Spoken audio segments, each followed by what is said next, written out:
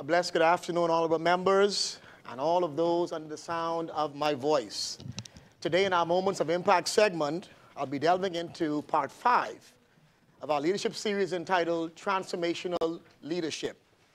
Transformational leadership is defined as a leadership style that aims to encourage, empower, and motivate team members to maximize their potential, go the extra mile, and achieve greatness. In today's session, I want to briefly talk about the importance of a transformational leader possessing charisma. Charisma is a compelling attractiveness or charm that can inspire devotion in others. Charisma is essentially being more concerned about making others feel good about themselves than you are about making them feel good about you. I want to leave with you today 2 ways to build charisma. Number 1, through your personality. Building charisma requires your personality to be warm, friendly, kind, approachable, and loving. As a transformational leader, you can never build charisma with a cold, unfriendly, unkind, unapproachable, and unloving personality. Secondly, charisma is built through attitude. Attitude has to do with the way you think and how you feel. In leadership, attitude is very important because it affects your altitude, your outlook, your behavior, and your actions. As a transformational leader, you must always remember your attitude can draw people to you or repel them from you. According to Winston Churchill, attitude is a little thing that makes a big difference. And so it's important for all of us to note that attitudes are sensed, and people can easily discern the kind of attitude you have. The reality is, no one cares to follow a leader who has a negative, nonchalant, or prideful attitude. I leave you with this quote today from John C. Maxwell, which simply says, "A leader's attitude is caught by his followers more quickly than his actions." Selah. Think and act on these things. Stay tuned tomorrow morning for part 6 of this leadership series. Should the Lord delay or tarry his coming? Let us pray. Our most gracious and eternal Father, we pause this afternoon to thank you for the gift of life. We thank you, Almighty God, for health and strength and the ability to move around freely to give our service to humanity. Oh Lord, we pray today for your continued guidance, your continued protection, and your blessings over our nation. Help us, oh God, as a people, to always keep you at the forefront of everything we do. You said in your word, "Seek ye first the kingdom of God and his righteousness, and all these things shall be added unto us." Oh Lord, wherever we have erred or strayed away, bring us back on track. We pray today now, Lord, for our leaders, as we've been commanded. We ask, Almighty God, that you will undergird each of them with strength, with wisdom, and with grace. We pray, Almighty God, that you would guide our leaders as they make decisions to transform this nation for the honor and the glory of God. Oh Lord, lead them. Oh Lord, guide them. Fill their mouths with your words as they speak. And finally today, Lord, we pray for a special blessing over today's proceedings. We ask in the name of Jesus that your perfect will may be done for this nation. These things we ask. In Jesus' name we pray. Amen. Let us pray the Lord's Prayer. Our Father, who art in heaven, hallowed be thy name. Thy kingdom come. Thy will be done on earth as it is in heaven. Give us this day our daily bread, and forgive us our trespasses, as we forgive those who trespass against us. And lead us not into temptation, but deliver us from evil. For thine is the kingdom, the power, and the glory, forever and ever. Amen.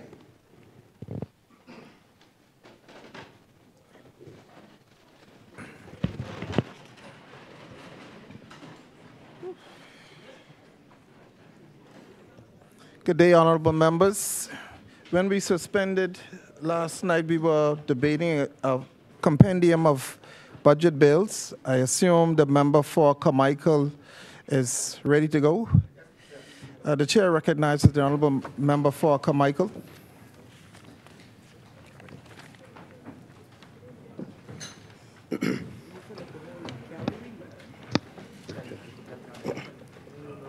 Thank you. It's right there. Whatever it is. Thank you. Much appreciated.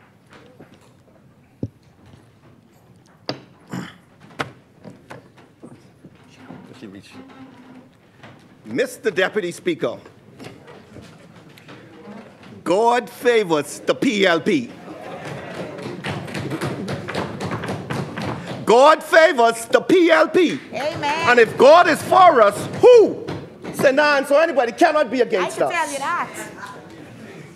May the words of my mouth and the meditation of my heart be acceptable in thy sight, O God, my strength and my Redeemer. Right. Mr. Deputy Speaker, as I prepared,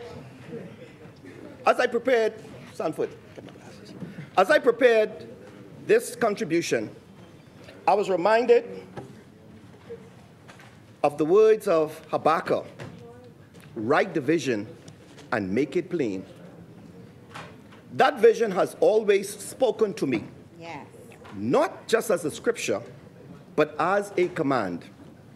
A command to be clear, a command to be courageous and purposeful in declaring where we are going and how we intend to get there. In a time of noise, distraction, and delay, the people, the Bahamian people, deserves plain truth and plain answers. Yes. And they deserve leaders with transformational vision. Yes. It is this unwavering purpose, Mr. Deputy Speaker, and the mandate from the resilient, ambitious people of Carmichael that I rise today to make my contribution to this 2025 budget debate. My message today, Mr. Deputy Speaker, is simple and unapologetic. We came here to govern and make the steady leadership of under the steady leadership of our Prime Minister, the Honorable Philip Brave Davis. Yes. We are governing with vision, compassion, and courage. We are not here to play games or to pander the headlines. We are here to deliver, and we are doing so with a team led by the Prime Minister who believes not just in managing the present, but in shaping a future for every Bahamian. I also rise, Mr. Deputy Speaker, with a heart full of gratitude to the people of Carmichael for their unwavering support of me and my family. We can't just give up now, Carmichael. That's right. We have come too far from where we have started, and I know He's not brought us thus far to leave us. Amen. I also extend heartfelt thanks, Mr. Deputy Speaker, to the officers of my great party, the Progressive Liberal Party, and in particular, the dedicated executives, stalwart councillors, and members of the PLP Carmichael branch. Your steadfast belief in our shared mission, your work on the ground, and your constant encouragement continues to drive this journey. Mr. Deputy Speaker, it would be remiss of me if I go any further without acknowledging the presence of Carmichael in the gallery. All right.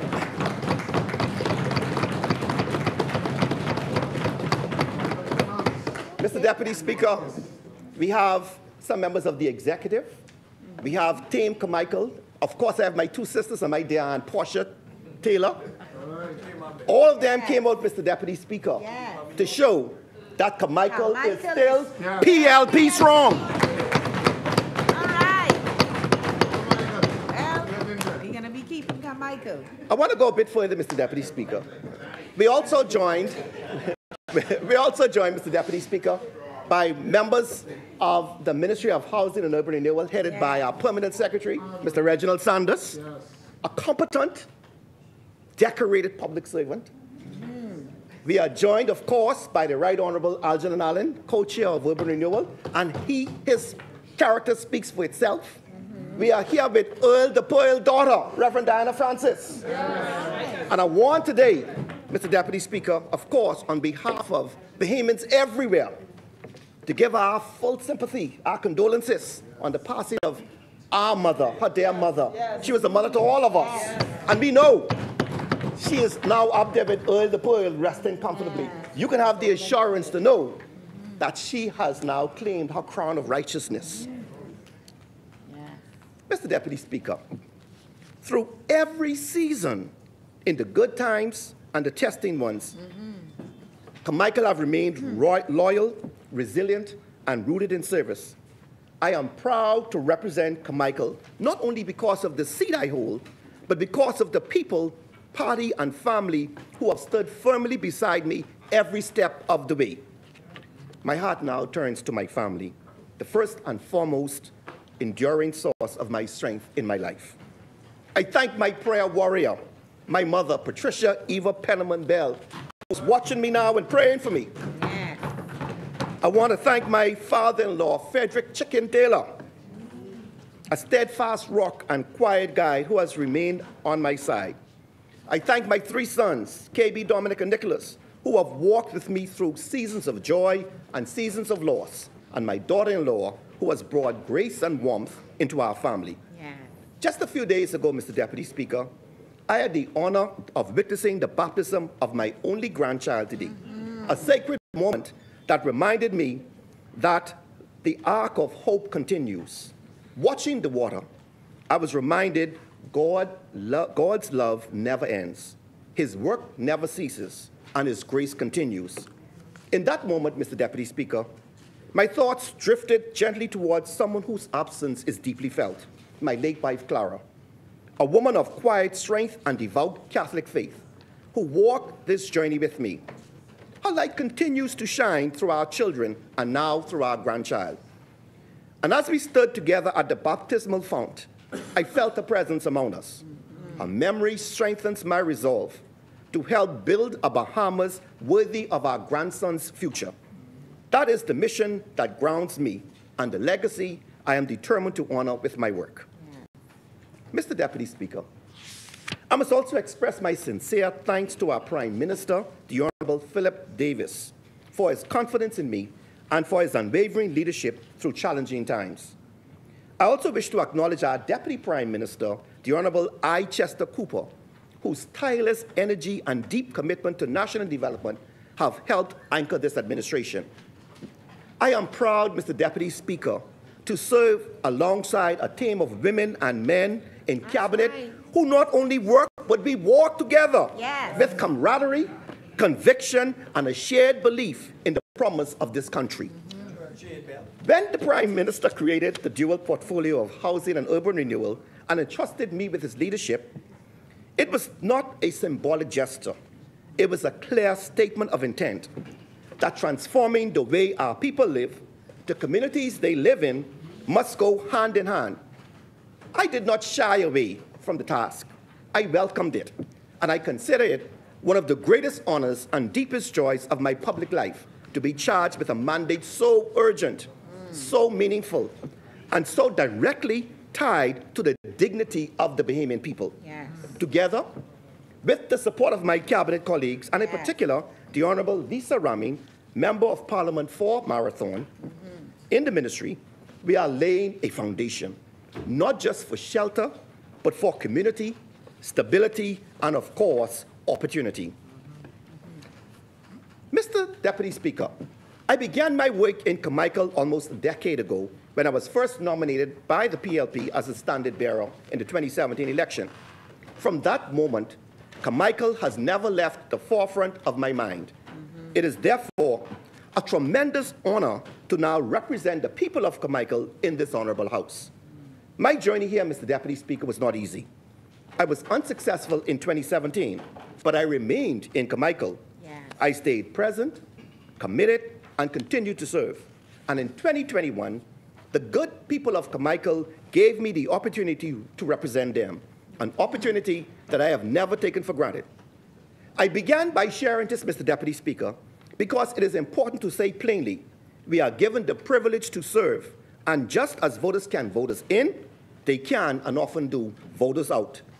This is the nature of democracy, and it is a truth that I carry with me every day. So I do not take this responsibility lightly. I do not treat this seat as a possession, but as a sacred trust. That is why I remain constantly engaged and unapologetically vocal in advocating for the residents of Carmichael.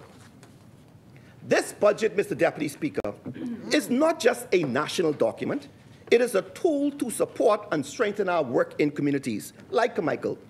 It reflects the values, the aspirations, and real needs of the people I represent. First and foremost, Mr. Deputy Speaker, this budget responds to the very real pressures Bahamians are facing from the rising cost of living. It does so in a practical, targeted, and fiscally responsible way. This budget extends the list of VAT-reduced items, providing much-needed relief at the grocery store and at the cash register. And let me be clear, this is not just about one or two token items like corned beef. This is an extensive list, carefully designed to bring broad-based relief to working families. And Mr. Deputy Speaker, here's what's important. We are doing it without raising taxes. Without raising it. Without raising taxes. None. Unlike members opposite who reduced VAT on the one hand but increased it on the other, this administration is delivering relief without creating new burdens. Yes. Mr. Deputy Speaker, on the energy front, Carmichael residents have already begun to see the benefits of this Davis-led administration bold reforms. Thank you, Honourable Member, for Elizabeth. Welcome. Thank you. In recent months, electricity bills have come down, not because of talk, but because of real, tangible reform. This budget takes these reforms even further. It introduces duty waivers for individuals purchasing high-efficiency appliances, making it affordable for families to reduce their energy consumption. The result is simple. Lower electricity bills means more money in pockets. In Carmichael, service is not a slogan, it is a standard. Day in and day out, our hard-working constituency team and a network of committed volunteers remain on the ground, rolling up their sleeves and delivering real results. We host regular Carmichael farmers markets. As a matter of fact, people come all the way from Yamacraw down there. Wow. Everything free, fresh fruits and vegetables, easing grocery bills and promoting wellness. We distribute care packages, Mr. Deputy Speaker. We take care of the elderly. For seniors who no longer can maintain their yards, we clear the yards for them. We continue to work hand in hand with those seeking work. And I am proud to announce, Mr. Deputy Speaker, that more than 500 residents have been directly assisted in securing gainful employment in Carmichael. Very good. Mr. Deputy Speaker, these are real families whose lives we've changed. Real people who are now able to provide for their households with dignity. This is what commitment looks like, Mr. Deputy Speaker. This is what leadership looks like. And this is what the people of Carmichael deserve, not just during election season, but every single day. Our vision for Carmichael is rooted in one simple but powerful idea. Stronger communities make a strong nation. That is why, beyond individual programs, we are working to build stronger, safer, and more connected neighborhoods. We have partnered with several local community neighborhoods, including Silver Gates, for example, supporting their efforts to bring residents together, improve safety, and foster a shared responsibility. Through our partnership with private donors, we have secured vehicles to assist with transportation. Mr. Deputy Speaker, stronger communities also require affordable, accessible, and decent housing. And this administration is delivering just that. Not just nationally, but also in Carmichael, which is an area that has experienced rapid population growth over the decades. The initial growth was due in large part to the vision of past governments who believed in building communities.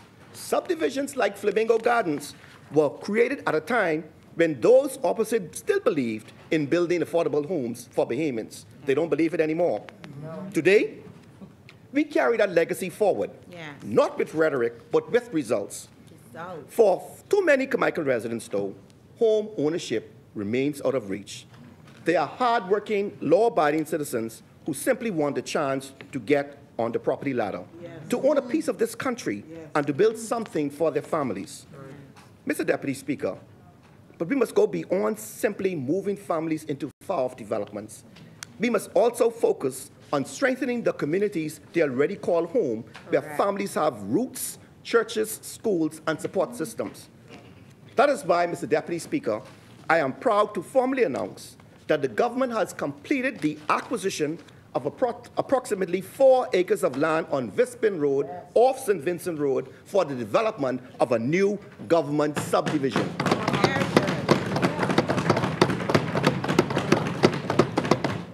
This will mark the first edition of new government housing in Carmichael in decades, for more than 30 years. The site will accommodate more than 40 affordable houses, and we expect to commence construction of the first homes very shortly, in a few weeks, right, PS? There you go. We have secured the certificate of environmental clearing, and the land has already been cleared. This new housing subdivision will feature 3-bed and 2-bed, 2-bath homes. All will feature high-quality finishes, including 40-year warranty architectural shingles, hurricane impact grade windows, and much, much more.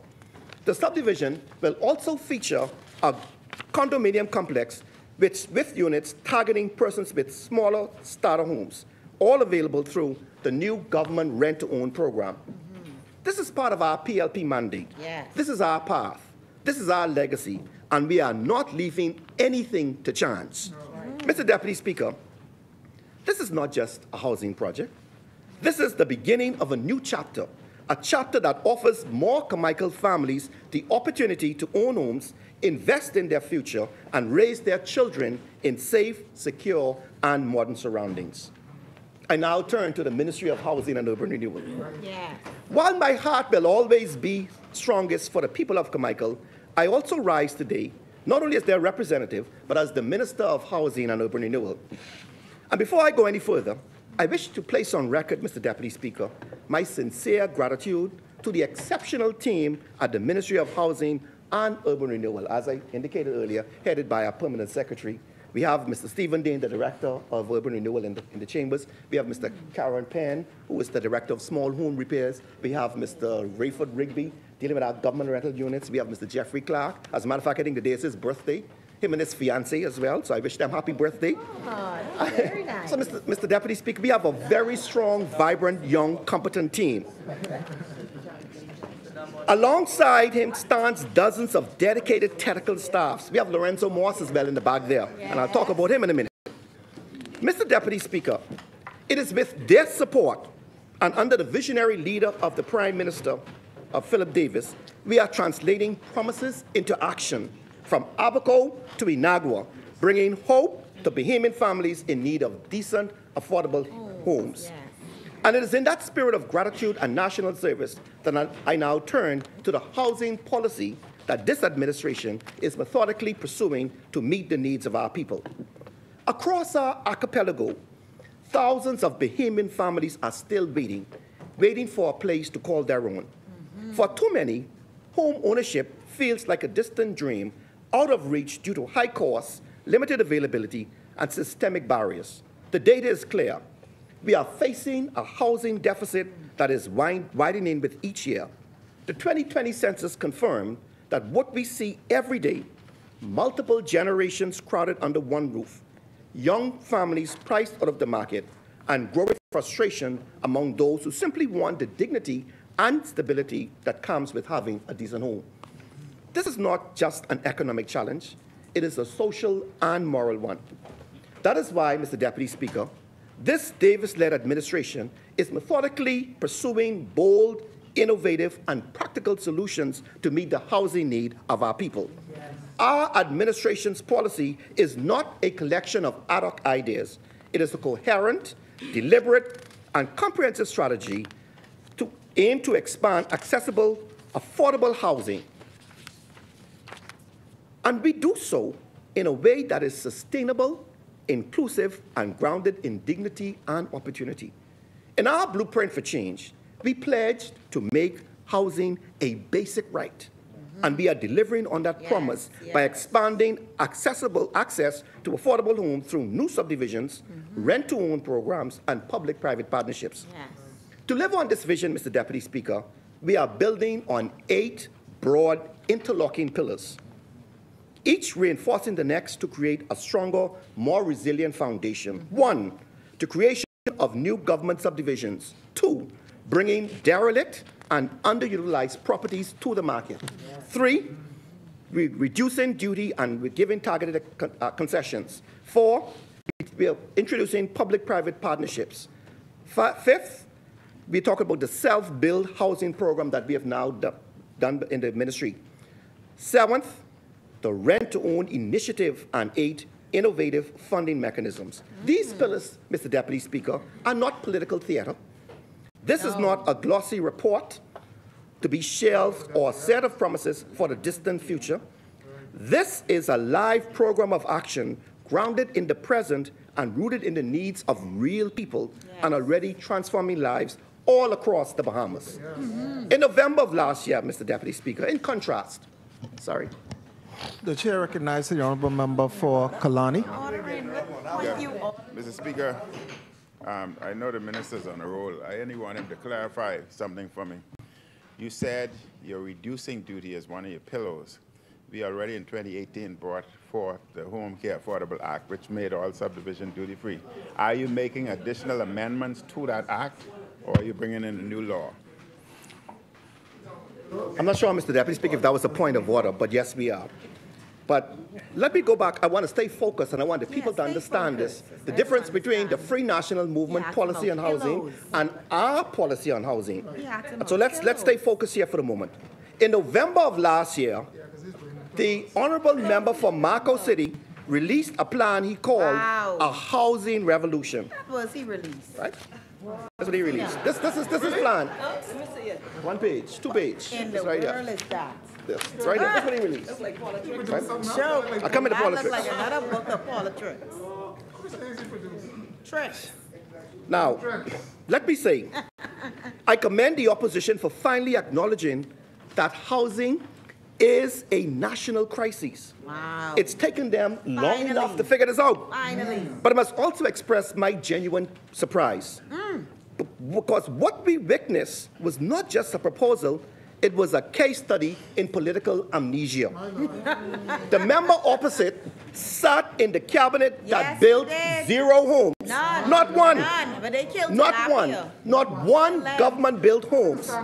They directed the collapse of the housing program, and now they come to this place with lofty words and borrowed ideas, hoping that we forget the record. Oh my goodness. As a matter of fact, in a press statement, member opposites issued a press statement. What? What did they say? The press statement. Say, this is what they said. Now, they trying to distance themselves from the honorable member from Kalani. They say, we are not looking back. Looking back at what? And they put on their letterhead and send it out to the public. Oh my goodness. I can table this too. Shame. Table that. Look Well, back and they in the back. The Bahamian people have not forgotten, But they are part of and the neither back. have we. Let's You ain't examine. looking Let's back and you let's were part of examine the this back. plan. You were part of the back. You were Oh, part what? of the back. You were part of the back. But let's examine this plan, Showing us who you are. right? Or what they're now calling revolution, and measured against both their record and our results. Mr. Deputy Speaker, their first point contained in that 2-page thing is local innovation. You need it? I need it. No, man. It didn't say Nothing nothing. there. The leader of the opposition, Pintad, says we should hold a competition. Listen to this. This is what he says. He says, the leader of the opposition, give me the paper, give me the paper. He says, we should hold a competition for local architects to design affordable homes. That's what he's saying here. Mr. Deputy Speaker, we have already partnered with both public and private sector architects, engineers, and designers who have designed climate-resilient, professional, energy-efficient, attractive homes. Yes. They ain't been in Renaissance Yes, age. they've been. We didn't need a gimmicky competition. We went straight to work. Always about And let's be clear, while they're talking about stylish solutions, we are laying blocks, Yes. obtaining permits, and handing over keys. Mr. Deputy Speaker, Their second point was smart investments. They talk about using public land and creating REITs, real estate investment trusts, to leverage private capital. But, Mr. Deputy Speaker, this isn't smart. This is dangerous. This is a recipe to transfer public land, the people's land, into private hands under a structure they don't define, don't regulate, and don't protect. Let's ask the real questions then. Who are these private investors the leader of the opposition proposes to transfer the land to? Who will benefit from these land transfers? And why would we bypass our own institutions, the Bahamas Mortgage Corporation and clearing banks and credit unions, in favor of some vague investor trust scheme? Mr. Deputy Speaker, we are not against private capital.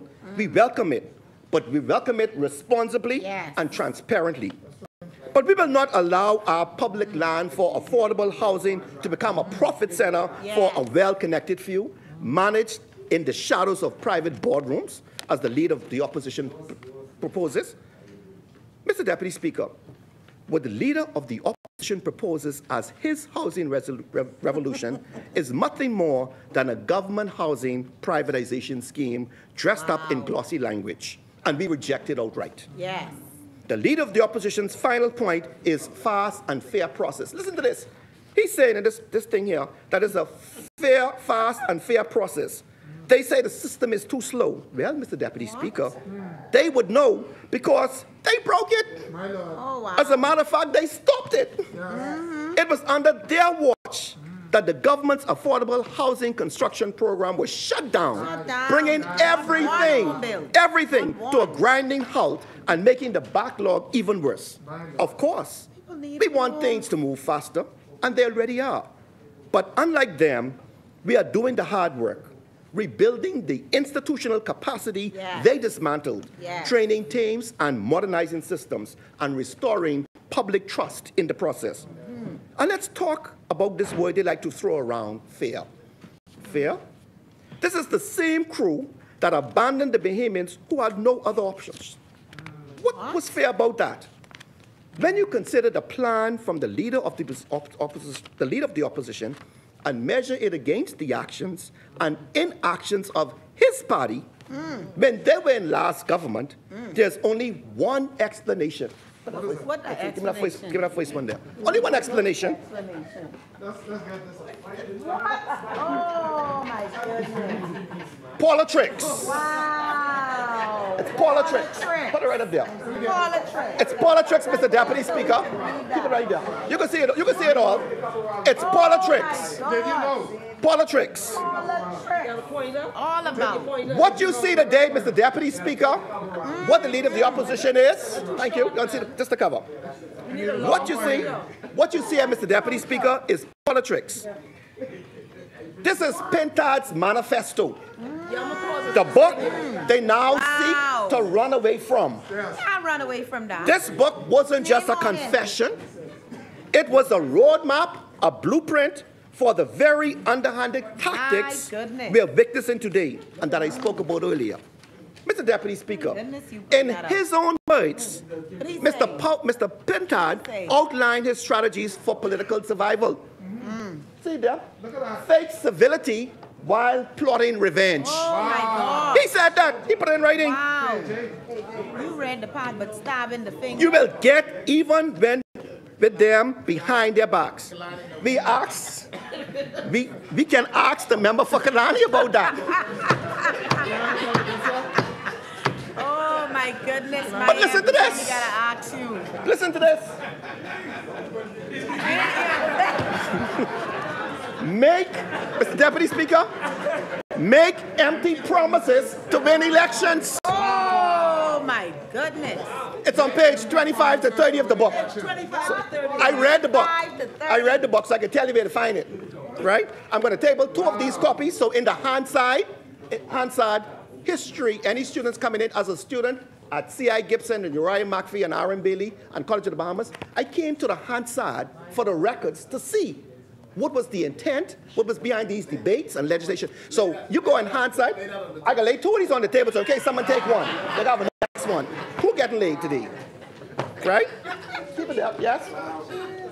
Then he says, you spend doctors and rumors to destroy reputation. Wow, he sit right over there and do it.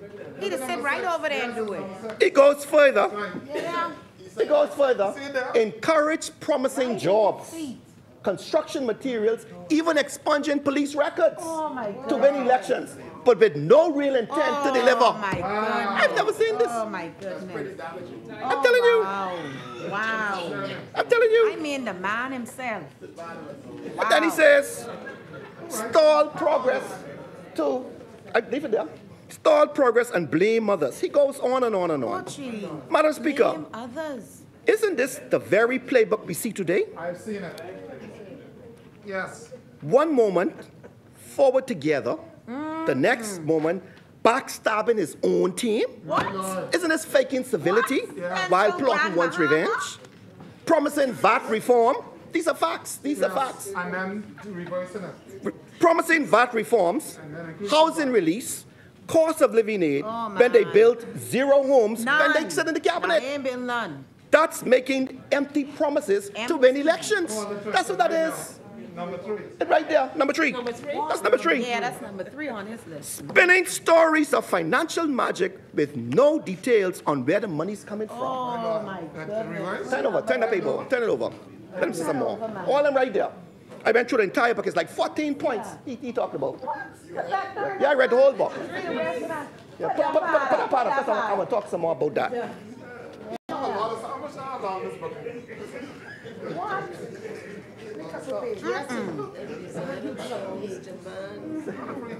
Say, create false slogans. Listen to this. Create false slogans like changing better now, better to come, to better now, better to come. Imagine the payment, people. Oh my. Let me take a drink of water on that. That's classic spin doctoring. And then he says, decrying tax burdens but forgetting his own party raised VAT by more than 60%. You know, they've said, first of all, I listened to the Honorable Member for St. Anne's, right? He say tax, what is it, VAT is a PLP, baby. But they say all kind of things. They've changed their modes 10 times already in here. Yeah. And they ain't tell us, if they so bold, I tell them to repeal VAT. Repeal it. Repeal the VAT and tell us where you get the money from. I challenge any of you to say so. You can't. You can't. That's not leadership. Then they say, look at number 10. Pretend to be relatable, Mr. Deputy Speaker, while serving the elite. Oh, don't forget, they said that they could deal with the poor the next time. That. See right there. I think men must read this book. Wow. Dress in designer clothes.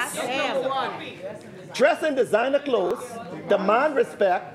Park in no parking zones, and act with self-importance to generate buzz through ghetto network news. Oh my goodness. Look up Bobo and Tuki up there. Be cool with street thugs. See there, number 12. By offering them alcohol and legal help while faking intense spirituality in church. Wow, no. You know I ain't sitting next to him in the church no more.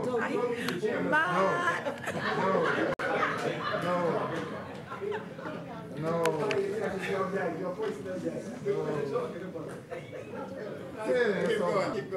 Mr. Deputy Speaker, you know, I'm just simply stunned by the behooved. Yeah, I behoove too. I'm just watching them, Mr. Deputy Prime Minister, as they become apoplectic. You gotta look that up. You gotta look that up on ChatGPT. Type that in ChatGPT. I learned something today. Apoplectic. Mr. Deputy Speaker. Yes. Last Wednesday, during his contribution, he again attempted to rewrite history, dusting off his old failed housing plan and presented it as some visionary comment. This is the honorable member for Kalani. Wow. But let us be clear. What he revived was not a housing success story. It was an unprecedented failure. For the first time in our nation's history, a government embarked on a housing program that delivered not a single government home. I mean, nothing. Let me say again that for the record, under the leadership of the Member of Parliament for Kalani, not one government-built home was delivered. Not one foundation, None. not one key handed over, just press conferences and paper promises. You gotta be honest. Mr. Deputy Speaker, the honourable member for Elizabeth has already spoken. The chair recognizes the honourable member for Kalani. I've explained our policy last time, and I won't get into that.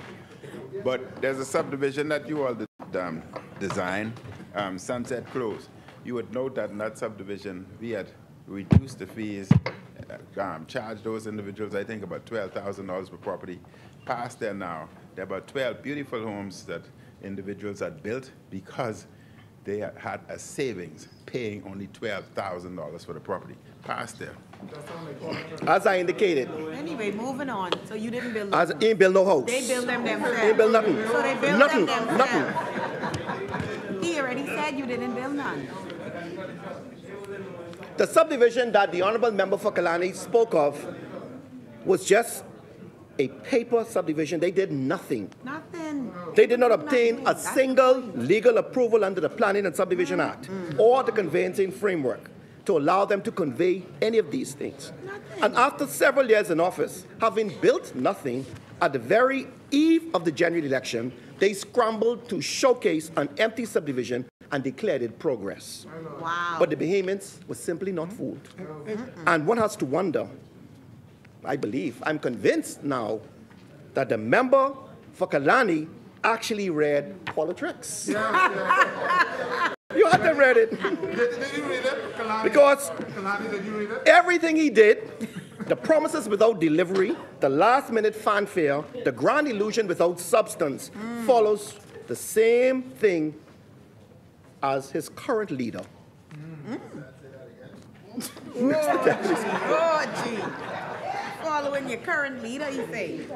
While they were busy, Mr. Deputy Speaker, designing paper subdivisions, we are building a real plan. We are building real homes.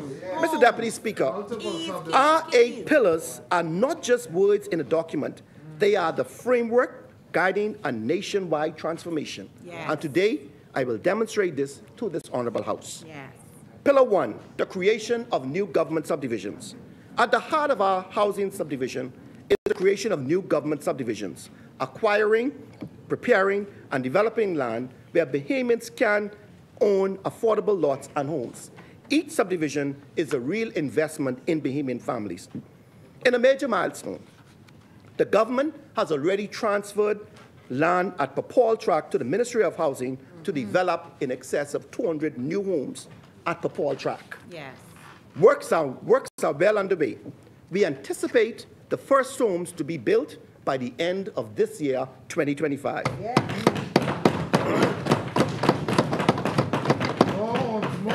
In New Providence, further in New Providence, Pinecrest 1 was fully developed and successfully delivered. Thank you, Honourable Member from Elizabeth. She did that. Phase 2 is now up to me and the Member of Parliament for Marathon. Yes. We are in the planning stages with a view to expanding the footprint that she left behind and creating more affordable opportunities for more Bahamian families. We have already obtained the certificate of environmental clearing. And so we're getting ready to clear the land and put in the infrastructure, and you will see the homes coming. Likewise, in the Renaissance at Carmichael Development Subdivision, we are continuing to put families in homes. Never mind the noise in the market. We already put 150 families in homes. Thank you. If you go in there now, you can see it's building to the east, the west, and the north. Homes going all around. The chair recognizes the honourable member for Marco City. Multiple occasions concerning Renaissance, we understood that the former minister borrowed $20 million, which first of all was illegal. As a corporate soul, the member did not have the ability to borrow $20 million. And we know beyond a shadow of a doubt not even $10 million is in the ground or there. So we'd like to know, given how long ago that started, how long ago it started, can you give an account for how much money has been spent on that subdivision? 20 million borrowed for it, how much has been spent? That is the point of order is you're misleading the public. You're talking about the amount of houses that have been built, and we're asking, have you built the $20 million worth of homes and infrastructure? That's what we ask you. And we've members. This place, you'll have no moral authority to talk to this government. You only build nothing. If we build one house, we build plenty. You all have no moral authority to talk to us. That's why. And we building houses. Go in there and see. Member, So I am moving on. We finished with this? Member, Deputy Speaker, honorable I'm members, yielding. members, members. I finished with that. Honorable member for Marco City, can you address the chair? Take your seat, man. Yes. Recognize you. The chair recognized the honorable member for Marco City. being made, the point that was being made is that based on the housing project that was pursued when we were in government, it sounds to me that the member for Carmichael is saying that based on the track record of our administration, we are not in a position to ask a question about $20 million having been borrowed and not accounted for. We've been asking, just give us an accounting of how you spent $20 million on the Renaissance project. That's all we ask. Honorable members, honorable members. Be a point on a point of order. Because he said they build houses, they build subdivisions. I know what he did. Go wait for question time. Put it on the agenda. Mr. Deputy Speaker, let me continue on. No. You know, Exactly. Mr. Deputy Speaker, we are also conducting a listen, we don't put people in houses. We are also conducting a comprehensive audit of all government-held housing land to ensure we make the most of every available lot. This includes previously overlooked or underutilized sites, such as in Dignity Gardens. We found some lots in Dignity Gardens. We're building on those. We found over a dozen lots in Fire Trail. And the homes are going up. Give me that next thing. Just pass it to me. Let me show you. Which one? That's the next, right next to that. Yes, that one there. Yes, there you go. See, let me see it, Mr. This is seeing is believing. Yeah. These are the new homes going up in Fire Trail. Wow. These are new homes going up in Fire Trail. Progress. It's progress. While you on politics, we on progress. While you're on politics, we on progress. Yes, that's what it is. Turn that one around. Put that down low. Low key leader. Just turn that. Leave politics up just so they can see it. Yeah, leave that up. Just turn it around. That don't Put it down low. stop. That don't Turn it around. stop. Yes, turn it around. Let me That's see. his mantra. So we could see. People could see. And then turn politics around so they can see that's his book and he means. Yeah, turn that around. Thank you. Put it right there. Let people see. Since you're on try politics, we can show him this. His life. Mr. Deputy Speaker, we have also began looking at our properties in over-the-hill areas, and we have more than a dozen properties that we are getting ready to construct on. Yes. And of course, we've already built 15 additional homes, 18 homes in fact, in the Linden-Pinland subdivision. Most of them have been put in our rent-to-own program. But what about our family islands? Yes. Our commitment to family island housing remains strong and unwavering. In San Salvador, construction is nearing completion and on a cluster of new rent-to-own homes. And Mr. Deputy Speaker, we're going to be inviting everybody, including the opposition, to actually Y'all have to come and see it. Y'all have to come and see it. come and see it. While we encounter delays due to global supply chain and some technical difficulty of building in the family islands, we are in the final stages of delivery. The homes will provide residents. The chair recognized the honorable member for Marco City. I had an opportunity to visit the subdivision that was being mentioned. It's interesting in San Salvador. So the member is mentioning, you know, the new home, the new subdivision, and he's referencing delays that occurred because of the supply chain issues. The reality is that project has been delayed for 20 years. Multiple administrations have worked on the exact same housing project. So we're happy for the people of San Salvador that it's finally being completed. But don't try to sell the public as if this is a new novel thing. every administration, every administration for the last 4 administrations have been working on this subdivision. The member for Cat Island, I would have raised the issue with him, that he's been in that chair for 30 years. And it took him 30 years to finally finish a housing project that had started some 4 administrations ago, at least 20 years.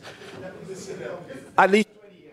This is very interesting because I want to go back. I want to go back to their words. Don't forget their words. Speech tomorrow. This ain't the fish market. This Parliament. Are you serious, man? That's politicking all the time. This the same. Order, members, members, Mr. Deputy order. Speaker, this the same leader and opposition which told us that they ain't looking back. So what you looking back for? You all say this. This you? You right there, right there. Y'all ain't looking back. Let me keep that right there. Mr. Deputy Speaker, in Eleuthera, the homes at Ocean Hole subdivision are being completed. Again, thank you. Yes. Go see it. Go see it. Go visit. And to add to that, Mr. Deputy Speaker, the Honorable Prime Minister, as Minister of Land, has consented to the transfer of an additional 35 acres. Wow. More homes coming, Eleuthera. Oh. In Abaco, housing development continues steadily, and we have already put homes in family in Central Pines and Spring City. Yes. Amen? Yes. And you know, as a matter of fact, I can invite you down. Those homes to the dome site. We have cleared the dome site. Yes, we done cleared and that. we've cleared the dome site. We've gotten rid of them, and we can put homes there. We're putting real homes there, not no domes, not no domes. We're putting homes. We're putting homes, not domes, not domes. Good. Mr. Deputy Speaker, let me, of course, now turn to Grand Bahama. Yes. Make sure Marco City hear this. We are now, Listen. we are in the process of acquiring lots in the Heritage Subdivision. Yes. And by the end of the year, we hope to put some homes there immediately. Yes. Let's go now to East Grand Bahama, to Gardenville, sorry.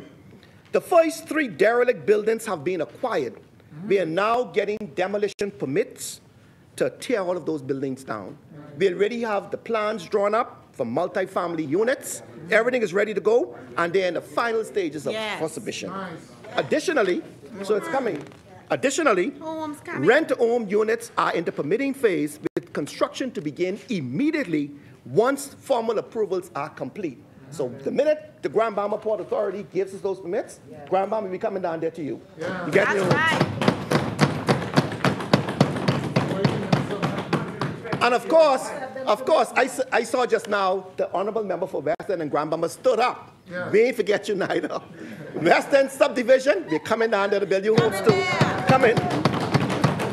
On the way. Mr. Deputy Speaker, this is how we build real, sustainable pipeline of housing opportunities. Not by shutting down programs or drafting plans, but by building acre by acre, community by community. Pillar 2, bringing derelict and underutilized properties to market. As a small developing state, land use is not just a planning matter, it is a national imperative. This is particularly true for New Providence, which is one of the smallest islands in landmass, yet home to the vast majority of our population. Across New Providence, there exists an exceptionally high concentration of derelict and abandoned properties. The reasons are often complex, from unclear titles and family disputes to historical neglect. But while the causes may be complicated, the response cannot be timid. A true renewal of our urban spaces requires physical transformation. This transformation must be government-led. Individual homeowners or community groups simply cannot overcome these entrenched challenges on their own.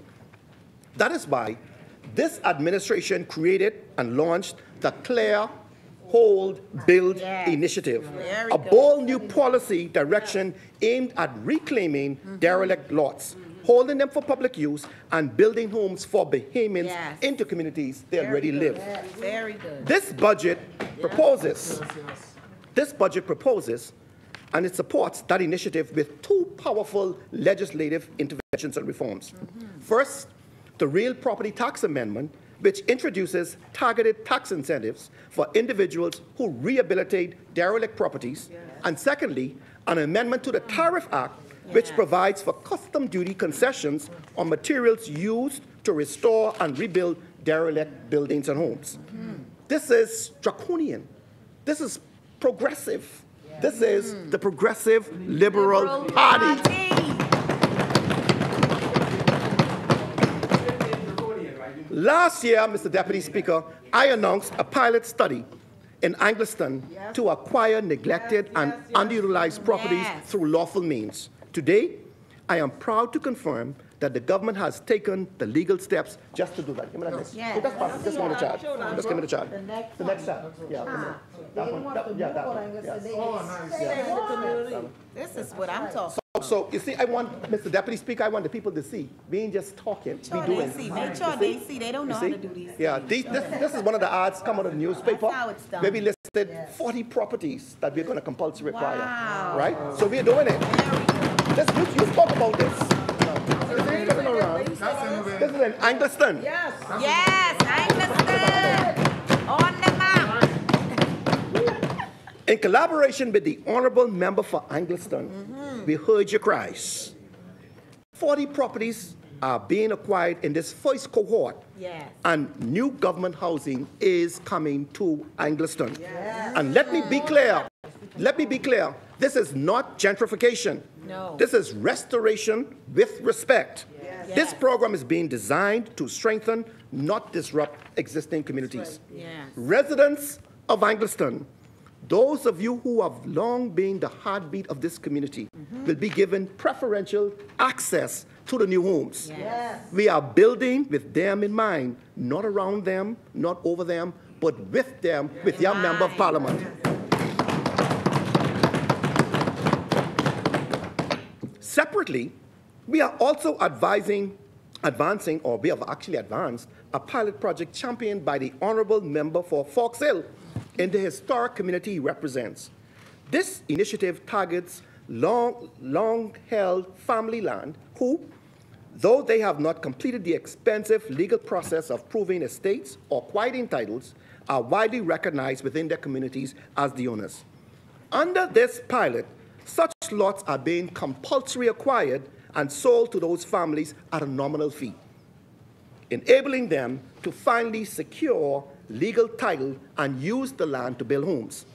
While comprehensive land registration remains our long-term goal, this pilot delivers practical and immediate relief for Bahamian families. Let me just break that down.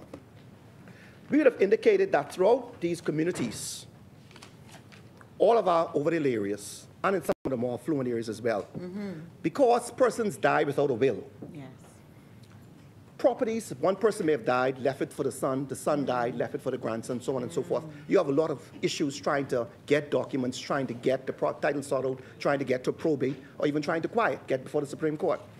What this does is it short-circuits that, where the government is saying, we will come in, we will work with you as a family, we will compulsory acquire the land, which we are by law allowed to do, and then we will give it back to you for nominal fee. And let me tell you how revolutionary this is. That is what we are regularizing title. So this is powerful. Today, the lots I spoke of in Fox Hill, we had already put the notice in the Tribune and Guardian, the notice. But today, just today now, here's the paper. I have now the declaration of vesting. This is the declaration of vesting in the day's paper, right in time for the day. Wow. So now all of those properties in Fox Hill are vested in the Minister of Housing. Which means now that immediately we're going to convey them back to the family. It means that they can now go to the bank to get a mortgage, or if they wish to sell, or if they wish to now convey to someone else, and they now know how tedious the process was, that they're going to ensure that they do not get caught back in this. This is the vesting deed. This is the declarations here. This is progressive. Progress, not this is progress. And this is proof that this is government. This is a government of action. Yeah. We ain't just sitting on our laurels. Right? Then, of course, pillars 3 to 5, reducing costs, mobilizing private sector, and expanding. I don't have the latest. This is today's paper. I can lay it. I can lay it. Not a problem. Not a problem. You can buy his copy. You could buy, it's here. It's in the day's paper.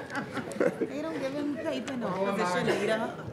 We are taking practical, multi-track approach to make home ownership more affordable and accelerate supply.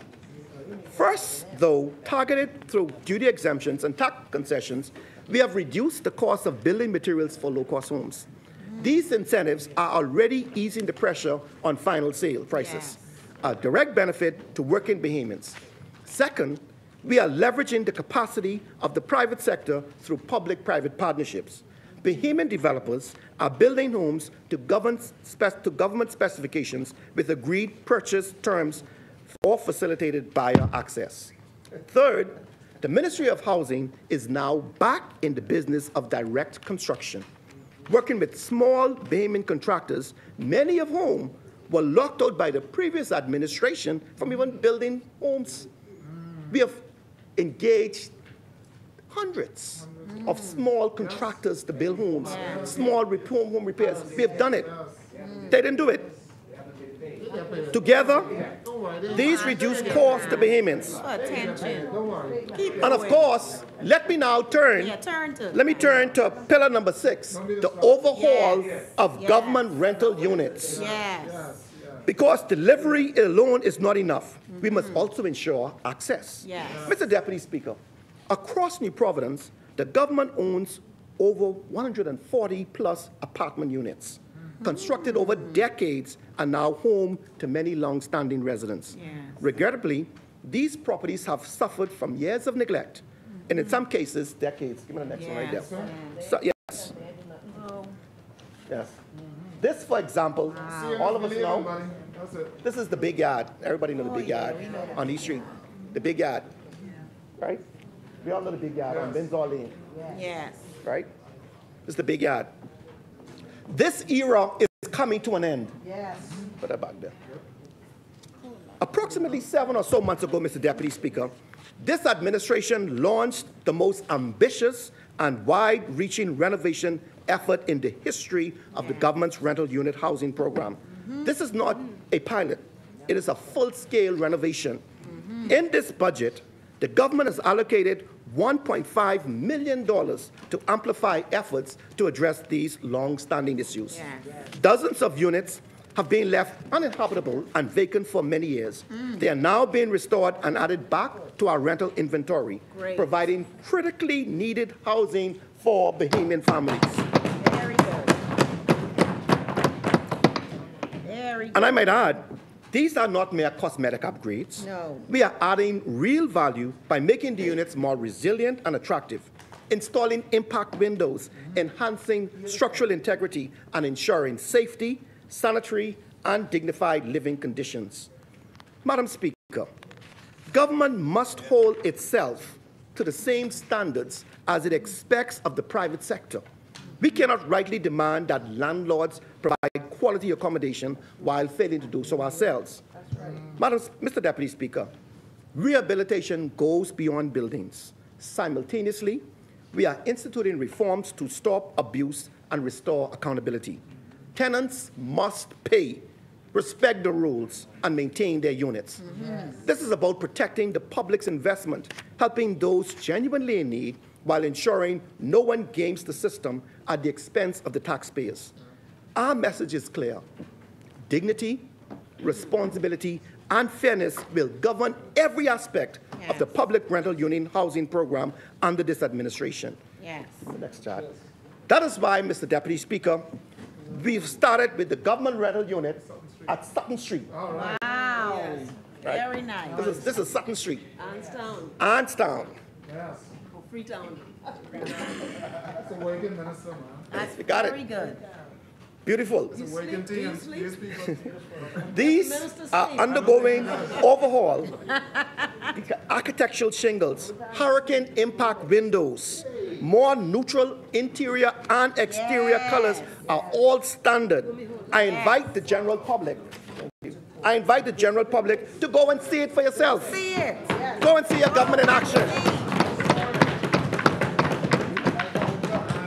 Go and see. This ain't politics. No, this progress. This is real progress. Real progress. We have moved on to the complexes. Honorable member. Yes. I'm going to remind the gallery that you can't be recording and taking photos. Oh, sorry. Please. Thank you. Okay. Mr. Deputy Speaker, we have moved on to the complexes at Finlayson Street, Hospital Lane, East Street, and of course, the Big Yard. The Coconut Grove complex is being renovated too. This work is headed by our Acting Chief Housing Officer, Jeffrey Clark, assisted by Ms. Margot McDonald and Mr. Rayford Rigby and their competent teams. I commend all of you for your work. Yes. And, Mr. Deputy Speaker, I am also proud to point out again that my ministry has engaged the services of small contractors, and I commend them for the high-quality work that you see there. Yes. These complexes, Mr. Deputy Speaker, will serve as a testament of a government in action. Pillar number 7, rent-to-own. And I cannot speak to the rent-to-own program without singling out the Honorable Prime Minister, whose vision and unwavering commitment to helping struggling Bahamians has made this initiative a reality. Yes. This program addresses one of the most painful truths of our housing crisis. People are already paying more in rent than they would for a mortgage, yet they remain locked out of ownership. Yes. Why? Not because they lack the discipline to pay, but because they lack the upfront deposit or are excluded from traditional financing. They are credit worthy. They have the ability to pay. They simply need the opportunity. That opportunity is what the rent-to-own program delivers. And again, I wish to acknowledge the Honourable Member for Elizabeth, who started the program. Yes. Good work, teamwork, makes the dream work. Teamwork. Under this progressive initiative, qualified Bahamians can move into a home and begin paying rent. But unlike ordinary rent, every dollar they pay is building towards ownership. Yes. The model transitions families from tenants to homeowners in a structured and sustainable way. We launched the first phase in Abaco and then in New Providence with homes in Linden, Pinlin. We are now actively expanding this program throughout New Providence and other family islands. This is just the beginning. We intend to roll out this across our archipelago. The government is supporting this budgetary allocation in this current budget with $2 million as an immediate injection. Very good. Progress. This is what responsible government looks like: listening, adapting, and then acting. This is what you call transformational leadership. I'm listening. Yes. Rent-to-own is not a gimmick. It is a gateway. And under this government, it will become one of the most impactful home ownership tools in modern Bahamian history. Yes. Mr. Deputy Speaker, I might add that this initiative was shared with the government of the Turks and Caicos Island, who came to see what we're doing. So we must be doing something right. We doing something right. This is a government on the move.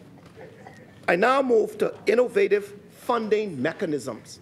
Innovative funding mechanisms.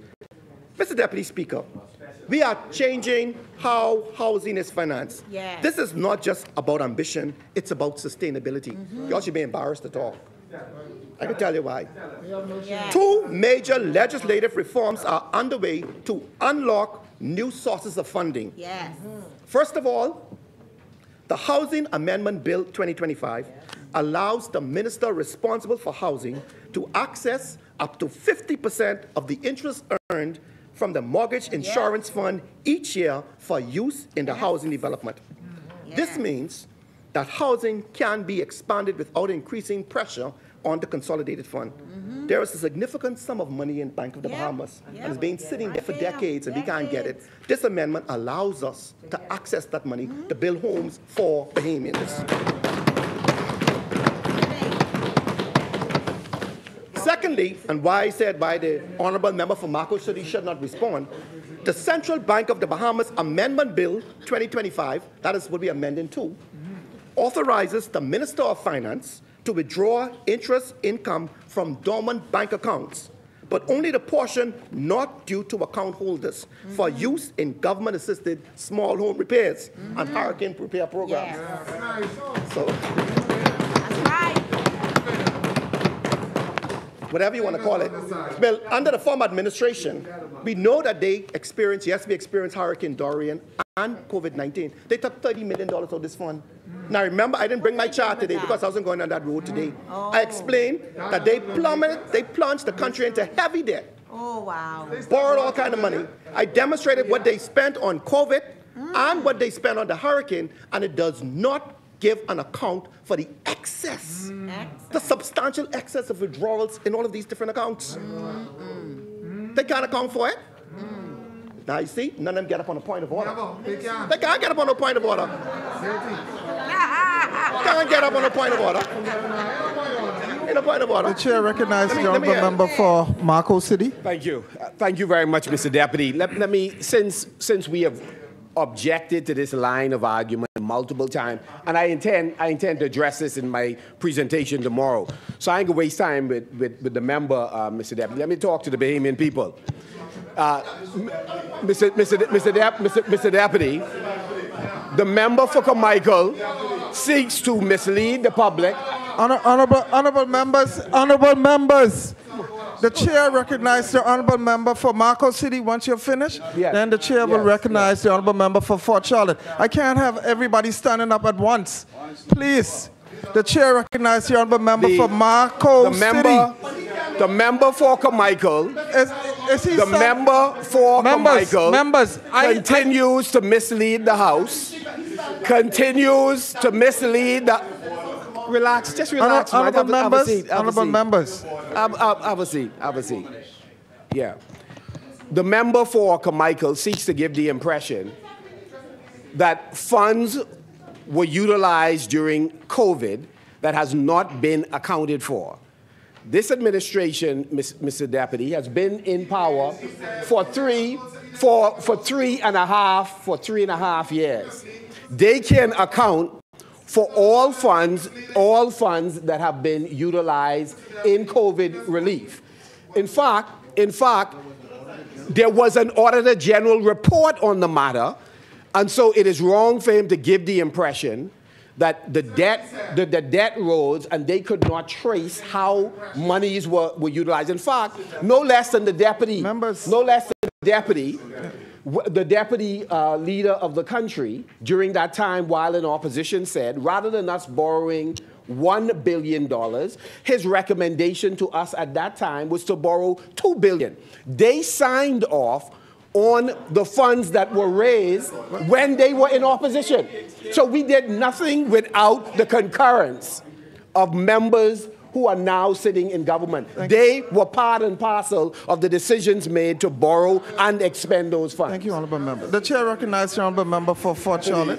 I rise on a point of order because the conduct of the honorable member of Marco City has been a constant abuse of these rules. And so, and just to remind this honorable House,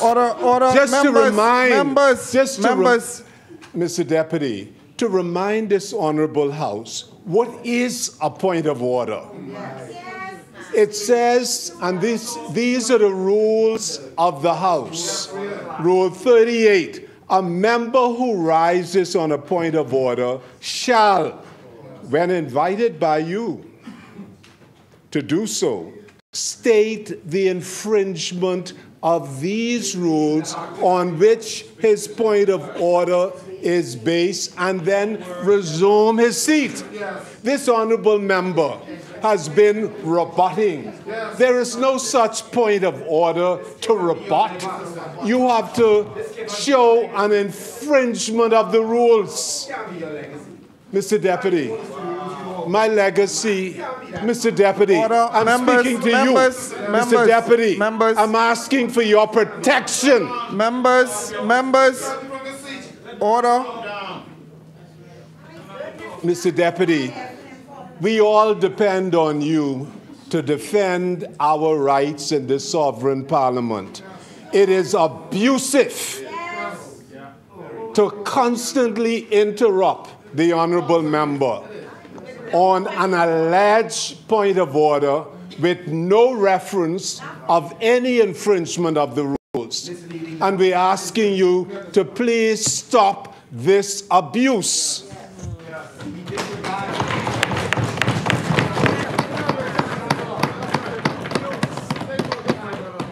Keep going, you're doing well. I try to behave myself today. All kind of feathers. But as I indicated, Mr. Deputy Speaker, the leader of the opposition has become apoplectic. Yes, apoplectic. You. Fine, I'll keep the shower. Mr. Deputy Speaker, let me just talk briefly about the Mortgage Corporation. The Bahamas Mortgage Corporation, Mr. Deputy Speaker, stands today as a vital engine of our national housing program, delivering, not delaying. Unlike the 4 long years of the last administration, which saw not a single government home constructed, this PLP government has brought urgency, innovation, and discipline back to public housing. Yes. Mr. Deputy Speaker, under the steady, competent, and able leadership of the Executive Chairman, one Barbara Cartwright, and the Managing Director, Mr. Robert Cox, Bahamas Mortgage Corporation has shown what can be achieved when experienced professionals are empowered to serve the people with purpose. Both have long and respected careers in the private sector and are now leading the corporation with vision and accountability. Since October 2021, BMC has issued over 100 mortgages for the purchase of government-constructed homes. Yes. It has financed over 150 residential lots, providing families with secure land on which to build their future. And through its support of private construction, BMC has approved more than 270 additional loans to finance home construction or purchase in the broader housing market. Altogether, these activities represent more than $80 million in lending, supporting real ownership for real Bahamians, not just press releases. Mr. Deputy Speaker, this is not just activity, it is an achievement. It is progress driven by the belief that Bahamians deserve more than talk, they deserve action. While members opposite release glossy graphics and empty promises, we have built homes, created communities, and restored the credibility of government housing. This budget supports the continuation of that work. Provisions are made to refinance legacy debt instruments, ensuring that BMC remains financially strong and able to grow its impact without burdening the consolidated fund. Yes. In short, we are building smart, financing smart, and delivering where others failed. Yes. It is this government, not them, that is delivering housing with discipline. And it is this administration, not them, that is building a Bahamas where families can thrive. That's right. Mr. Deputy Speaker, this Davis-led administration is delivering on an ambitious housing agenda, rooted in equity, driven by innovation, and backed by results. We are not tinkering around the edges. We are transforming a broken system, clearing land, building communities, empowering families. Through our 8-pillar strategy, from land acquisition to legislative reform, from rent to own to the revival of government rentals, we are making home ownership a reality, not a dream. And while others offered empty promises, we have laid foundation, block by block, lot by lot, key by key. We are building the Bahamas where no one is locked out of opportunity simply because they were born on the margins. Yeah. This is our mission, and we will see it through. But, Mr. Deputy Speaker, building homes is only part of the solution. To truly uplift our people, we must also restore the communities around them. Yeah. That is why, alongside housing, we are aggressively advancing our urban renewal agenda. Yeah. Yes. I want to thank Ms. Longley. She's here in the gallery. I want to thank Mr. Dean again, the hardworking team here in Urban Renewal, aided by our co-chairs and our permanent secretary for the work that they're doing. I pray for you all. Yes. I pray for you all. God bless you all, because you're helping people who cannot help themselves. Urban renewal is not a slogan, Mr. Deputy Speaker. It is a lifeline. Yes, it It is in our blueprint for change. We promise to reintroduce urban renewal in its true and full form. Right, Mr. And that is exactly what we are doing right now. The member for Cat Island, a former Deputy Prime Minister and Minister of Work, once had ministerial responsibility for the urban renewal program. The Progressive Liberal Party has long understood that social policy is a tool to fight poverty, restore dignity, and transform communities. This is the philosophy of the Progressive Liberal Party. That is why, under the leadership of the Prime Minister, we moved decisively to establish the Urban Renewal Authority in law, bringing structure, permanence, and real accountability to one of the most important social interventions in modern history. Urban renewal exists to respond directly to the daily struggles of many Bahamian families: crime, dilapidated housing, joblessness, homelessness, illiteracy. These are not abstract problems, they are real. And so we must find solutions. When I laid the Urban Renewal Authority bill before this Honorable House in October of last year, I knew we were doing more than introducing legislation. We were telling the story of our people, the heartbeat of the marginalized, the forgotten, the downtrodden. And in walks the Minister of Finance.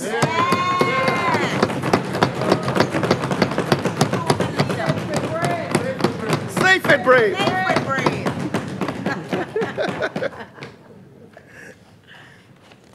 For over 2 decades, the name urban renewal has meant something real in the lives of Bahamians. It meant hope. It has meant change. It has meant that government was not distant, but present. The Urban Renewal Authority Act 2024 gives permanence and structure to what has long been a moral obligation to meet people where they are and to lift them up. Mr. Deputy Speaker, there are so many champions of this movement, men and women across this island, who never gave up on the mission. To the staff who have worked tirelessly, often without the dignity of a permanent post or the opportunity to own a home, you are not forgotten. Urban renewal was built by you, and it will serve you.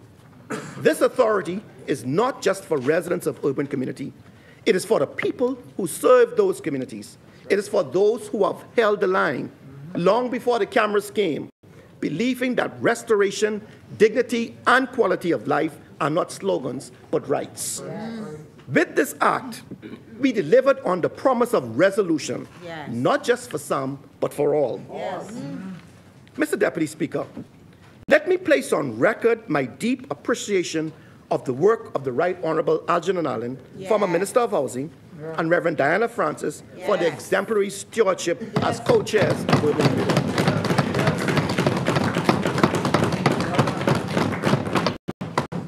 Under their capable and conscientious leadership, the authority has not only begun to build internal capacity, but has aligned the work with our international obligations under the 2030 Agenda of Sustainable Development. Mr. Deputy Speaker, the architects of the National Development Plan saw clearly what we needed. Under this renewed leadership, our co-chairs, our motto, working for the good of the common man, one person at a time, has found real expression. This authority is restoring structure, legitimacy, and permanence to what was often treated as a political football. Urban renewal is no longer up for debate. It is now an institutionalized part of our national development strategy. We must be clear. Urban renewal is not a program, it is a critical social intervention.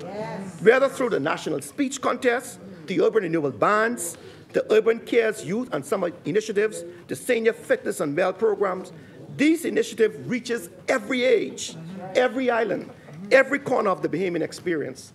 The authority's plan of work includes the reactivation of the Citizen Advisory Committee throughout our archipelago. This is empowerment. This is not charity. It is national restoration. The Small Home Repair Program is one of the most vital instruments, Mr. Deputy Speaker, in the fight for dignity and decency in our communities. I am pleased to advise this Honorable House that in this budget cycle, the sum of $5 million has initially been allocated for small home repairs. money coming.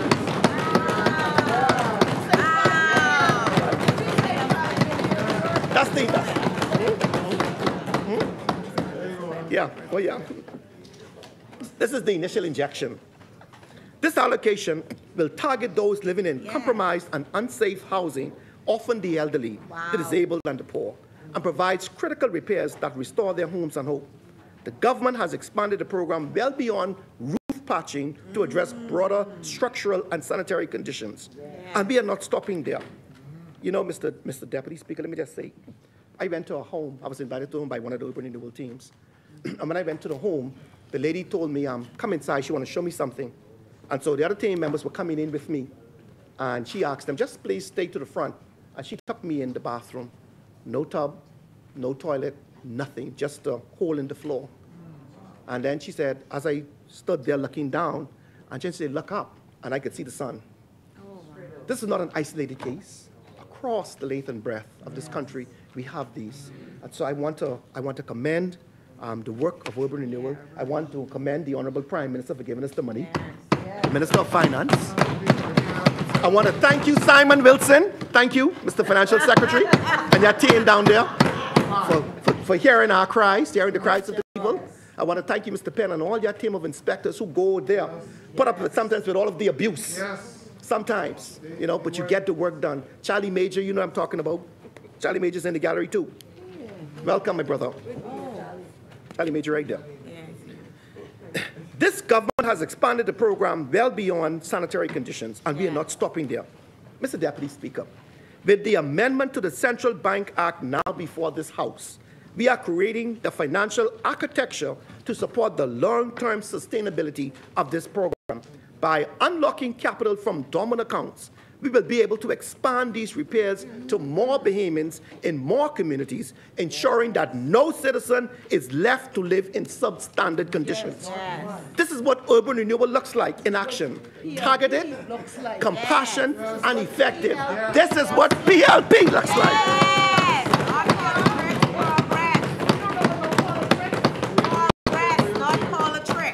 As of today, more than 700 homes throughout our family islands and in Providence have been targeted and have been repaired. The work of urban renewal goes beyond grand statements. For it to be transformative, it has to be data-driven, Mr. Deputy Speaker. And Mr. Deputy Speaker, you know, I tell him I get up 2 o'clock in the morning. These are the books, and being the Minister of State here, urban renewal produces these books on a weekly basis. Wow. And we have to read all of this information and digest this, right? Then I'm talking about these reports. Wow. So these are structured, you know. I could recall we had Dr. Desiree Cox, Prime Minister, you recall we had Desiree Cox doing this. I have several boxes of these reports. We're going to have to bring someone in, a few persons in, to digest the information so we could properly, scientifically analyze this data. But I brought these reports just to show the Bahamian public of the work the officers in urban renewal follow the Deputy Commissioner role, certainly Davy Pratt, the police officers, all of the civilians, the center managers. Of course, I have my center manager here, Chantel Butler, of course, and the whole fine team. I see you in the back there, Tario, all of them are here. I also see we also have a pastor in the back there. Hey, Terrence, that's you I see? Amen. Hallelujah. Pastor. I come into you all in a minute, so I'm glad to see some of the pastors here. But the reality is that there's so much in these books contained. There's so much information, Mr. Deputy Speaker, and they trying to. I ain't gonna not go today. They can't do it. We have put 4 minutes to it.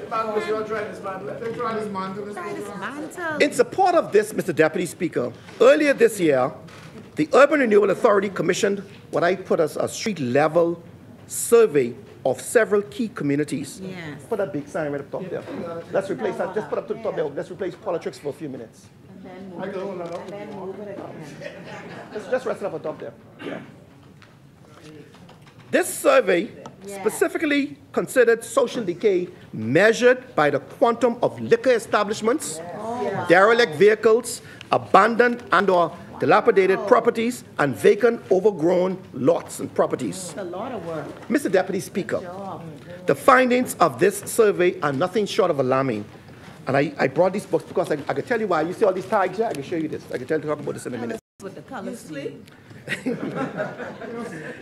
Mr. Deputy Speaker, what we found here was nothing short of amazing, which demand bold, immediate, decisive action. In one inner-city corridor, just over 2,000 feet long, Urban Renewal identified 55 derelict vehicles and 33 dilapidated or abandoned structures. That's one abandoned structure every 60 feet. Oh, wow. In another equally short stretch, 54 derelict vehicles, 24 abandoned buildings. Yes. Across the entire survey, just a handful of streets, we found 498 vehicles on these streets. This is just 12 streets. 498. 16 roadside garages, 165 vacant lots, 306 dilapidated derelict buildings, and of course, 75 liquor stores. This is not normal, Mr. Deputy Speaker. Urban renewal is not a slogan. It is a matter of justice. We are not here to stigmatize. No. We are not yet to, we are here to restore. The days of turning a blind eye to these issues are over. Right. Over. That's why you gotta stay out. Under this administration, we are reclaiming our streets, one block, one building, one life at a time. Mr. Deputy Speaker, beyond the Central Bank of the Bahamas Amendment Bill, support of swollen repairs, this budget addresses the urgent and visible state of affairs laid bare by the Urban Renewal Authorities survey that you see there.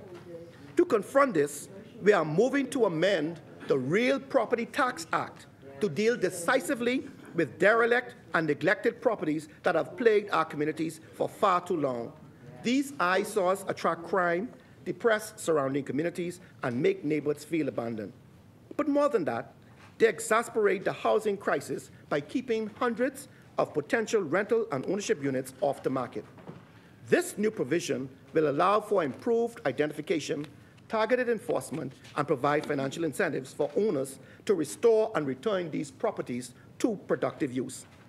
Because, Mr. Deputy Speaker, urban renewal cannot succeed if we do not also tackle the physical decay and that continues to undermine community pride, safety, and well-being. Another key issue that the Urban Renewal Authority's street-level survey has identified is the proliferation of liquor establishments. In response, this budget introduces amendment to the Business License Act, establishing new and sensible criteria for the location and approval of liquor stores and bars. This has been a recommendation from every urban renewal center on New Providence. Madam Speaker, as I said, I tagged most of these you see in orange. These are the liquor stores and the number of reports from all of these urban renewal centers. These are the orange that you see, and you see it's a whole lot, right? Yeah. This represents, Mr. Deputy Speaker, this is a matter of urban renewal. The unchecked clustering of liquor outlets in vulnerable communities is not economic development. It is an exploitation.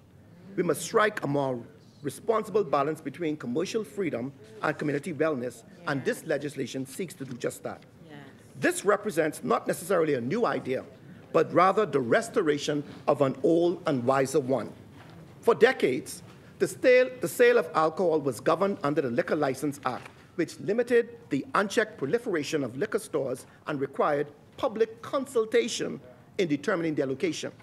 Unfortunately, in 2010, who was the government in 2010? Under the banner of modernization, the act was repealed. What? Since then, liquor store approvals have been regulated solely by the Business License Act without any of the safeguards that was once there. The result? A proliferation of liquor establishments in our urban areas, sometimes lining the same street one after the other, sometimes located next to schools, all next to churches, homes, places where people live, community centers, places where, sadly, some now gather all day to drink. Mr. Deputy Speaker, it was a mistake, and the government here today is fixing that. Importantly, let me make it clear.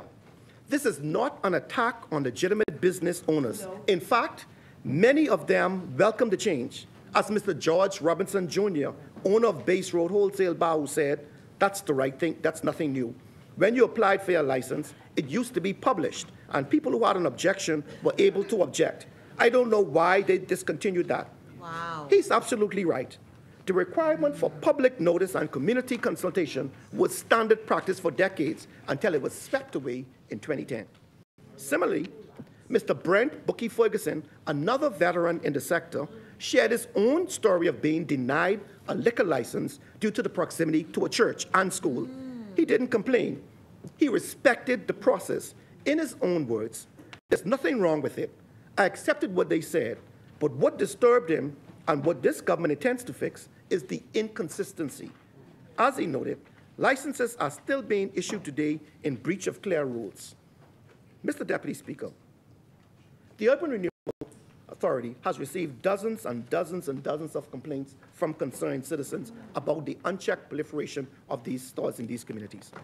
Many of these establishments operate without regard for community standards and have become magnets for loitering and vice activity. This study, Mr. Deputy Speaker, listen to this, from Shirley Street to Robinson Road, a distance of 1.8 miles, there are 13 liquor establishments. Continuing south on East Street from Robinson Road to Bamboo Boulevard, a short distance of 2 miles, there are 19 more liquor establishments. That's 32 liquor establishments, or a liquor store every 600 feet. Mr. Deputy Speaker, and the problem is not limited to East Street alone. Take Wolf Road, for example, between University Drive and Village Road, a distance of some 2 miles. There are 16 liquor establishments. That equates to a liquor store every 800 feet. Many of these establishments, Mr. Deputy Speaker, are operating without adequate parking, causing congestion and safety concerns. Alarmingly, a number of them are also selling liquor through takeout windows, and at least one of them features a drive-through window, effectively turning the sale of alcohol into a fast food-style transaction with minimal oversight and accountability. This is not economic empowerment. This is saturation. Too many liquor outlets are operating without regard to safety, order, or dignity of the community. And I'm speaking on behalf of the Urban Renewal Authority and the teams. That's why this government is moving to amend the Business License Act to restore public consultation.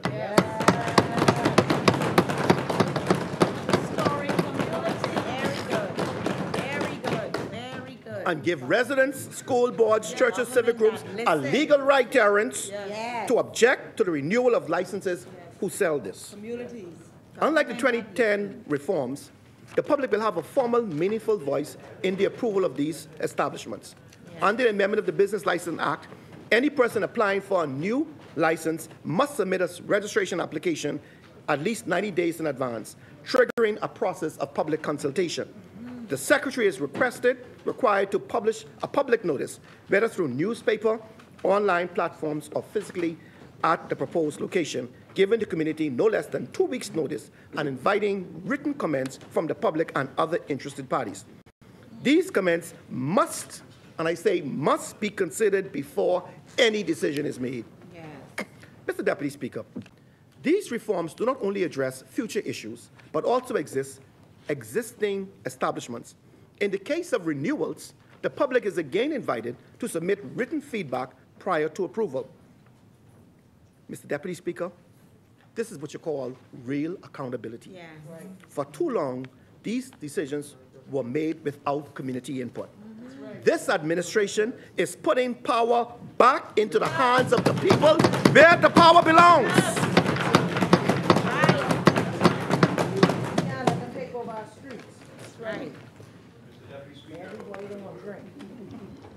The chair recognizes the honourable member for St. Anne's. In my private capacity, I served as the chairman of the Town Planning Committee between the years 2019 and 2021. And during that entire time, Mr. Deputy Speaker, there was a policy in place not to issue liquor licenses to any establishments within 75 feet of schools. We actually conducted more than one site visit, Mr. Deputy Speaker, one even into Fort Charlotte, where we met with all of the concerned constituents there, and we denied an application in the Fort Charlotte community for a residential property to be converted to commercial that wanted to, in addition to having commercial sales and retail, also sell liquor. So The record will show, I haven't seen the record, but when we get back in government, we can prove to the public where the majority of these liquor licenses were approved. And the record will reflect that when these announcements came from the current chair of the Town Planning Committee, it was after I had actually spoken to the press about the 75-foot policy. It's good now that they're moving forward with it. What I would recommend, and I've spoken to Freetown about it because we share the Montague Bay area where there's a lot of vendors' licenses, is that they not only consult with they not only consult with the public on liquor licenses, but they also consult with the public on vendor licenses in public spaces. Thank you, Mr. Deputy Speaker. All you have to say, the Honourable Member for St. Anne's, is that you support this government. That's it. Support the government. Yes. Mr. Deputy, you didn't recognize. Honourable Member, is it point of order? Yeah. Another one? He knows the day would never come. The day will never come when I say I support this PLP government. And we're talking about a minister who was once in immigration and is no longer in immigration, and the public does not forget why he is no longer there. Every minute politics, man. When you lead the opposition, are you going to allow that? Mr. Deputy Speaker, I'm very proud of the work of Urban Renewal. Yes. The work that they're doing in the community, the lives that they're impacting. Mr. Deputy Speaker, and it goes beyond just, I mean, it's the community, it's touching lives in a very meaningful and tangible way. They continue to work very closely. We are continuing to work very closely, Mr. Deputy Speaker, with all of the ministries, all of us, right? Particularly, of course, I want to mention the Ministry of Environment to address one of the most vexing issues in these communities, these roadside garages and derelict vehicles and these major junkyards. Give me that last one there. Just pass it to me, right behind. Right? Yes. You know. Yeah. So, Mr. Deputy Speaker, you know, I told this. Mr. Deputy Speaker, you know, as I was traveling yesterday morning, Monday morning, this on Soldier Road, you know, not Straughns themselves itself, but the fact that they're there. Every morning, the residents, I was passing there yesterday morning, going to my sister home, 6 a.m., right? And I can drop it any time. You're very valuable, you know that. But as I was passing along Soldier Road there was a group of ladies they were joggers. They were just standing there in the road, so I stopped. And I wanted to find out what it was. And when I looked ahead, there were all of these vehicles. You see the Honda, persons just in the night, just take these derelict vehicles and just drop them on the side of the road, all over the place. You know, and Mr. Deputy Speaker, it is something that we have to address. And again, Mr. Deputy Speaker, this is a government of action. Yeah. The Honourable Member for Cat Island, Ramkins and Salvador, in his capacity as the Minister of Finance, has consented to the grant of an initial 10 acres of land for the relocation of these junkyards of fire trade.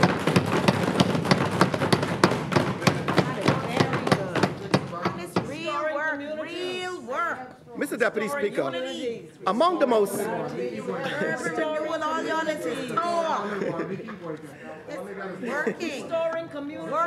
Mr. Deputy Speaker, among the most visible and inspirational arms of Urban Renewal, the program, is, of course, the band.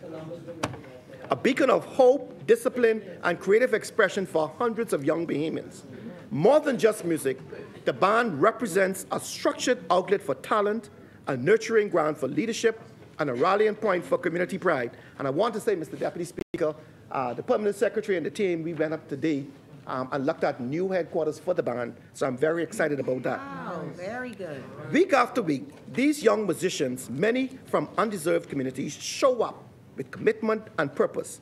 They uplift neighborhoods with their performances and demonstrate the power of positive alternatives. In many cases, the band has changed the trajectory of many lives. Earlier this year, Mr. Deputy Speaker, the Urban Renewal Authority, in strategic partnership with Langston University, I made mention of it in the House before, hosted an audition, and I'm pleased to report, Mr. Deputy Speaker, that it covered all of the different family islands: Abaco, Grand Bahama, New Providence, Exuma, San Salvador, Cat Island. And Mr. Deputy Speaker, following the performance, some 36 Bahamian students were awarded musical scholarships to attend Langston in the fall of 2025. Yes. The scholarships had a combined value of $1.93 million. Yes. That's our young people. For many of these families, the dream of sending their child to university abroad would have been out of reach. Through music, mentorship, and a structured community program, that dream is now real. Mr. Deputy Speaker, while we celebrate this transformative achievement, we are also watching with quiet concern recent developments surrounding international students' visa policies of the United States. We fully respect the sovereign rights of our valued partners to manage immigration in accordance with their national priorities. Nonetheless, we remain hopeful that the young Bahamians who have earned their scholarship through discipline and dedication will not be inadvertently disadvantaged by these evolving circumstances. These students represent the very best of our national promise, and we trust that pathways to higher education and global opportunity will remain open to them. Mr. Deputy Speaker, urban renewal is not simply a program, it is a national mission. It is our commitment to restore dignity to communities too long overlooked, to invest in people too often misunderstood, and to build up neighborhoods that are rich in spirit but starved of opportunity. This is not charity, it is justice, and it is long overdue. Across the country, we are seeing the impact.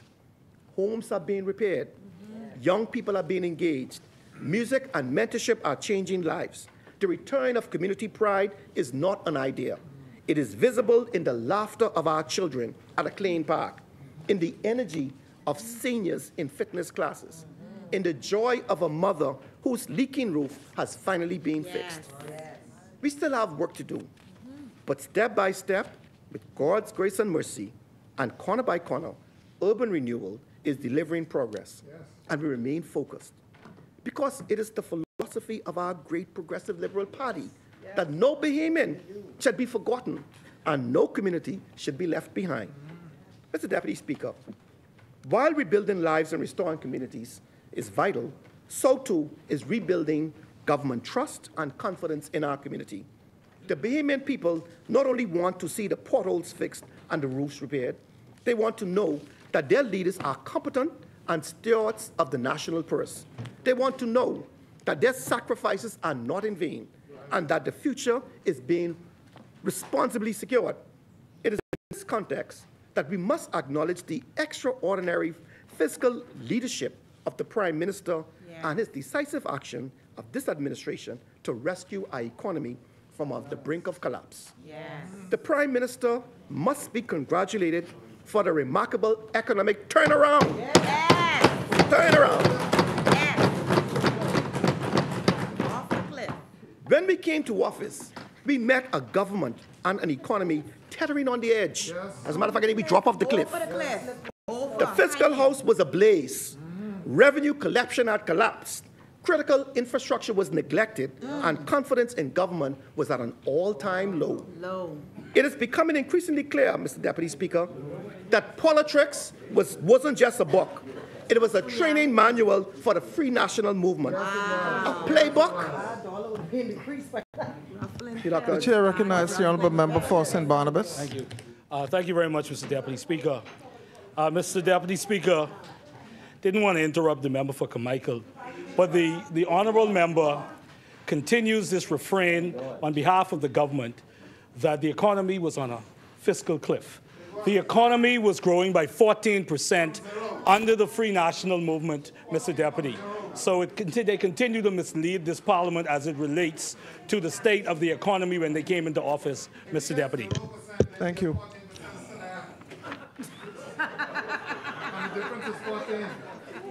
I'm going to answer him, Mr. Deputy Speaker. Answer him, because he's confused. But let me say, I go back. This book It's a playbook of deception, misdirection, and a sleight of hand, written by the current leader and now faithfully followed by all of his team, including the member of St. Barnabas. Yes. Take the matter of Read VAT. that. In opposition, the FNM screamed from the rooftops that they would repeal VAT. Payments were told that the VAT was unbearable, burden created by the PLP. But, Madam Speaker, what did they do? They increased it. What? Now, members opposite want to rewrite history. They run ads and circulate talking points claiming that the Prime Minister's budget communication was somehow disingenuous. And where is their evidence? Where's the evidence? This is what the members in Barnabas talk. I want the Bahamas to hear this. They saying that the budget communication was somehow disingenuous. And what is the evidence?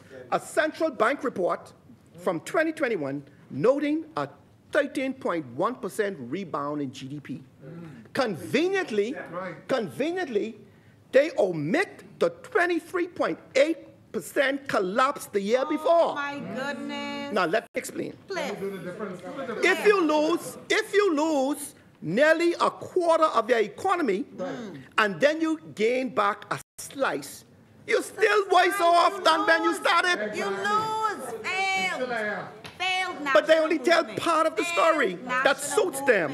It's clearly cherry-picking numbers. The truth is, we inherited an economy still deep in trouble, and the Prime Minister and the team at the Ministry of Finance has been digging out us out since. Mr. Deputy Speaker, it was not too long ago, just last year, in fact, when the honorable leader of the opposition, while vying for the leadership of the Free National Movement, stood on a convention stage and unveiled his grand VAT plan. He promised to remove VAT from healthy foods, medicines, infant care products, and sanitary items, all while claiming he would not increase the overall VAT rate above 10%. Bold promises, no math. Right up there. Right there. To win election. Empty promises to win election. Number 25 to 30. Now fast forward to today. That plan has vanished into thin air. Gone. No costings, no timelines, no mention of how it would be paid for. Just like that. Poof. Gone. Just making up things. VAT 2.0 gone without a trace. And in place, Mr. Deputy Speaker, we now have the member of Finance boldly declaring that VAT is a PLP legacy, as if that's supposed to be an indictment. No plan to deal with the country's finances, no roadmap for tax reform, no serious policy, just slogans and spin doctors. But what the member for Finance failed to tell the Bahamian people is this. The very party now pointing fingers is the very same party that promised to repeal VAT. Mr. Deputy Speaker, the same party... Order, members. The same party, Mr. Deputy Speaker, they raised VAT, and the same party that vilified it when we introduced it out of necessity, then they turn around now and they weaponize it when they got into power. That's not leadership. That's hypocrisy. That's politics. Mr. Deputy Speaker, if you want to understand the leadership style of the opposition, don't just read politics. Read the autopsy report of the tilapia. Oh, gee, that poor tilapia. As Minister of Agriculture, all the fish dead. Kill all the fish. As Minister of Agriculture, he launched a pilot fish farm in Andrews with great fanfare, promising fresh fish, grown tilapia for local market. The chair recognizes the honorable member for Marco City. Okay. Point of order. Just wanted to mention, we met the very same program in place when I came to Ministry of Agriculture. So no, I didn't launch with any great fanfare. No, not at all. He promised to grow tilapia for the local market. He did have press conferences, I remember them. He had headlines, and he had bold claims, and then nothing. Not one fish ever made it to market. Not one, Mr. Deputy Speaker. When even farm-raised tilapia can't survive under his leadership, how could the Bahamian people survive under him? Safe with bread. Tilapia ain't survived. The tilapia did not survive under you. Did not survive under you. The tilapia. Mr. Deputy Speaker. Let's talk about the tilapia that died under you. Members, order members. Tell me about the tilapia. Tell me about the tilapia. Mr. Deputy Speaker, don't let me talk about the medals now. Don't let me talk about the medals. What medals? Don't let me talk about the medals. Y'all send people home with no medals. I ain't going on the road today. I'm trying to behave.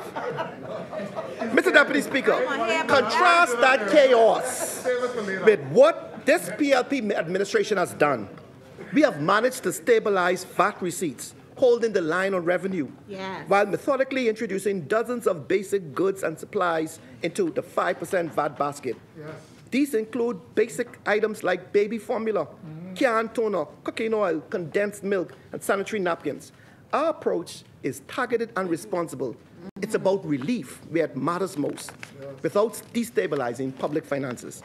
This is our commitment to ease the burden on our Bahamians, but not with smoke and mirrors, not with fancy math, not by removing VAT from a handful of items only to raise it by 60%.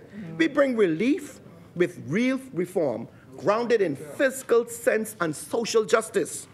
We cannot speak about this budget, Mr. Deputy Speaker, without acknowledging the scale of what we've achieved. Over the past 3 years, this administration has not only stabilized public finances, we have reclaimed our economic sovereignty.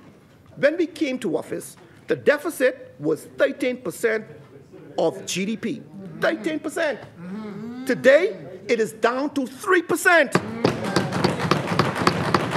3%. Mr. Deputy Speaker, that is not improvement. That is a rescue mission. Yes. A rescue mission accomplished. And how did we do it? Through discipline, transparency, and a relentless focus on national priorities. Yes. While others differed and deflected, we delivered. Cutting waste, reining in unnecessary spending, and restoring confidence in the Bahamian economy. That's right. No politics. Let us consider what this budget means for the physical transformation of the Bahamas. Yes. From the construction of 2 new hospitals, one in New Providence and the other in Grand Bahama, to upgrades in our family island clinics, to the road networks, drainage systems, seawalls, and airport expansions.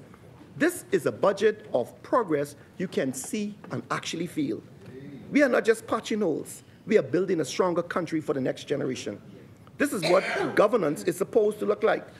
We are also bringing transformative energy to our change to our energy sector, ending decades of dysfunction at BPL. With the recent reforms, we will finally deliver reliable, cleaner, and more affordable electricity to the Bahamian people. No more excuses. No more. Just progress. At every time, Mr. Deputy Speaker, this PLP administration has chosen the responsible path, even when it was not an easy one. We have reduced the VAT rate. We have brought relief to working families. We have paid down the debt, over $500 million. And we have protected the most vulnerable, even while stabilizing our economy. This is what leadership looks like. Not fantasy plans scribbled on convention banners, not recycled slogans and campaign gimmicks. Real results for real people. This parliament has been one of rebuilding, of restoring order, of reestablishing hope. For 4 long years, members opposite promised Bahamians homes and delivered nothing. The chair recognizes the honourable member for St. Anne's. I heard my constituency name, therefore my name called a few times by the member for Carmichael. I thought after the last time I rose I wouldn't have to rise again, but he's harping on about politics again. And when that was first introduced by his leader, the member for Cat Island, Rumkey, and San Salvador, I reminded him that he wore the crown for politics, ran around with Buju Banton. And it's important now, considering Elizabeth is even there next to him, that in 2017, April 2017, while the now Prime Minister was then Deputy Prime Minister, BPL had to go on the record and say that the free electricity promised by Perry Christie was not going to work. Now, Mr. Deputy Speaker, this is a point of order because he's claiming to know nothing about politics in his side of the aisle. He knows nothing of politics on his side of the aisle. This would have been a prime example. Members. This would have been a prime example of politics, and it was done by the PLP, for generations. Thank you, Mr. Deputy Speaker. Let me get this off my chest. You see? Let me get this off my chest today. I've sat in this parliament through the grace of God and the people of Carmichael for 4 years. And I listened to the utterances of the member for St. Anne's. It is unacceptable. He should be condemned. And I call on the member for East Grand Bahama. I am on my feet. Let me finish. Let me finish, please. Let me finish. Let me finish. I call on the member for East Grand Bahama, Kalani, St. Barnabas, Long Island, and Marco City as your leader to get you in check. Yes. I sat and listened to him making racist remarks in this parliament. Wow, yes. And I ain't say nothing. I ain't say nothing to you. But let me tell you today, yesterday I sat in the house. Let me finish. Yesterday, Mr. Deputy Speaker, I sat in this house. And he condemned us for being Christians and quoting scriptures. Wow. But I can tell you the devil is a liar. Yes. Because if God is for us, who could be against us? Certainly not you, St. Anne's. So take your seat and be quiet, please. Let me finish my thing, man. Point of order. Member. I mean, you call him. Member, You is did this yesterday. a point of order? You did that yesterday. Yesterday you did that. Huh? He has impugned my record. He's made imputations as to my character, Mr. Deputy Order, Speaker. members. He's made imputations as to my character, Mr. Deputy Speaker. I'd ask that they be removed. Today, the member for Carmichael has said that I should be condemned. Now, honestly, I do not believe he feels that wholeheartedly in himself, but he is doing something here on behalf of his party.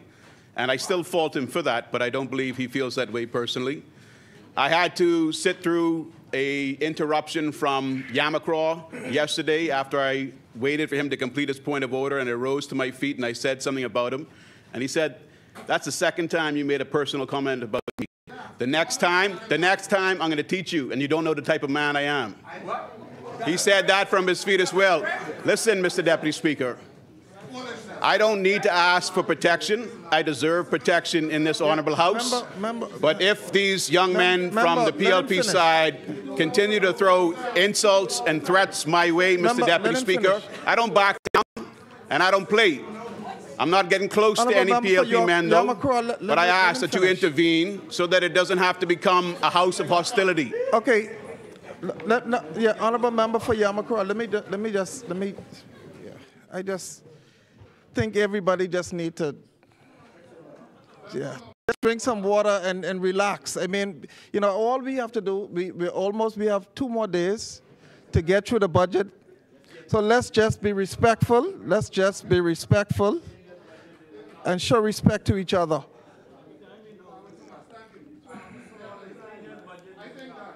Deputy, I think that we have been very tolerant with the unparliamentary utterances from members on the other side, St. Anne's in particular. And when he stands on his feet and he has objection that someone is bringing him into order when he is out of order, it's clear that he does not wish to abide by parliamentary rules. Every member on this side has a right to stand and defend what they understand as the rules of the House, especially when it's being abused by the other side. They have not brought a single point of order, but they've brought interruptions every time someone is on their feet speaking. They are continually going down the road, and now he is saying something that I did not say on the record, and I emphatically say that is untrue. I would use something else. I did not say what he said I said, and he cannot put words in my mouth because I don't bite my words. The member, Mr. Deputy, I'm asking for protection, as the member for Fort Charlotte did, because we have tolerated the same little angry man that's shouting from his seat now, right?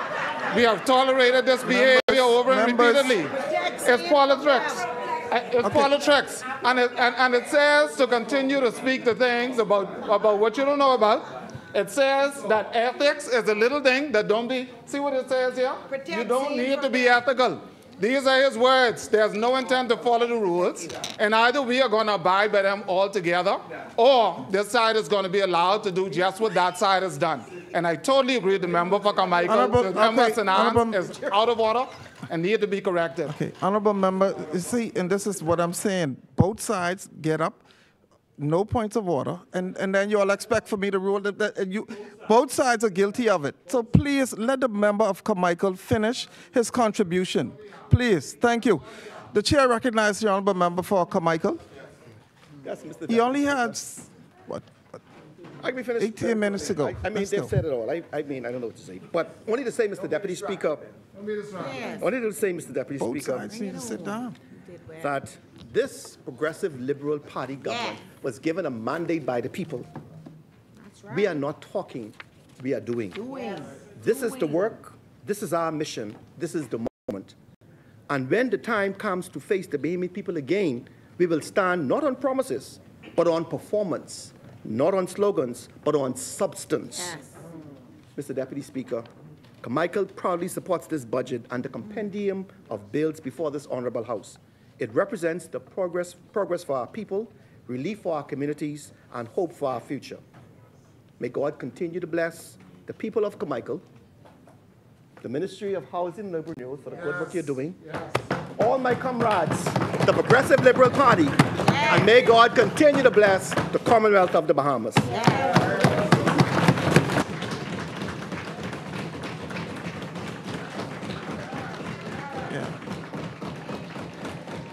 The chair recognizes the honorable member for St. Barnabas. Thank you.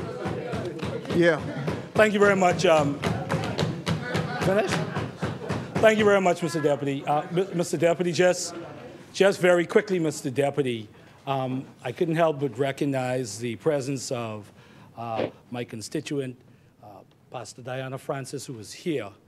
And on behalf of the opposition, we express our condolences to you, to Vola and the entire Francis family on the passing of your dear mother, the matriarch, who was an icon, a Bahamian icon by herself alone. We pray that God continues to cover your family, and we thank Almighty God for her, the donation and the duration of her life. Thank you. Order that the documents be brought up.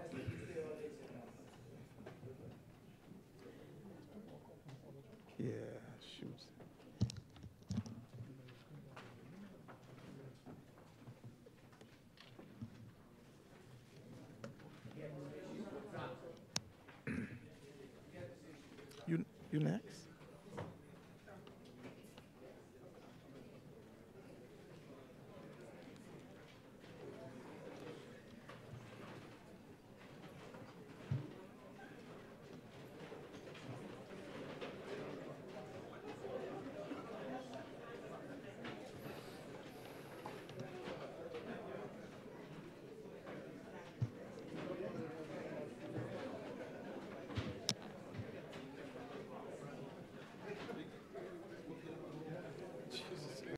Of these.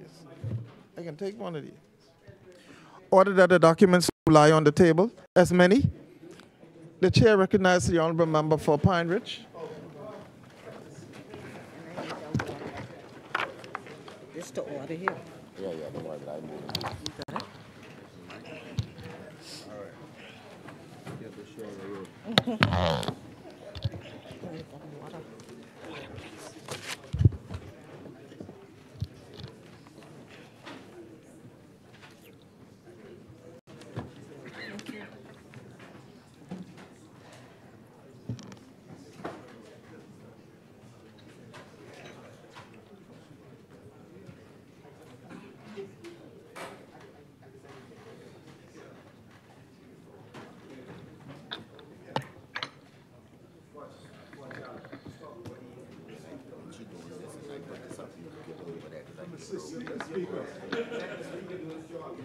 I'm assisting the Speaker.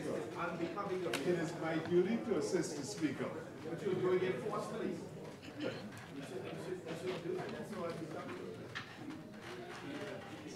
your energy high sometimes. You could have an assistant speaker.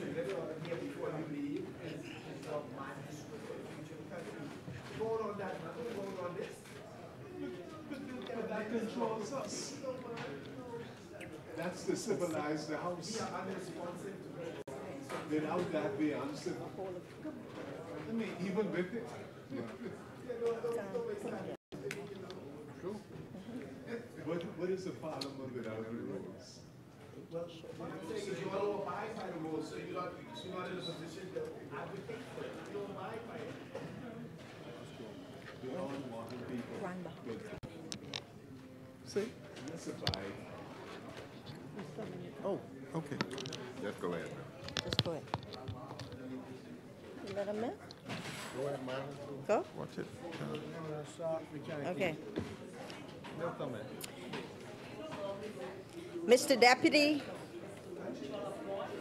I rise once again on behalf of the beautiful people of Pine Ridge as a servant leader. I rise through the power of the Almighty who has given me the strength and caused me to be here to also represent the courageous people of the wider Grand Bahama community. And I rise still in appreciation of the awesome honor to have been appointed by our Prime Minister and leader of the Progressive Liberal Party, the Honorable Philip Edward Brave Davis, to serve in his cabinet as the first female minister for Grand Bahama. I do also recognize that Grand Bahama is in the house. Pine Ridge is in the house. My beautiful daughter, Gabrielle, my aunt, Karen Douglas, chair of NPI, I see, VC Tamar Morse, Ambassador Tomlinson, and other executives. I rise to make my fourth budget contribution in this honorable place and in appreciation of how far we've come, living up to our commitment to serve as outlined in our Blueprint for Change, to work smart to move our country forward. To pull a quote from page 52 of our blueprint, all plans are laid with good intentions. The difference between a good plan and a great plan is execution. And we are executing. Deputy Speaker, before I get into the meat of my communication, I wanted to give a shout out to a few special people of Grand Bahama, the home of Buddy and Jonquil, for being winners. First, we have the newly crowned, beautiful, talented, poised Miss Universe Bahamas, Malik Bowe, and first runner-up, the graceful and tenacious Beyonce Forbes, also from Grand Bahama. They made history as the first winner and first runner-up to both hail from Grand Bahama.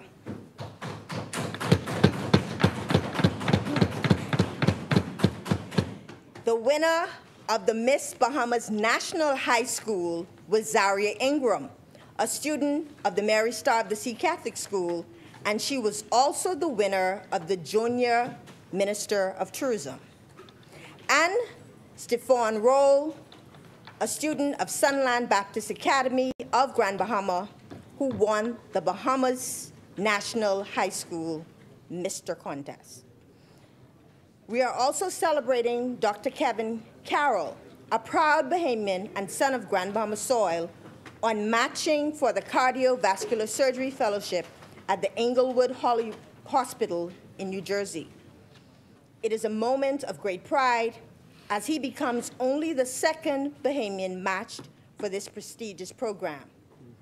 And last but not least, we celebrate with Miss Cynthia Donaldson on receiving the 2025 King's Birthday Honors as a member of the British Empire for services in the field of public service and activism. Yes. We celebrate you all continue to make the people of Grand Bahama and the entire Bahamas proud. Mr. Speaker, as I reflected on this journey that began September 16, 2021, I know that we can all agree that from whence we came, we have surely come a mighty long way. To God be the glory. And it has not been easy, because it was bad. It was bad long before Dorian, where they brought to us the Oban Ghost Project. It was bad after Dorian, where they mishandled us. And it was even worse after the pandemic, where we were locked down for months, with some of us in moldy homes. But with focused, strategic, progressive, compassionate leadership, this new day, Davis Cooper administration has been able to recover, rebuild, and begin to revolutionize our country. Budget 2025-26, aptly titled Expanding Opportunities Island by Island, represents a strategic approach to innovatively empowering our people. As a result of the strong foundation built over the last 3.5+ years. Deputy Speaker, this forecasted balanced budget and surplus embodies our administration's firm belief in putting the Bahamian people first.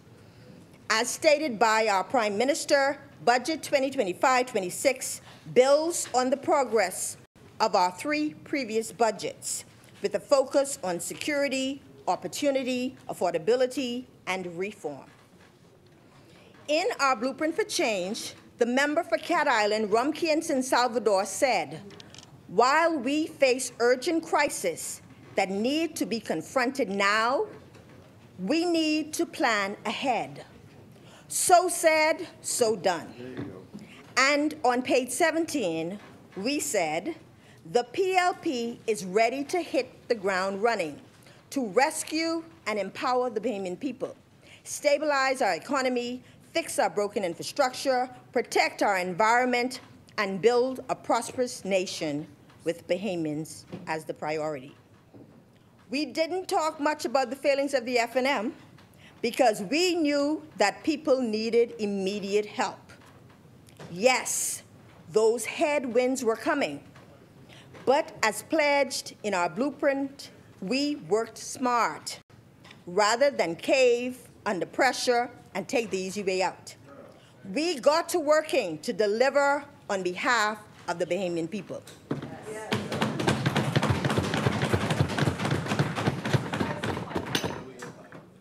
We implemented our COVID-19 action plan with remarkable results, free masks, free testing, and now new hospitals are on the way in New Providence and Grand Bahama, with construction happening now.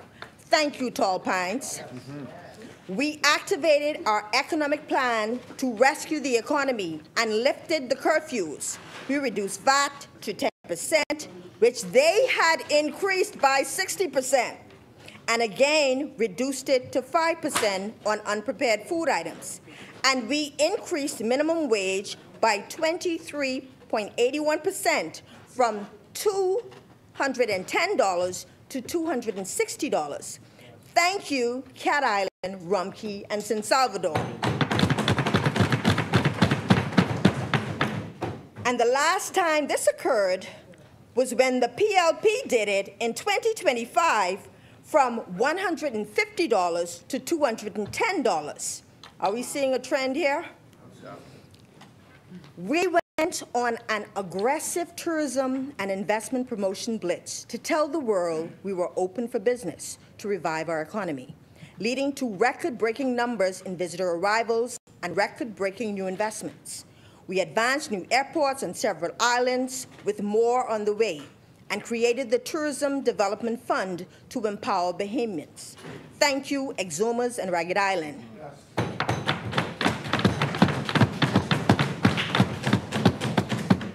We've enhanced foreign relations and passed the historical Forest Service Bill 2024. Thank you, Foxhill. We moved quickly to reopen schools for in-person learning and now have free breakfast in schools, got Junkanoo inscribed with UNESCO's list of intangible cultural heritage, and lawn campus.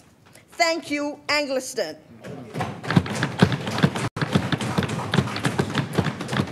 We opened festivals and regattas, generating revenue for local economies. We built new affordable housing and created the Urban Renewal Authority. Thank you, Carmichael and Marathon.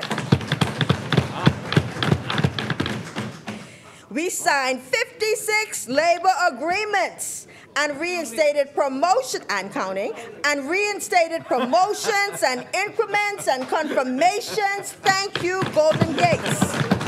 No good. We are revolutionizing with energy reform. Thank you, Elizabeth. We provided free Wi-Fi on parks and communities on islands throughout the Bahamas, giving free internet access to residents. Thank you to the Minister of Economic Affairs and Bain and Grantstown. We passed game-changing legislation. Thank you, AG. We've increased immigration officers to cater to the demands with plans to do even more. Thank you, Fort Charlotte. We are strengthening our infrastructure brick by brick, island by island, and with Central and South Eleuthera, it's just results. We are focused on food security and revitalizing the agricultural sector by investing in our people. Thank you, Centerville. We've increased the pool of officers in police and defense force, as well as the prison, by hundreds, and commissioned the National Youth Guard. Thank you, Freetown, and also Garden Hills.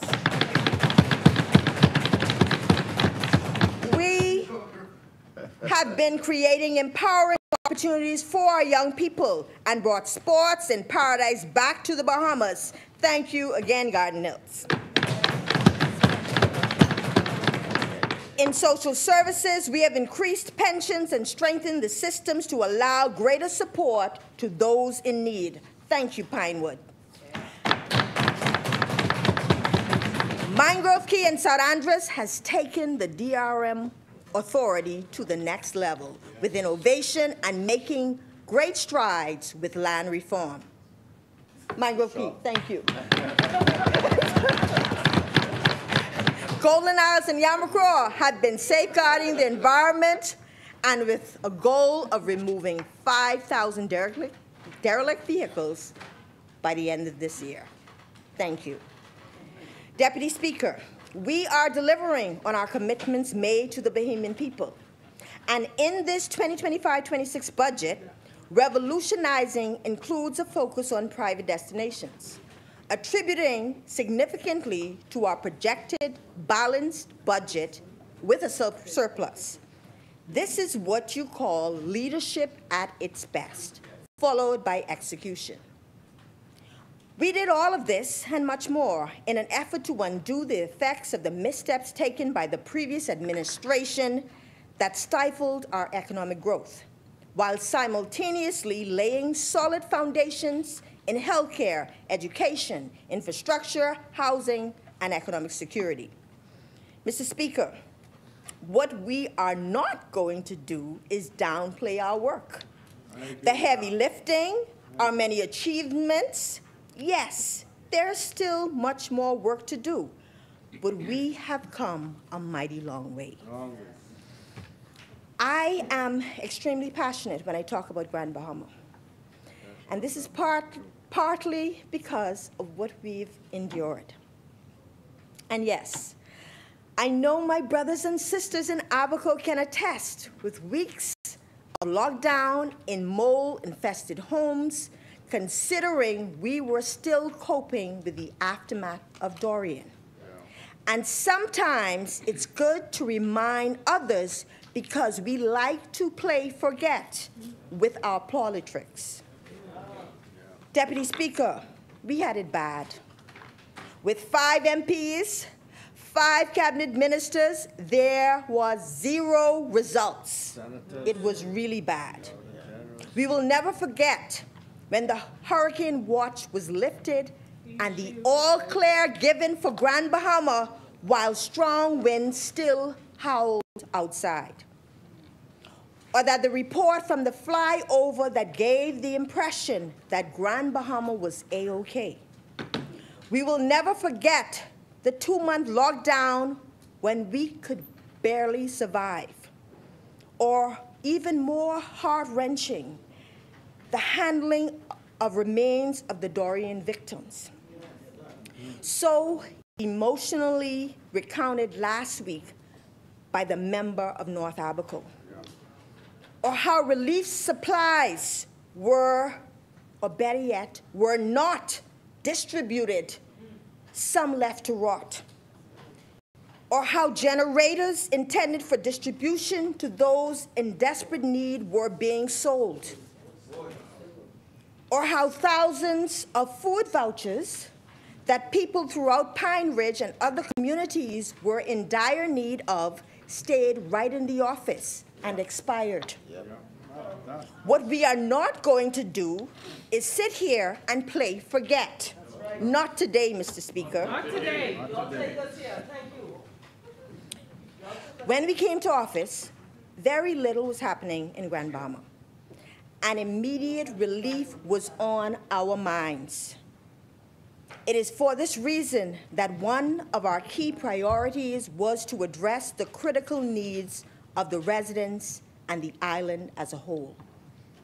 We went to work by immediately implementing policies and initiatives to alleviate some of the emotional distress and lift the burden of some residents.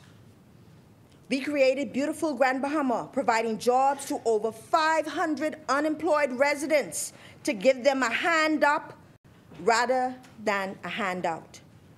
Reach Out Ministries champion Dudley Say tells the story of the impact of this program on the young men associated with gangs. We reinstated the SIRS order for duty-free vehicles that the F&M had canceled. I recall the demonstrations outside the Ministry for Grand Bahama when they were in power, since many had to choose between eating and driving, and did not have a chance at that time to replace their vehicles. The SIRS order for building supplies and household appliances to assist Grand Bahama and Abaco residents with rebuilding was extended. We extended it. We championed the passage of the Evidence Amendment Act to finally bring closure to families who lost loved ones in Hurricane Dorian. If we had not, those families who would still be waiting until September of 2026 for closure. We distributed relief grants to vendors in the straw market in Port Lucaya, the farmers market downtown, 8 Mile Rock Fish Fry, and other areas. We gave relief grants to jungle groups who had lost all of their supplies. We launched the East Grand Bahama Revitalization Project to rebuild and repair homes destroyed by Hurricane Dorian in High Rock, Pelican Point, and McLeanstown, and restored government services to the area. Administrative offices and local government, NIB, social services, and urban renewal. We did that. So again, what we are not going to do is play forget. Deputy Speaker, I am so accustomed to riddling off the number of major investments happening now on Grand Bahama that most times I don't believe we get to fully appreciate the magnitude of what's happening. Don't let the noise in the market fool you. Grand Bahama remains the fastest growing destination in the Bahamas, with air arrivals up 14.5%.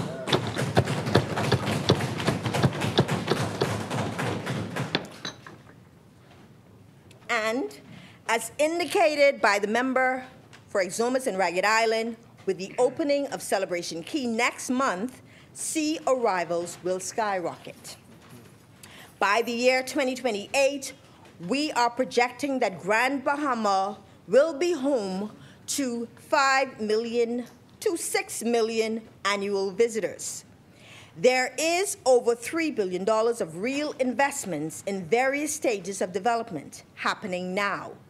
Projects like the $827 million Grand Ukiah redevelopment, the $700 million Celebration Key, the $665 million Grand Bahama Shipyard, the $348 million Xanadu Beach project, the $210 million Freeport Hill campus, the $100 million Royal Caribbean Cruise Line Harbor Cruise Development Project, the $73 million Liverthorne at South Riding Point project, the airport redevelopment, the Bazaar and Royal Oasis acquisition, West Sunrise Highway Road opening, O2 Resort and Marina,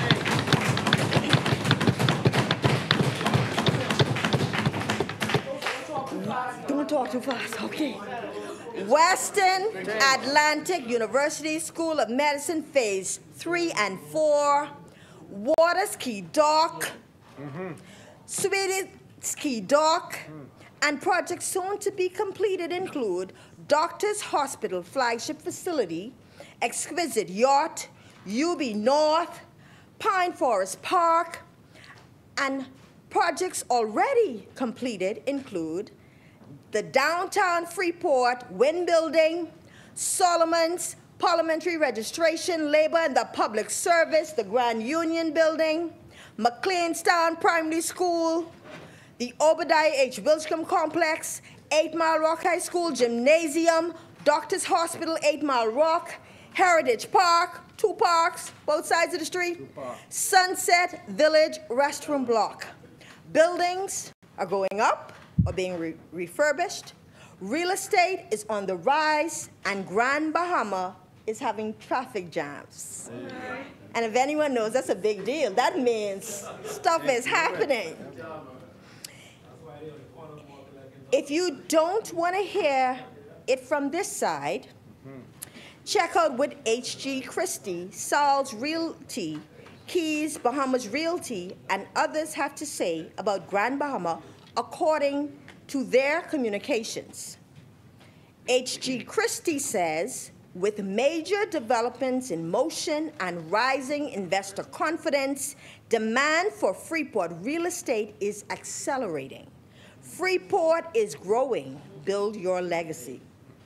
Saul's Realty says, we've seen an uptick in sales. All of our agents are busy in every level of the market.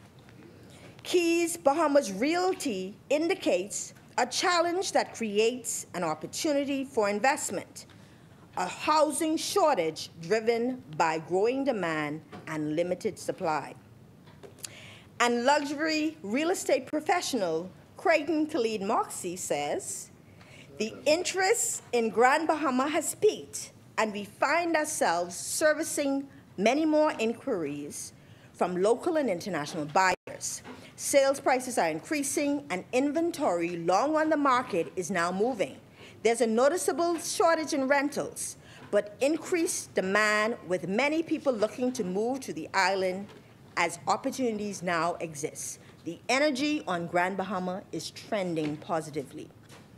So from where we've come from and where we are today, no one should have the audacity to continue the doom and gloom talk. Yes. Facts are facts. All of this did not happen by chance. We worked very hard and smart to get here. Mr. Speaker, as I have said earlier, Grand Bahamians are coming home. Celebration Key. Mr. Speaker, as I have said earlier, Grand Bahamians are coming home. As of May 2025, Carnival reported 458 direct hires with 74% from Grand Bahama. 26 Bahamian-owned businesses have signed contracts to operate at Celebration Key, and Grand Bahamians own 18. Local companies include Minnie Donut King, an Empower Grand Bahama recipient, Foul Play, Winco, Pine, Apple House, Bahama Mama, Sea Pit, and Flippin' Fritters. Flippin' Fritters. Retail outlets including Bahari, Surfing Turtle, Caribbean Lighthouse, Sand Dollar, Freeport, Bahia, Baja Gallery, Island Treasures by Shabazz, Bahamian Bliss, Del Sol will also be a part of Celebration Key. As Celebration Key nears its opening date in July, next month, many of the RFPs open to give Bahamians opportunities to do business with Celebration Key are now closed. These RFPs included food and beverage, standard and anchor retail, shore excursion, port, agency, staff housing, security services, transportation, laundry services and pest control, waste recycling services, straw and artisan market, small retail, small food carts, vending machines, waste recycling, on-site car rental, on-site cleaning, photography, mural painting, many opportunities. I appreciate Carnival for its commitment to partnering with Bahamians and supporting community development. Through sponsorships and various initiatives, Carnival has invested in our cultural preservation, youth development, and community engagement. During the recent signing of the heads of agreement for the sale of the Grand Lucayan Hotel, Concord, Wiltshire, executives shared plans for the $827 million redevelopment of the resort.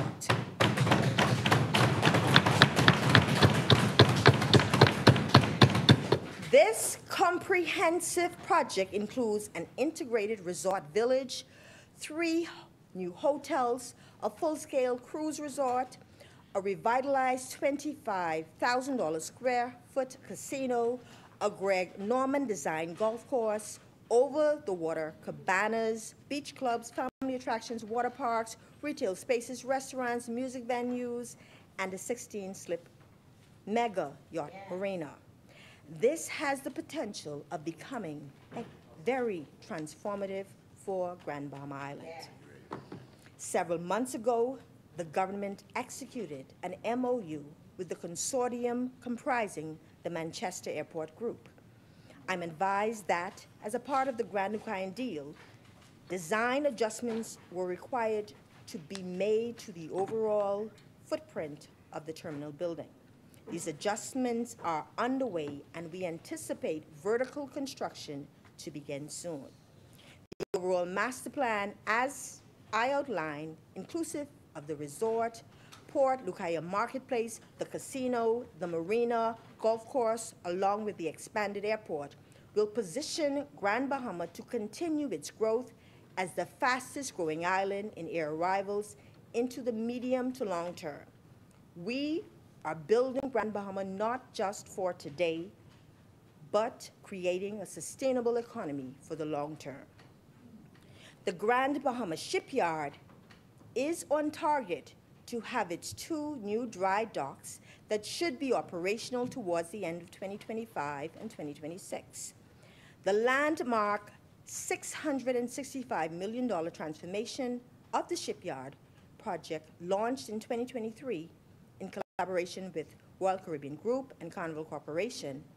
And at that time, the shipyard apprenticeship program was reinstated to provide young Grand Bahamians with technical skills and hands-on experience in maritime trades.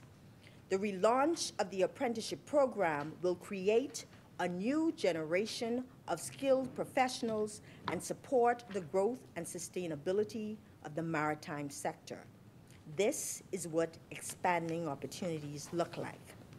The first cohort of 16 apprenticeship traveled to Liverpool, United Kingdom, last year for 3 months of intensive technical training at the Engineering College in Liverpool. A second cohort of 20 apprentices departed for the UK last month.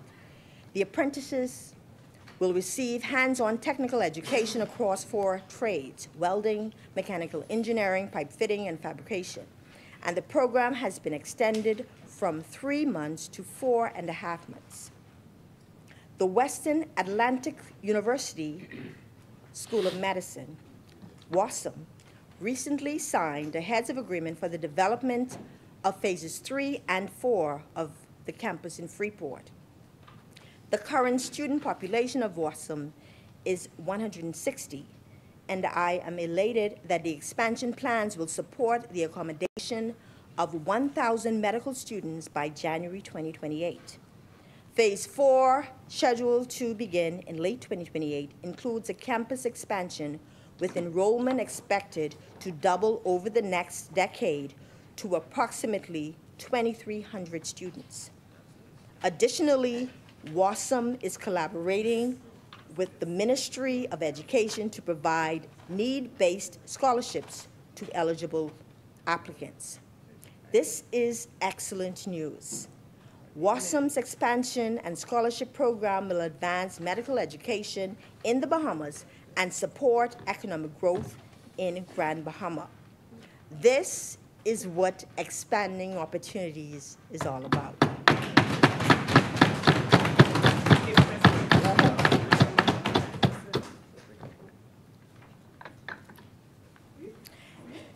As indicated by the Minister of Health and Wellness yesterday, construction of the Freeport Health Campus is well on the way. The site was visited by the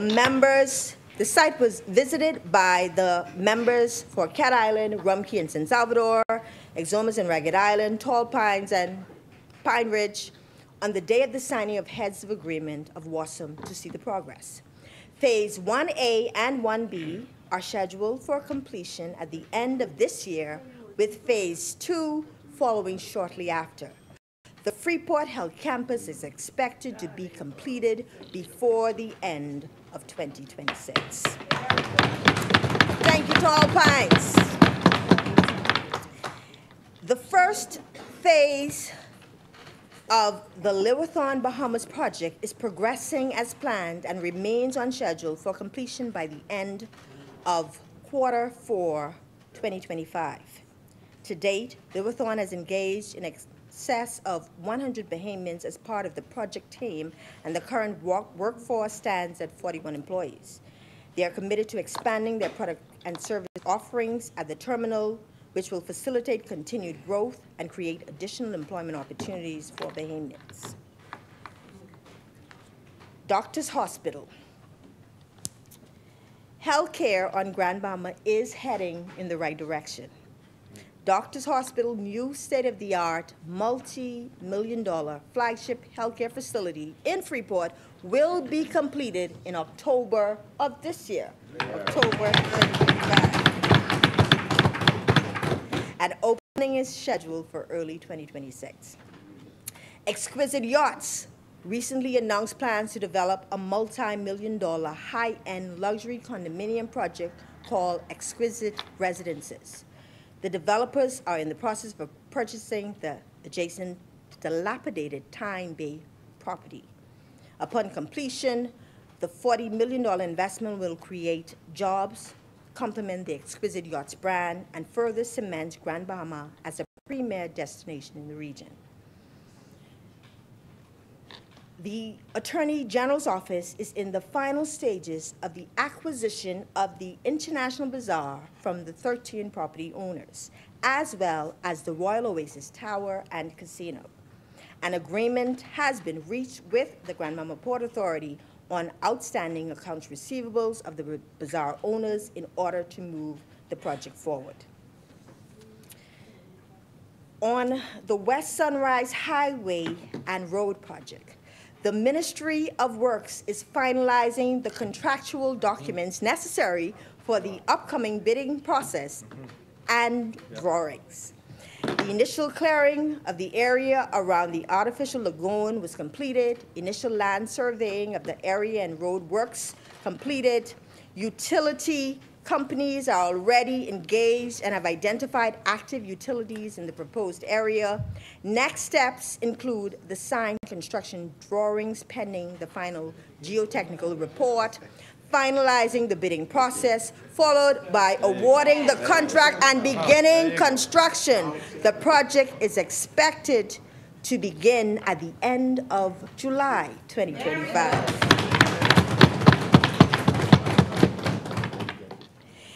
Phase 1 of UB North relocation to downtown Freeport was completed in November 2024. All learning activities are now held in the new state-of-the-art facility, and as were commencement earlier this month. Phase 2, which includes library space, is expected to be completed by next semester.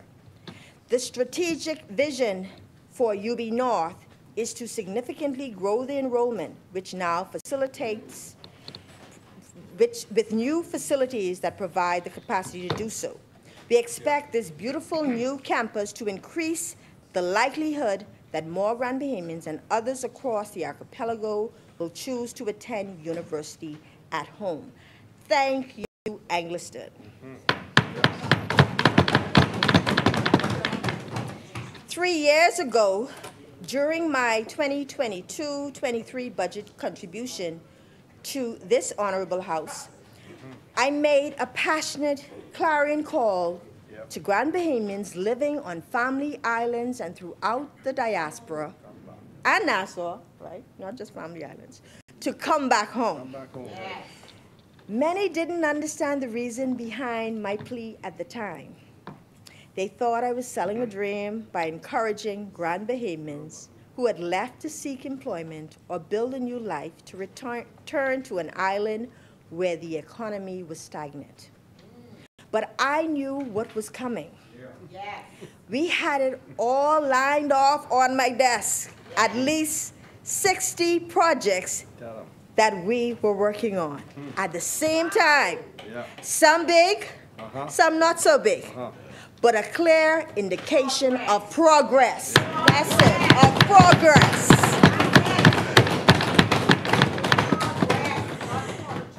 And like I said in my mid-year contribution in March, while the side opposite talked, we actioned. That's right.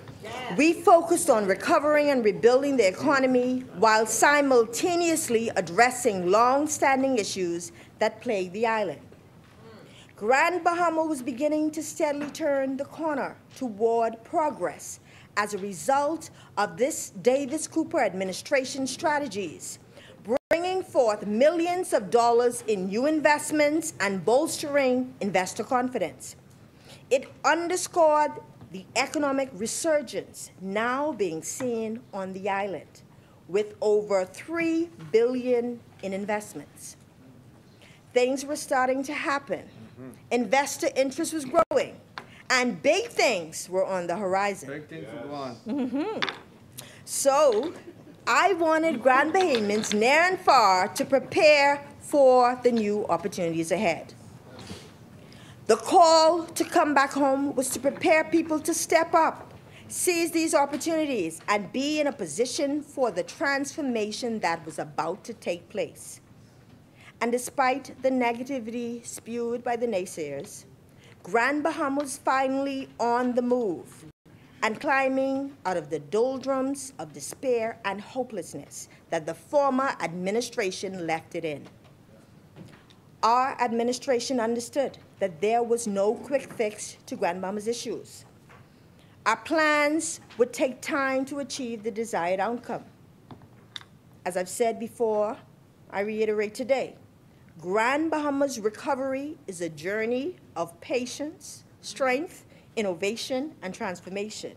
Yes. But we knew we could make it happen. Yes. Yes. Right. During the 90s, the population on Grand Bahama was hovering between 55,000 to 60,000.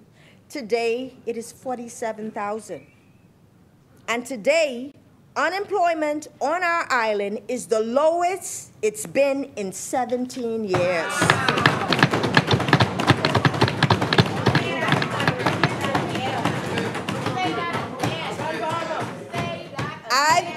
That's right. Okay.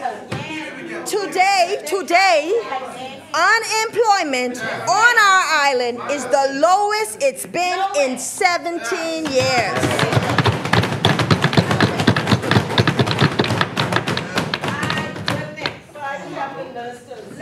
I've indicated to the Minister of Economic Affairs that the Bahamas National Statistical Institute should consider doing an update review of Grand Bahamas employment statistics, because we are getting calls from many businesses, small ones and large ones, that they are looking to hire and cannot find employees and are losing their employees to others. This is why I've been asking our people to come back home. Yeah. Come home. And they are coming home. Yes. There's a story of a mother of 5 working at Resorts World, Bimini, for 8 years because she couldn't find work. She's now back home, reunited with her kids, who she feels that she's missed out on so much of their lives. Thank God for caring grandmothers. Resorts World Bimini General Manager Greg Stubbs, in a ZNS interview, said it best: Grand Bahamians now have an opportunity to go back home. We could not have made it without them. Many have been given the opportunity to go back home. Considering the kind of economic growth and development that is happening on Grand Bahama, to see them leave is bittersweet. Here's an excerpt of an R News interview report titled, "Coming Home to Lead, Grand Bahamians at the Helm at Celebration Key." Most of the Grand Bahamians left home and are now returning for the comeback through Celebration Key. And these managers aren't just filling roles. They're building teams, shaping guest experiences, and leading the day-to-day operations at Celebration Key. Senior Operations Manager Dominique Pinder calls it a movement. You heard that? A movement.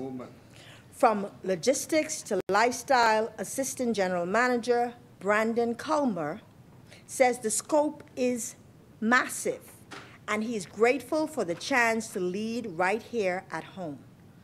And for employees like Lifestyle Manager Van Roll Jr. and Assistant Supply Chain Manager Shanice Fox, this moment represents more than a paycheck.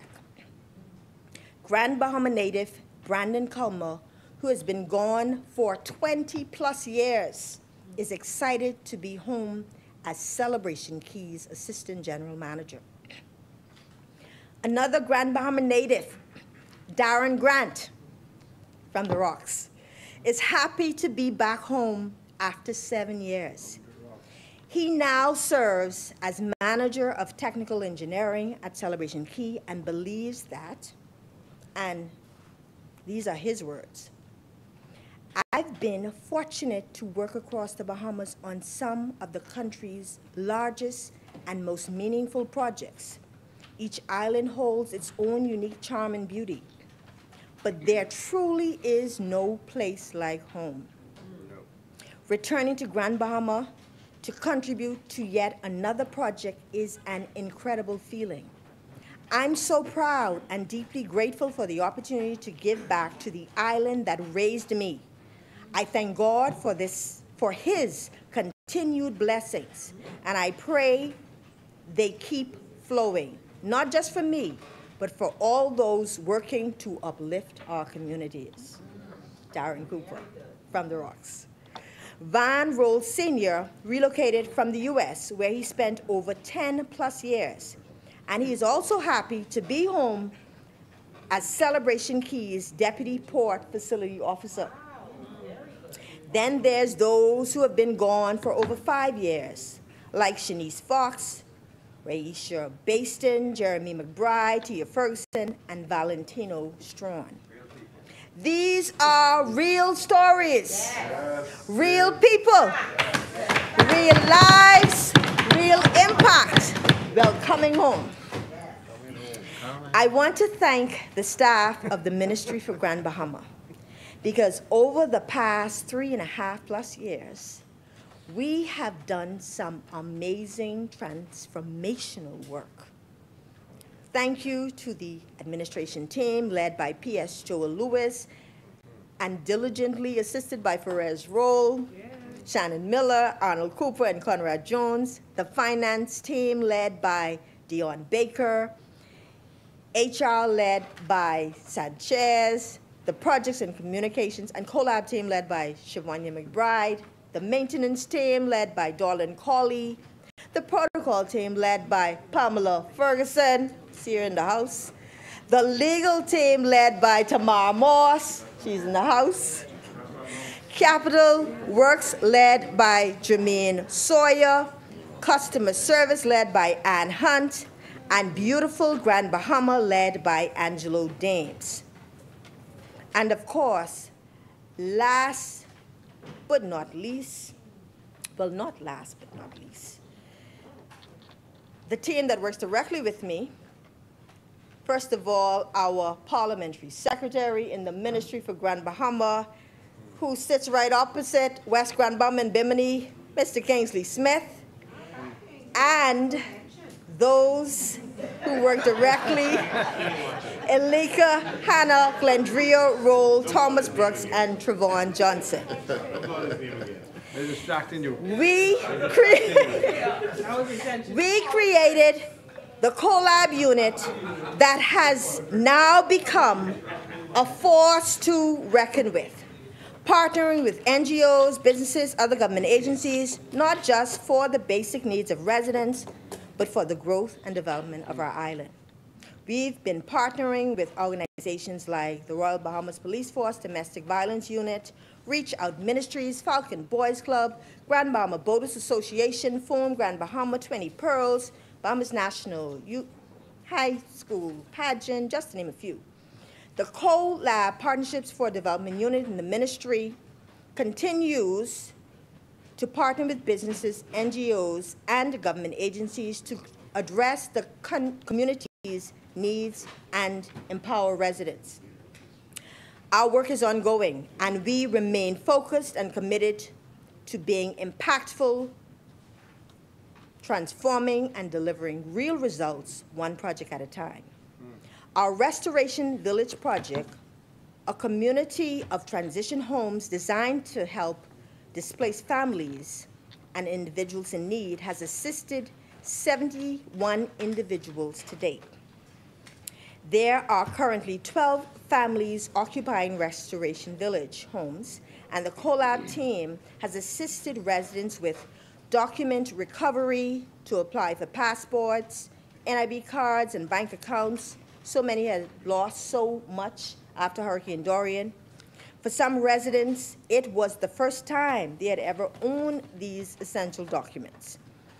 Enrolling children in school and purchasing uniforms and supplies, gaining employment through beautiful Grand Bahama or in the private sector, and groceries via the CoLab Pantry.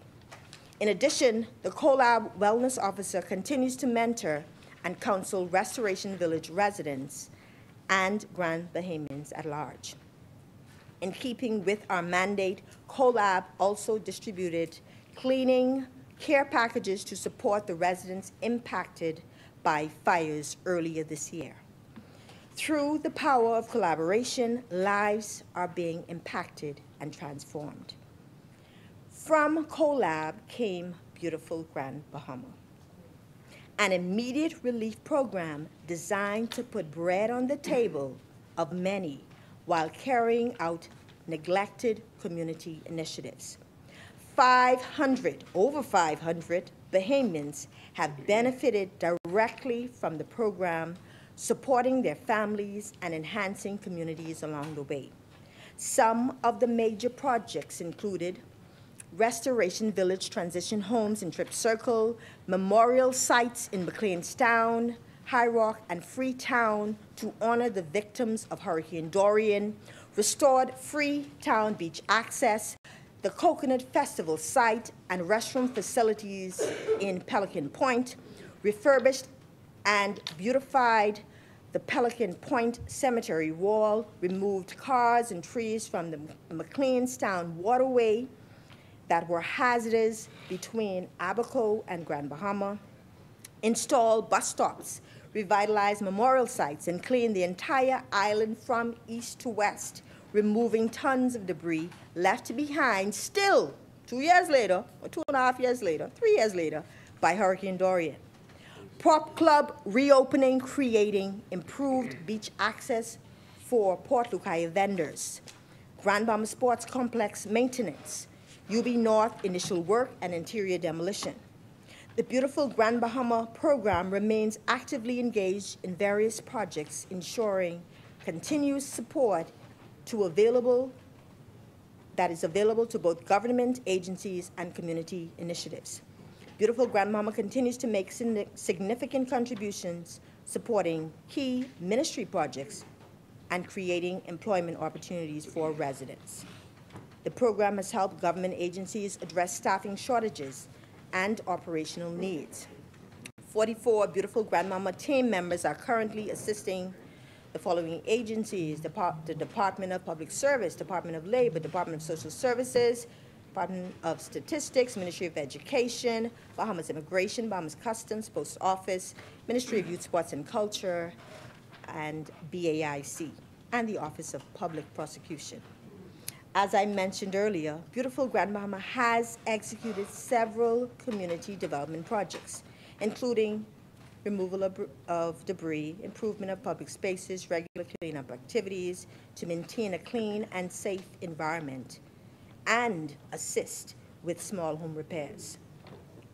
Providing employment opportunities to those who are challenged in gaining employment remains an essential component of the Beautiful Grand Bahama program. Additionally, Beautiful Grand Bahama works closely with the CoLab unit to provide employment opportunities for residents in Restoration Village. Throughout the program, many of the participants have become certified with the internationally recognized NCCER Core Construction Certification. A significant highlight of the program has also been the transition of BGB team members to full-time employment. Some team members have demonstrated exceptional skills and dedication, which led to job offers from other government agencies that they were assigned to. Their success stories are a testament to the program's effectiveness in fostering professional growth and career advancement. My ministry has hired 2 team members from the program as full-time employees. The Office of the Judiciary has employed 3 team members as full-time employees. Several other Beautiful Grand Bahama team members are now employed with Celebration Key and other private companies. I emphasize the fact that many were unemployable for many reasons. Many got skills, moved on, and this is truly transformational. Once again, that's a big deal. Once again, real impact, real people, real results, real progress. There you go. We will continue to track and celebrate these achievements as part of our commitment to workforce development in Grand Bahama. On Saturday, May 31st, the CoLab unit held its 3rd annual blood drive under the new name, Gift of Love, Gift of Life. Once again, CoLab partnered with the PHA, Grand Bahama Health Services, Blood Donor Society, and joined NGOs like the Bahamas Red Cross, Pilots, Kiwanis, and Rotaract. I cannot understate the urgent need for blood donations in Grand Bahama. Almost daily, there are posts on social media and text messages circulating requesting blood donations for those in need. I must congratulate the Royal Bahamas Police Force Northern Division for winning the award for the most successful blood donors for a 3rd consecutive year. I was elated to present the floating trophy to ACP Dames and his officers. Thank you again to the team at the Ministry for Grand Bahama, Blood Donor Society, PHA, Health Services, and all the sponsors for making this worthy cause a resounding success.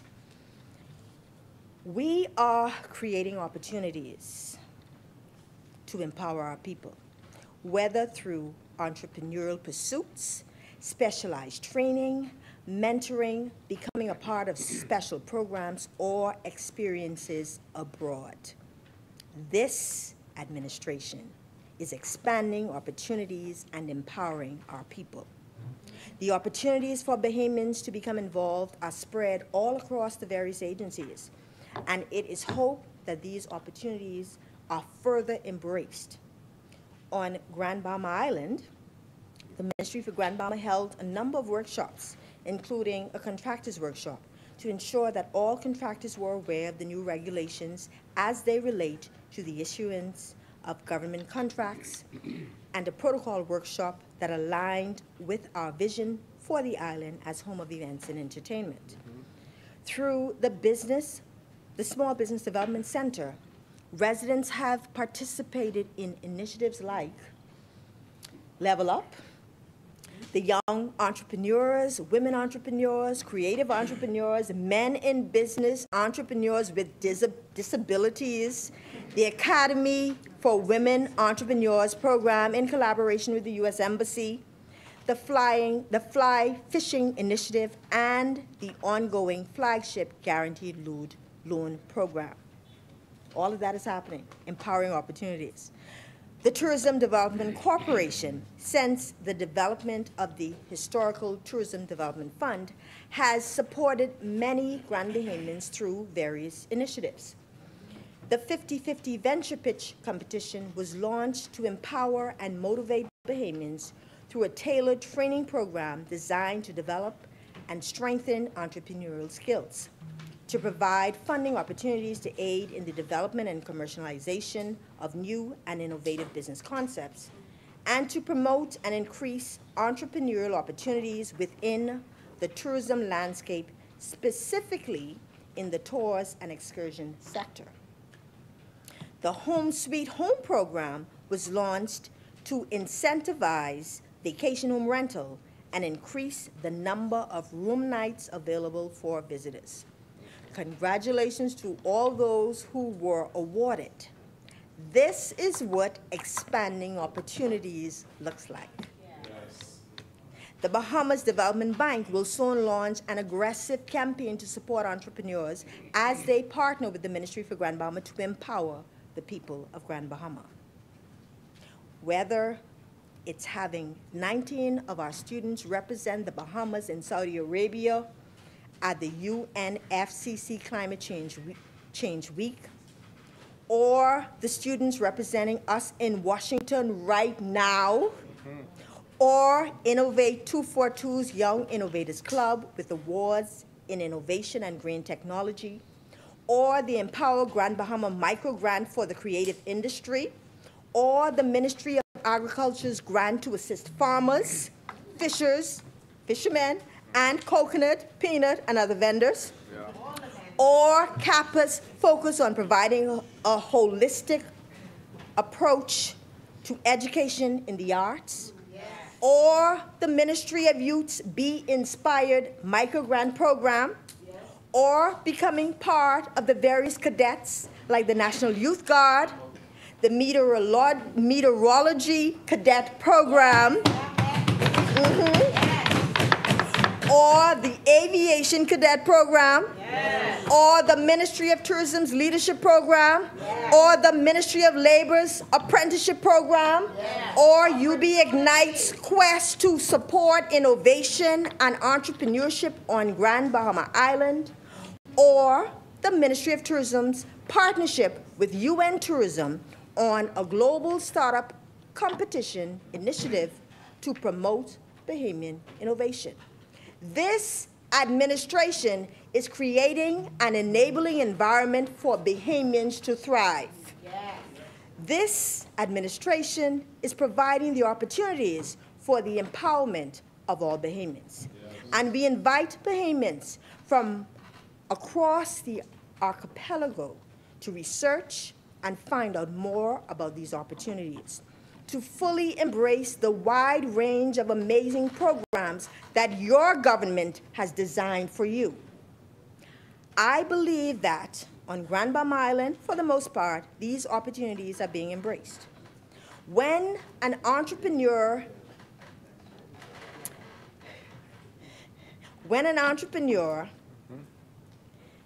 becomes an awardee of not just one, not just two, but 3 grants, so some people are aware. When a star employee of the Ministry for Grand Bahama calls and says, "Minister, I love working with you, and I thank you for creating these opportunities, but I just got an offer I cannot refuse." When a business owner says, "This place is so busy, it's just a bit too much, I can't catch a break." Wow. When another is saying, "There is a manpower shortage, Carnival taking everyone." Wow. We on this side will not let the side opposite downplay the recovery of our country and Grand Bahama Island in particular. The progress, the accomplishments, the achievements, it is real. It is happening. Deputy Speaker, Innovate 242 is an initiative focused on establishing the Bahamas as the center of innovation for the Caribbean, and it focuses on 4 pillars of digital nomads, tech campuses, incubators, and an innovation fund. Whilst it involves infrastructural initiatives like the incubators that I will get to in a minute, the programming is what will make it successful, and one of these include the Innovators Club. The Innovators Club, under Innovate 242, is a youth-focused initiative designed to inspire and build community-centered innovation through sustained growth and development of the Bahamas. Areas of focus will include the empowerment of Bahamians, sustainable development goals, the creation and promotion of authentic Bahamian products, environmental sustainability, and the blue, green, and orange economies. Each cohort serves as an idea and business pitch club, where participants tackle real-world problems in the Bahamas and beyond using STEM, entrepreneurship, and the arts. The Young Innovators Club pilot program is scheduled to launch in the new 2025-26 academic year and is open to all youth, including youth clubs and organizations. At the end of the program, participants will pitch in the innovation competition for a prize of up to $50,000 toward their organization's innovation product development. The program has received the support of private partner organizations. The Innovate 242 Agritech project is a unique,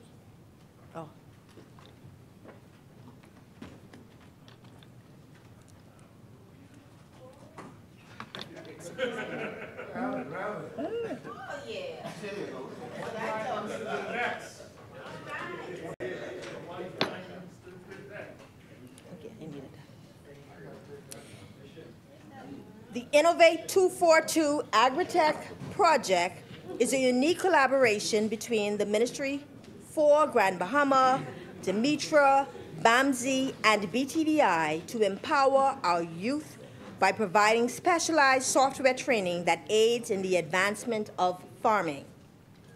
The program aligns with our administration's plan to expand opportunities island by island. It fulfills the promise we made in our Blueprint for Change to expand BAMSI's presence to other family islands, invest in the modernization of our country's agricultural technology and training, and increase the attraction and mobilization of our country's youth to pursue this industry as a career choice. The pilot cohort will include 20 Bahamian students in Grand Bahama, of whom 10 of the top performing students will be offered employment upon successful completion of the training. A pilot program will launch in September 2025. Participants will receive a weekly stipend of $150. Upon successful implementation in Grand Bahama, it is anticipated that this initiative will be replicated on other family islands. Demetra Incorporated is a global agri-tech company with a mission to help small farmers across the world. Demetra works with governments, government agencies, NGOs, and for-profit organizations. The Demetra platform is built on blockchain technology and incorporates mobile technology, machine learning, IT devices, satellite and drone imagery, genomics, and advanced farming research. Through CoLab, the Cities Forward initiative was embraced. With the change in U.S. administration, the program specific to the plans laid out for the Garden Village project has now been adopted by Resilient Cities Catalyst and the University of Miami. This project is focused on resiliency, sustainability, and inclusiveness, and includes the redevelopment of the area commonly referred to as Garden Villas. The Ministry of Housing and Urban Renewal, the Ministry of National Security, and the Ministry of Social Services play critical roles in this initiative and are working collaboratively with the Ministry for Grand Bahama. 5 students from the Bahamas have traveled to Washington, D.C. this month to attend the 2025 Sister Cities Youth Leadership Summit from June 15th through 21st. The students selected by Sister Cities International represent Grand Bahama, New Providence, Abaco, Eleuthera, and Exuma. Sister Cities International brings together students from around the world to explore international affairs and develop leadership skills through immersive experiences. While in DC, the students will participate in workshops focused on diplomacy and leadership development, take tours, and engage in a diplomacy simulation at the U.S. Department of State, where they will role-play real-world diplomatic scenarios. Safe travels to Jaden Forbes from Grand Bahama, Carrington Cash from Exuma, Stanford McIntosh from Abaco, Kanaya Minnis from Eleuthera, and Pryden Wilson from New Providence. But unfortunately, Pryden could not join us after his graduation was scheduled for the same time. But we hope that Pryden can make it the next time. All the best to the students. We know that you will all make us proud. We have completed the 8th cohort of the LNET Maritime 101 program. Since launching in September 2022, 121 students in grades 10 through 12 from 17 schools in Grand Bahama have completed the program. The Ministry for Grand Bahama was pleased to collaborate with LNET Maritime Center to develop the program to introduce our young people to the world of maritime and the blue economy in preparation for the future. The Ministry for Grand Bahama is gearing up for its summer youth employment program to make the job placement process seamless. An online business registration form is available on the Ministry for Grand Bahama's website for businesses interested in participating in the program. Interested students and parents should follow the Ministry for Grand Bahama's Facebook page for further announcements. From CoLab came Empower Grand Bahama, the $5,000 microgrant program. To date, over 180 microgrants have been distributed to entrepreneurs in the creative industry, orange economy, with a focus on touristic product development and support the creation of authentic products, services, and immersive experiences that are uniquely Bahamian. Mr. Speaker, Grand Bahama is steadily on the move. And this administration is focused not only on our island's progress, but to ensure that as Grand Bahama grows, so should our people grow and benefit from the opportunities that exist. For this reason, the Ministry for Grand Bahama continues to live up to its mandate to promote entrepreneurial opportunities by embarking on workshops and other initiatives like entrepreneurial expos held in both West Grand Bahama and Freeport. This collaboration with the Tourism Development Corporation, the Small Business Development Center, the Bahamas Development Bank, other government agencies and stakeholders to engage entrepreneurs in West Grand Bahama and Freeport, provided information on starting, growing, and sustaining a business, and to provide networking opportunities. As I said before, we are tapping into the potential of our people and preparing them for the future. We are focused on creating programs and initiatives to empower our people. We hosted the Innovate Grand Bahama Career Fair, attended by more than 600 students from 16 schools in Grand Bahama and featured 24 organizations from the public and private sectors to familiarize high school students with the career opportunities available in various sectors and to introduce students to the major employers in these fields. Again, we are expanding opportunities throughout the island of Grand Bahama and the Bahamas. By now, everyone would have heard me proclaim, and in accordance with our Blueprint for Change, that Grand Bahama is the home of maritime logistics, the home of innovation, and the home of events and entertainment. Well, many in the entertainment space have decried a stipulation placed on certain venues of a 2 a.m. closing time, when back in the day, there was not such a thing. After extensive discussions with the police, Inland Revenue, business owners, and other stakeholders, this has now been lifted, and some venues and owners have already received updated business license. And we will continue to expand opportunities. Opportunities like Innovate 242 Incubator, affordable housing, Grand Bahama Aquatic Center, Grand Bahama Museum, Grand Bahama Arts and Crafts Center Experience, the Aquaponics Farm, Grand Bahama Icon Sign, Fishing Hole Cultural Village redevelopment.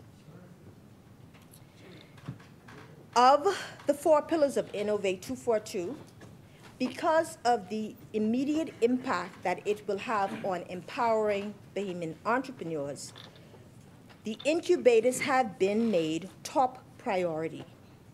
In the first instance, the islands of New Providence, Grand Bahama, and Exuma have been identified for incubators.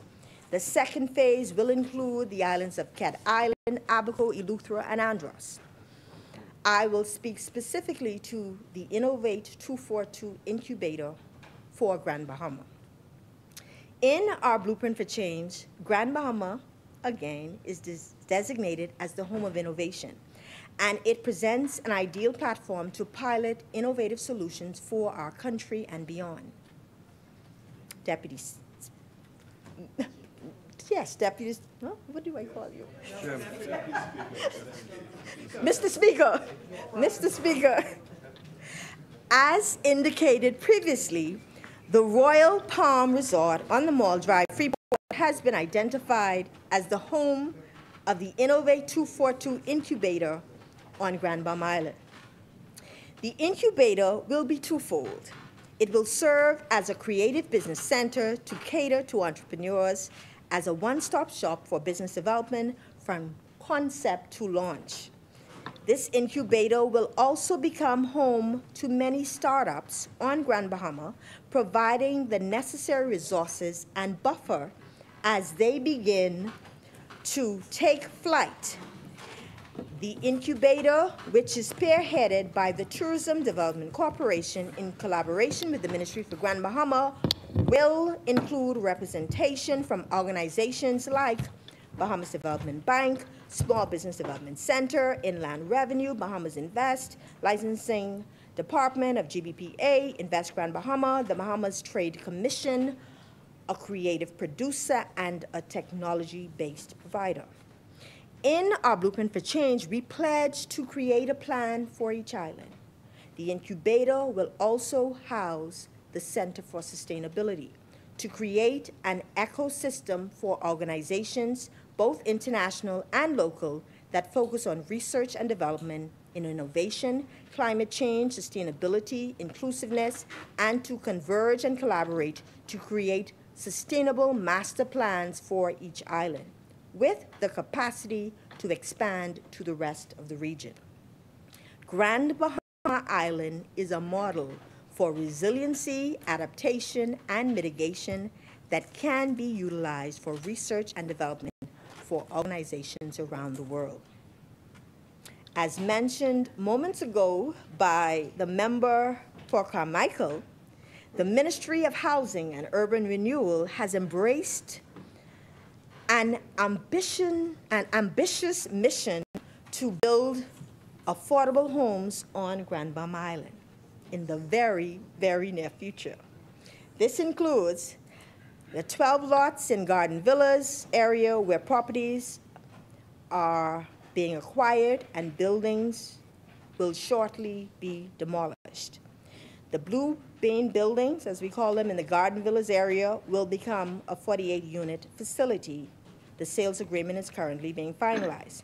The urban renewal property is in the process of being rezoned to allow 7 homes to be developed. 18 lots in Heritage Subdivision have been acquired to construct new homes with an agreement to acquire an additional 100 lots for further development of homes. In West End, and I know that the member for West Grand Bahama, Bimini, would speak further to it, but in West End, West Heights Subdivision is being developed to construct homes as well. There is a growing interest in housing opportunities in Grand Bahama, and public interest will continue to grow as more investment projects are completed on the island. And on Grand Bahama Island, we are happy to be one of the first 5 islands to have an advanced hydroponic and vertical farming system, a collaborative effort spearheaded by the Ministry of Agriculture and Marine Resources. Thank you, Centerville. We are grateful. This will give us an opportunity to localize a variety of fresh produce, assist with reducing import bills, and invest in healthier lifestyles. The Grand Bahama icon sign is in the final stages of completion, so I guess we're next. And the unveiling should occur during the Welcoming Home week of events next month. This is not just a sign. It will memorialize and highlight the Fishing Hole Cultural Village, a place of expanding opportunities. Plans for the Fishing Hole Cultural Village is being finalized as well to ensure sustainability, considering the impact of hurricanes. The proposed development will replace the kiosks destroyed during Hurricane Dorian that the member for Tall Pines had so graciously provided, and should be completed by the end of 2025. The icon sign will signal hope and restoration of this area, expanding opportunities. I am advised that the preliminary architectural drawings for the new 50-meter swimming pool and aquatic center at the Grand Bahama Sports Complex have been completed.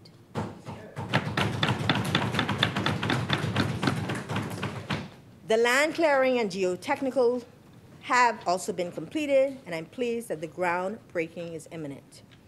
With the Bahamas capturing its 7th consecutive title in the 38th Carifta Swimming Championships this past April in Trinidad and Tobago, the construction of the pool and aquatic center in Freeport signals our administration's firm commitment to youth development. Because while they talk, we action. The discipline, determination, and dominance displayed by the 36-member Carifta swim team, 16 of them were from Grand Bahama, was extremely impressive. The government's investment in this structure will help sustain the Bahamas' excellence in aquatic sports, enhance national pride, and position Grand Bahama as a key player in aquatics. As we promote Grand Bahama Island as a tourism destination, we hear the talk of nothing much to do. But there is. There are many hidden gems. Nonetheless, it is important to continue to enhance the tourism product offerings. This is why we partnered with the Tourism Development Corporation and BAIC at the Grand Bahama Arts and Crafts Center to develop an immersive touristic experience, including 12 vendor booths. The vendor booths at the Arts and Crafts Center are expected to be completed this month. There will be 6 food and beverage vendors on the western side of the property and 6 arts and craft vendors on the eastern side of the property. Out of the 12 vendors that will be stationed at the site, 8 have received Empower Grand Bahama grants to assist with setting up their booths. A plan for tour and entertainment has been developed to encourage taxis and tour operators to include the Arts and Crafts Center as a stop on their tours. With respect to the farmers market, renovations have been completed to all stalls, and the market is fully operational. On page 28 of our Blueprint for Change, Mr. Speaker, as its #1 industry, Grand Bahama will harness the power of the maritime industry, including transshipment and logistics, with spin-off opportunities. The establishment of the Afro-Caribbean Marketplace and Logistics Center is the answer to achieving this objective. Trading with Africa offers the Caribbean region numerous benefits, including increased export opportunities, diversification of trade partners, and access to new markets. Africa's population of 1.5 billion is projected to continue to outpace the world, presenting a great trading opportunity. The potential for growth in both goods and services is significant, with estimates suggesting substantial increases in exports from both regions within a few years. In June 2023, we signed an MOU with Afreximbank to establish an integrated marketplace to boast trade, investment, and connectivity between Africa and the Caribbean.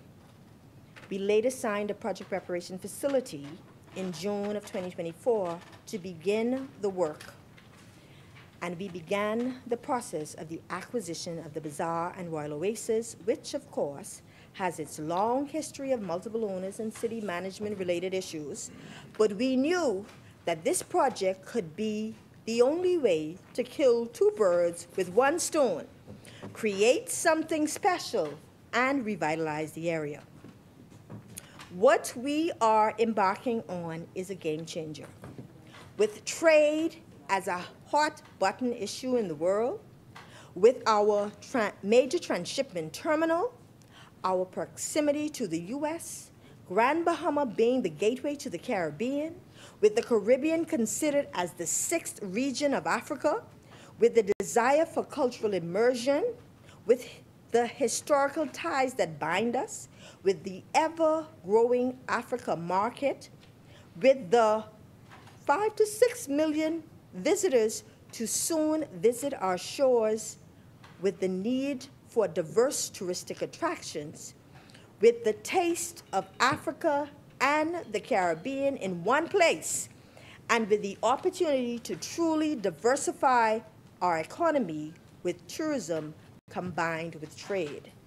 This is indeed a game changer, not just for Grand Bahama and the Bahamas, but for the region. When completed, the project is expected to transform Grand Bahama into a major trade and cultural hub, enhance the Bahamas' strategic position in global maritime networks, foster economic growth, create jobs, and strengthen ties between Africa and the Caribbean nations. The establishment of the Afro-Caribbean Marketplace and Logistics Center on Grand Bahama will serve as a catalyst for regional economic integration, cultural promotion, infrastructural development, and sustainable growth, benefiting, again, not just Grand Bahama, but the entire Bahamas. I am so happy that this Davis Cooper administration is championing this game-changing initiative. Last year, the Ministry for Grand Bahama launched the first Welcoming Home Grand Expo cultural extravaganza. The event reinforced the clarion call made to Grand Bahamians living abroad and the message we repeatedly conveyed to residents.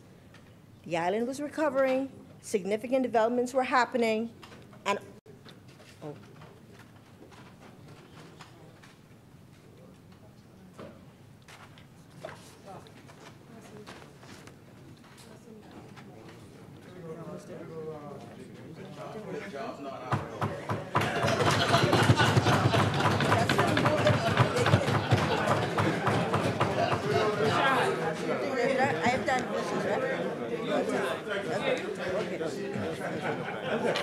Okay. Okay. Oh, I missed some. Okay. The event reinforced the clarion call made to Grand Bahamians living abroad and the message we repeatedly conveyed to residents. The island was recovering, significant developments were happening, and opportunities were coming, so get prepared. I joined the member for Cat Island, Rumpke and San Salvador in urging Grand Bahamians and every Bahamian to commit to a personal program of education, skills, and training. As he said, whatever your age and stage of life, whatever your circumstances, please, did I not just read this? No, I think I skipped over something. Okay. Okay. Okay. For this reason, I am excited that the Ministry for Grand Bahama is hosting Welcoming Home again this year from July 2nd through 10th, a week of events leading up to our 52nd anniversary of independence. With the renewed optimism many residents are now feeling about the future of Grand Bahama, we intend to make this year's celebrations even bigger and better. So we start the week off with Down by the Fish Fry in Smith Point, Battle of the DJs, followed by the Grand Bahama Icon signage unveiling at the Fishing Hole Cultural Village. The Grand Expo Empowerment Seminar, which showcases the artwork of local artists and provides updates from government and major developments on all that's happening on the island and opportunities that residents would be interested in. Then we have the Welcoming Home Song Competition, where the finalists, the top 3, will be selected by the judges, and the local radio station and listeners will cast votes for the winner. The Grand Road Race and Health Fair brings the community together for fitness and camaraderie, free health screenings, and giveaways with healthy breakfast options. The Grand Welcoming Home Festival in downtown Freeport is a family-friendly event. It will feature renowned Bahamian artists, authentic Bahamian delicacies from local vendors, and the Welcoming Home Song Competition winner will be announced, and the winning song will be performed. The Independence Ecumenical Service at First Baptist Church will be led by the Grand Bahama Christian Council, where the community will come together to pray and worship in preparation for the anniversary of our nation's 52nd independence. And we will follow with West End Move later that evening, bringing residents together in the heart of the island's capital, West End. The West End Committee, yes, the West End Committee will spearhead this event featuring local entertainment and the finest seafood to highlight the unique charm and spirit of this vibrant community. And the week will end with the grand cultural extravaganza on Independence Park on July 9th in celebration of our 52nd anniversary, and feature the best of Bahamian culture through displays from religious, arts, cultural, and law enforcement agencies. And it will climax with an inspection of the guard and fireworks display. So to all Grand Bahama residents, let's unite and celebrate as a community. To Grand Bahamians living abroad and throughout the Family Islands and in Nassau, I invite you to come home and join the celebrations. Mr. Speaker, after almost 4 years of serving the Pine Ridge community, and the Pine Ridge constituency office remains a beacon of hope for residents. The office is open Monday to Friday from 9 to 5 p.m., and Team Pine Ridge is ready to assist residents in need. We take pride in serving the public with dignity and respect. The office staff frequently assist residents in resolving issues or directs them to the relevant government agencies, although for the most part they've been directing a lot of them to the Pine Ridge constituency office because we get things done. We continue to visit residents who are sick and shut in, delivering flowers and offering our well wishes. We celebrate the birthdays of Pine Ridge residents with tokens of appreciation. Through our Pristine Pine Ridge initiative, we have removed derelict vehicles from Hudson Estate, Queens Cove, the back of town, Hawksbill, Sunset, and other locations. Properties in Hawksbill, Garden Villas, and Hudson Estate, the back of town, Sunset Subdivision, and Regency Park were also cleared of debris to enhance community safety and aesthetics. In Freeport Ridge, Team Pine Ridge cleared debris and hosted a town meeting with residents to discuss and address their concerns. During recent fires, the affected areas of Pine Ridge, particularly residents of Sunset, Regency, and Hawksbill, Team Pine Ridge was actively involved in response efforts on the ground. We engaged backhoes to clear bushes near homes. We provided masks, water, and food to those in need, offering assistance with temporary relocation and minor home repairs for impacted residents. This past Easter, Team Pine Ridge was excited to host its first Easter extravaganza at Hugh Campbell Primary School and provide breakfast for the students over 5 days. It was a joy to offer meals to these young minds to start their day. And we also provided Easter baskets for students at Growing Years Preschool and hosted our annual extravaganza at the newly constructed Heritage Community Park for the children. And we should never forget about the teachers. Team Pine Ridge supported our friends at the Beacon School during Teachers Appreciation Week by providing special treats to show our appreciation for their hard work and dedication. Our annual Mother's Day Sip and Paint event was a grand success. Each mother received a handmade fruit basket. It was a day filled with prizes, surprises, food and laughter, and dance, with special honors for our senior mothers. For our fathers, we'll have a post-Father's Day Grill and Chill event with a grill competition, food and drinks, games, dominoes, checkers, and lots of fun for Pine Ridge fathers. Our Pine Ridge seniors have been enjoying our movie days. We recently showed Pretty Woman, and it was an afternoon of food, laughter, fellowship, and fun. And we have already begun planning our annual back-to-school giveaway. Pine Ridge kids will receive the usual backpacks and school supplies, and last year, Team Pine Ridge went door-to-door distributing bags to ensure that children who couldn't attend in person received their backpacks. And as you can see, our team is active throughout Pine Ridge communities, listening to the residents' concerns and addressing them. And Mr. Speaker, I would like to take this moment to sincerely thank Team Pine Ridge. They have been the wind beneath my wings, pushing through, holding the fort, staying connected to the people, and simply delivering the results that are required to truly impact lives. From day one, we said that we would recover, rebuild, and revolutionize. Without a doubt, we have recovered. We are rebuilding. And I believe that it is safe to say that we have been revolutionizing and creating new industries as heralded in our Blueprint for Change. We are revolutionizing with digital assets, revolutionizing with CAPAS, Creative and Performing Arts School. We are revolutionizing with regenerative medicine and with space tourism.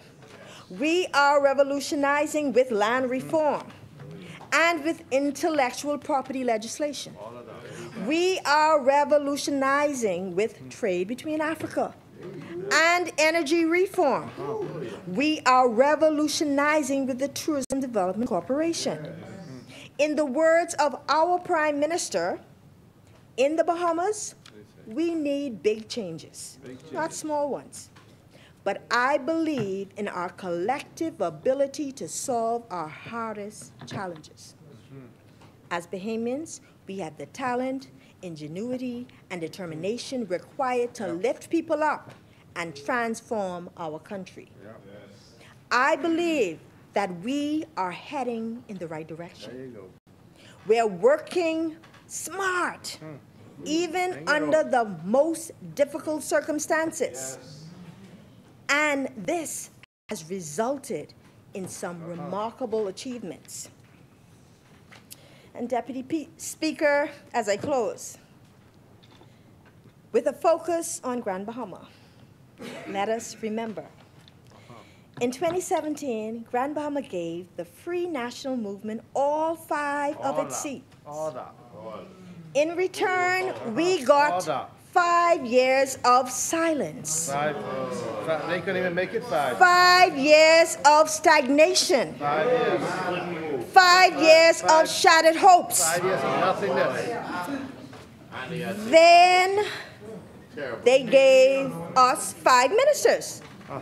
A deputy prime minister, and a minister of finance, actually 2 ministers of finance, no less, I forgot one. but no movement. They gave Grand Bahama a 20-point manifesto, but no results. They gave us headlines, but no hope. They couldn't get 1 point. But what did we get? We got ribbon cuttings for projects that never opened. We got press conferences for jobs that never came. We got photo ops in hard hats while the people struggled to rebuild their lives. We had a minister for Grand Bahama who made headlines but never made a difference. The people of Grand Bahama didn't need another title. We needed action. We didn't need symbolic gestures. We needed real jobs, real investment, real leadership.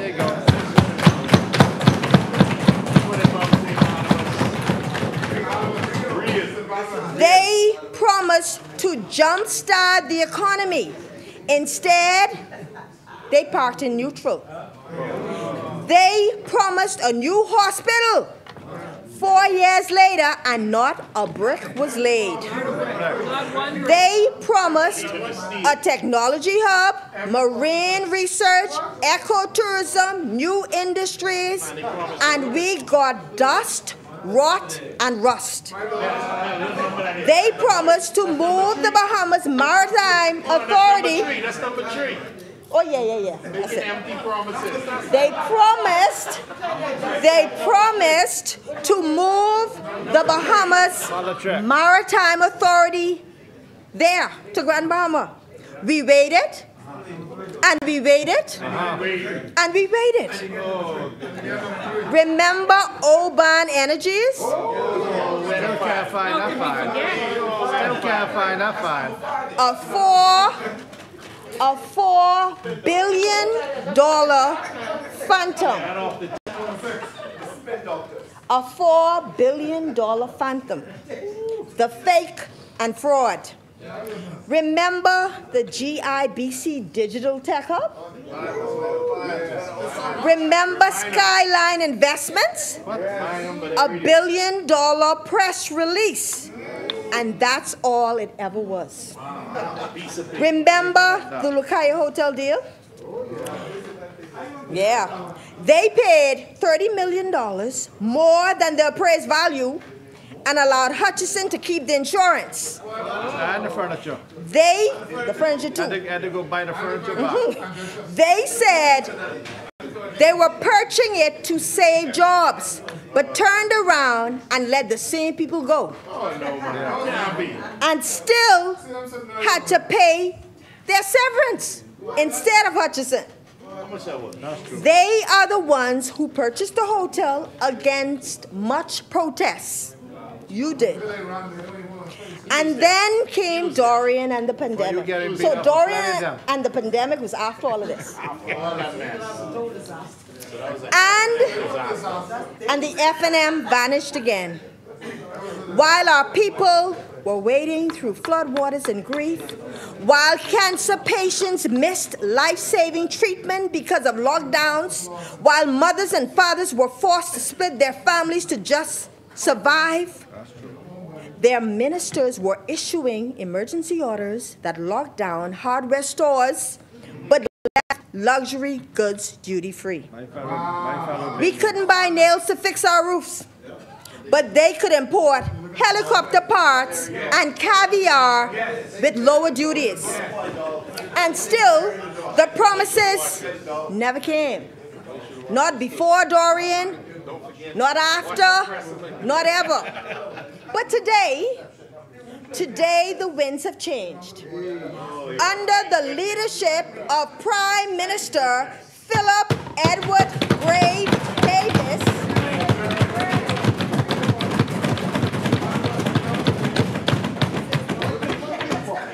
Grand Bahama is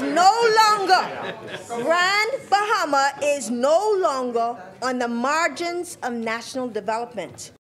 We are at the center of it.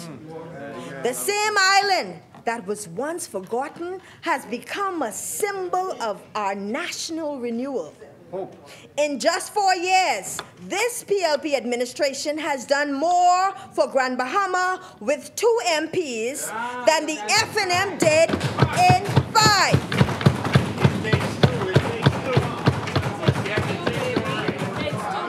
The hotel deal, they left in ruin.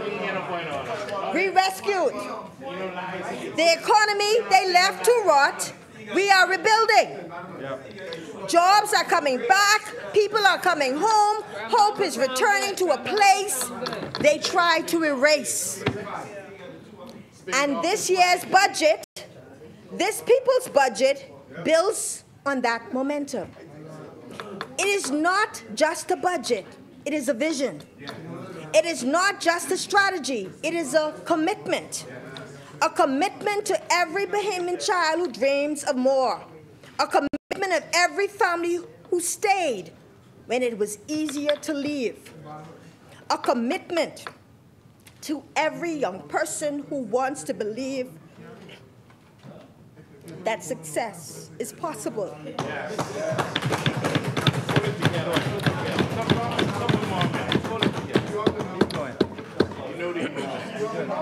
You know the emotions running. Just the spin docking again. Sitting there. A commitment to every young person who wants to believe that success is possible without leaving their island behind. We remember the years of neglect.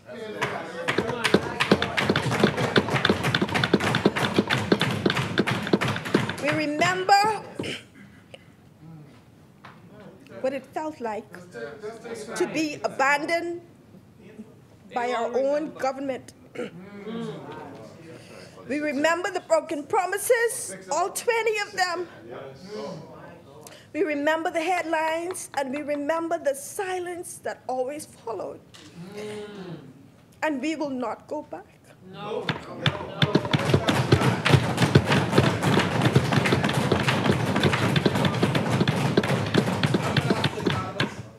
Grand Bahama has been through too much. Our people have lost too much. and we have come too far. We are building a nation that puts people first, where opportunity is not based on luck. Sorry.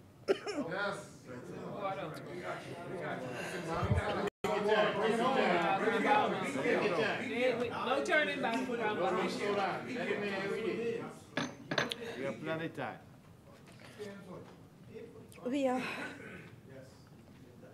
We are building a nation that puts Bahamians first, where opportunity is not based on luck, but on deliberate, inclusive design. We are growing an economy that recognizes the dignity of every worker. Not just bankers and CEOs, but taxi drivers, straw vendors, carpenters, teachers, nurses, and janitresses. We are writing a new chapter for Grand Bahama. One of resilience, of renewal, and of results. We are not done, but we are on the right track. And we are moving, not backwards, but forward together. Because this budget, the people's budget, is more than policy. It is a declaration. It says, we believe in Bahamians. It says, we see your talent, we hear your frustration, we feel your hope. And most of all, it says, we will not leave you behind. Today, I can say with all assuredness that this Davis Cooper administration has been delivering on the commitments made in our blueprint for change. Yes, it's still a work in progress, but my, oh my, we have come a mighty long way. And with this, Deputy Speaker, Pine Ridge supports Budget 2025-26, expanding opportunities island by island.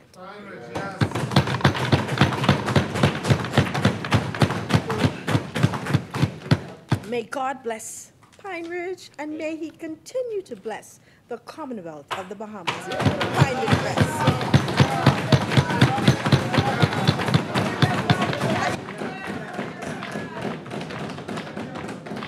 The chair recognizes the honorable member for Freetown. Mr. Deputy Speaker, I move that the House to sit beyond 7 p.m. Is there a second? It has been moved and seconded that the business of the House do continue beyond the 7 p.m. hour. As many as are in favor will remain seated. Those opposed will stand. The motion is carried. The business of the House will proceed beyond the 7 p.m. hour. Honorable member for West Grand Bahama. Honorable member. The chair recognizes the honorable member for West Grand Bahama and Bimini. Thank you, Mr. Deputy.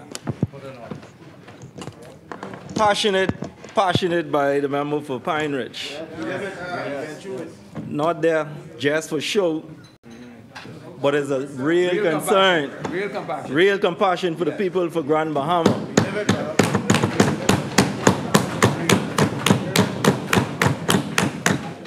Mr. Deputy Speaker, I rise today with profound gratitude and unwavering conviction to lend my voice, and more importantly, the collective voice of the great constituency of West Grand Bahama and Bimini to the 2025-2026 budget debate. This is not just another budget. It is a testament to a government that listens, a government that acts, and indeed, Mr. Deputy Speaker, a government for the people. Mr. Deputy Speaker, it fills my heart with immense pride to congratulate all the graduates from West Grand Bahama and Bimini constituency across every level, primary, junior, senior, and university college. Each of you has reached a significant milestone through your hard work and dedication. Mr. Deputy Speaker, I would also extend a special congratulations to my daughter, Katie Smith, who graduated from Davidson Day School in Davidson, North Carolina, and will do her undergraduate studies this fall at Alabama A&M University, Huntsville, Alabama.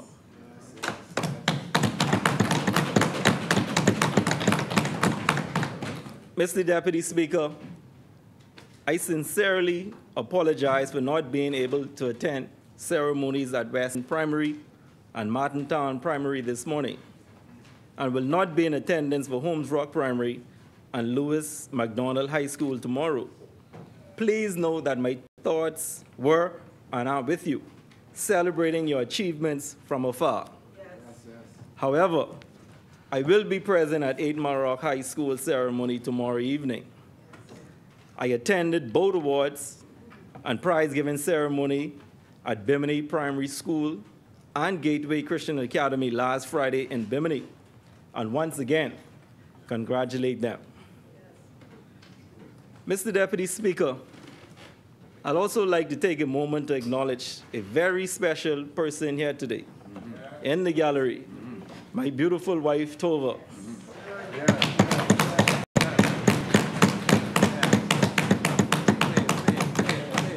She has been my unwavering strength and a guiding light in my life, and I am endlessly grateful for her love and support.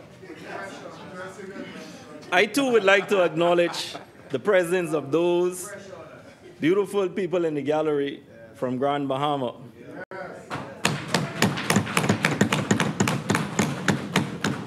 But Mr. Deputy Speaker, the Prime Minister and member for Cat Island, Rumkey, and San Salvador, in his communication, articulated a vision of expanding opportunities, island by island.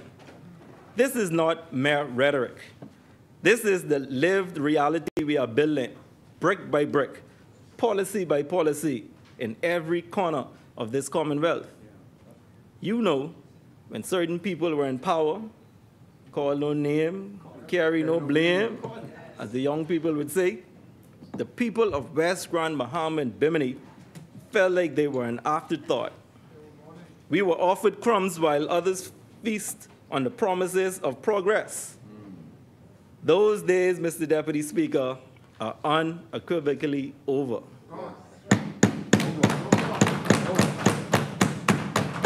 This government, unlike those who came before us, understands that real progress is measured not by lofty speeches alone, but by the tangible improvements in the lives of our everyday citizens. Mr. Deputy Speaker, let me be crystal clear. This budget is about securing the future of every Bahamian family and not the select few, as St. Barnabas would want his small numbers of followers to believe. What? Small? It is about creating opportunities that reach every island, every hamlet, and every settlement. And yes, it is about lowering the cost of living and making life more affordable for our citizens. We are not just talking about recovery. We are talking about revolutionizing our country's economy. Mr. Deputy Speaker, when the Prime Minister speaks of achieving a budget surplus for the first time since independence, that is not some abstract number on a ledger. It is the fiscal bedrock that allows us to invest profoundly in our people, in our infrastructure, and in our future. It means we have more resources to put back into the communities that were neglected for far too long.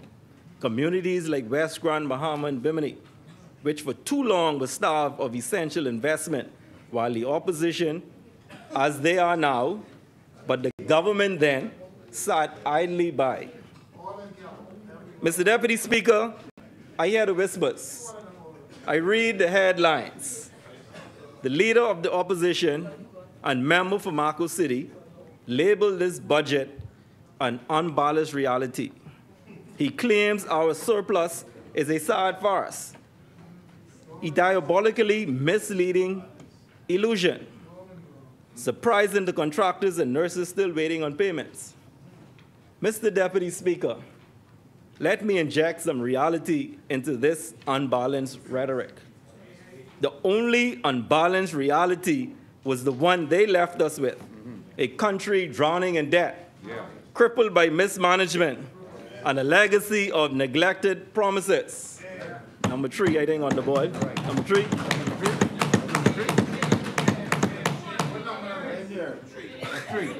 While they were busy plunging us deeper into financial chaos, this government rolled up its sleeves and began fixing their mess and ensuring fiscal discipline.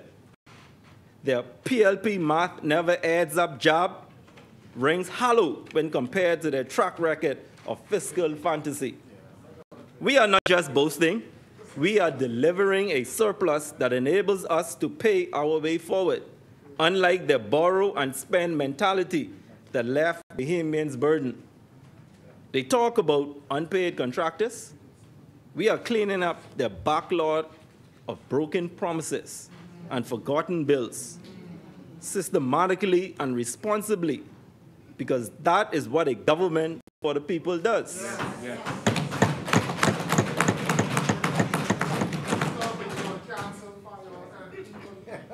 The side opposite, though they are trying to disassociate themselves from the former menace-led administration, the member for Kalani, they are trying to convince the Bahamian people that they are brand new, Mr. Deputy Speaker. But we all know about collective responsibility of cabinet. The member of Cat Island, Rumkey, and San Salvador, the Honorable Prime Minister, the member for Exuma and Ragged Islands, and all the other members for the governing side who spoke so far have laid out all the good that has been done since being elected since 2021. What's good for the Bahamian people is bad for the side opposite, Mr. Deputy Speaker. That's why the member for Exuma and Ragged Island described them as apoplectic. Yes, that's it. Overcome with anger, furious. Overcome with anger. The member for Pine Ridge laid out all the good things that are happening in Grand Bahama. Yes. That is why they are apoplectic, Mr. Deputy Speaker. Imagine them believing that Grand Bahama is F&M country. Of course, not West Grand Bahama and Bimini, but it is the PLP that is making Grand Bahama grand again. Yes, yes, yes. They are doing everything to distract their supporters from believing all the good, Mr. Deputy Speaker. Yeah. They know that their support is dwindling daily. Mr. Deputy Speaker, let me give you some examples as to why they have no traction in West Grand Bahama and Bimini. Okay. I want Grand Bahama and Bimini to listen to me carefully. This will give you a clear picture of how the side opposite felt and still feels about us in West Grand Bahama and Bimini. Under the former PLP administration led by the Right Honorable Perry Christie, construction of 2 government buildings and a junior high school began in 2016. In 2017, unfortunately, the Bahamian people voted in the F&M only to realize that they made a mistake and returned the PLP to government in a landslide. But when the PLP won in September of 2021, we soon realized that those buildings remained in the same condition as we left them in 2017. For 4 years and 4 months, the former government left those buildings untouched. In 2021, on the 18th of November, the now Prime Minister opened the government complex in Bimini and named it the George W. Weach Complex. And get this, only after 2 months after gaining office. Imagine that. It sat there, Biminites, because they believe you did not deserve such a building. Likewise, in 8 Mile Rock, with the government complex, Mr. Deputy Speaker, even though Likewise, in 8 Mile Rock, with the government complex, Mr. Deputy Speaker, even though it was 90% completed, it too sat there for 4 years and 4 months untouched. It took the now Prime Minister to complete and open the complex on the 13th of November, 2023, and named it the Obadiah H. Wilshcombe Complex after the late former Member of Parliament for West Grand Bahama and Bimini and Minister. West Grand Bahamians, they believe that you did not deserve such a building. Yes. The junior high school also sat untouched for 4 years and 4 months in Holmes Rock, Mr. Deputy Speaker. Not a dollar spent to have it completed by the side opposite. What? We acknowledge some work was done since taking office in 2021, but still not completed at this time. This government is committed on completing and delivering that learning institute for the kids of West Grand Bahama. Through all of this, Mr. Deputy Speaker, aspirant candidates for the side opposite have the audacity to step foot on the school's property to do a live video. What? You know, Mr. Deputy Speaker, the side opposite has the highest paid troll that resides in West Grand Bahama. And along with leadership, his job is to downplay and to dismiss all the good that this government is doing, Mr. Deputy Speaker, and what is happening in West Grand Bahama and Bimini. But they can't downplay what is being done and can be seen. Here is a snapshot of what is being done or what was completed in West Grand Bahama and Bimini since 2021. In addition to the government building discussed earlier, demolition of West End Police Station, redevelopment of a state-of-the-art in the Pine Park in the Pine Forest Estate subdivision, a brand new bathroom block at Sunset Village, restoration of 8 Mile Rock School basketball gym, and also retrofitted as a hurricane shelter, construction of a new terminal at South Bimini, airport terminal that is, repaving of the roadway on South Bimini, continued roof repairs, installation of 15 laptops and printer for West End Primary School's computer lab, roadside verge cleaning in Boodle Bay, the continued use of beautiful Grand Bahama, West Grand Bahama teams throughout the constituency to keep them manicured. Jonquil return to the streets of West End on New Year's Day. Upgrade of Poggy Bay and Broward public parks. That's only the name of few, Mr. Deputy Speaker. What are they doing for them? But Mr. Deputy Speaker, in West Grand Bahama and Bimini, we are seeing the tangible fruits of this government's commitment. I recall standing here in March during the midterm budget communication, assuring my constituents and this honorable House that the split between Resorts World Bimini and the Hilton brand would not affect the initial investment and jobs in Bimini. The tourism numbers for Bimini continue to remain positive. People are still coming, and they will continue to come. Resorts World Bimini remains a vital corporate stakeholder, and we fully expect them to deepen their investor confidence. That is not by accident, Mr. Deputy Speaker. It is because this government works tirelessly to foster confidence and stability, even amidst changes, unlike those opposite who thrive on creating doubt and fear. Mr. Deputy Speaker, I spoke then about the much-needed roadworks underway in South Bimini, and now I can proudly confirm that not only are those improvements continuing, but we are also seeing critical infrastructure development in South Bimini. While those opposite were content to patch potholes with empty promises, this government is laying the foundation for a truly modern Bimini. The roads are being paved in South Bimini. It is 90% completed. And crucially, a brand new terminal at the airport in South Bimini is being built. Mr. Deputy Speaker, as I have said before, an airport is more than just a runway. It is a gateway to opportunity. It enhances connectivity, attracts further investment, and solidifies Bimini's position as a premier destination, directly benefiting our people with jobs, tourism, and easier access to and from the island. This is foresight Mr. Deputy Speaker.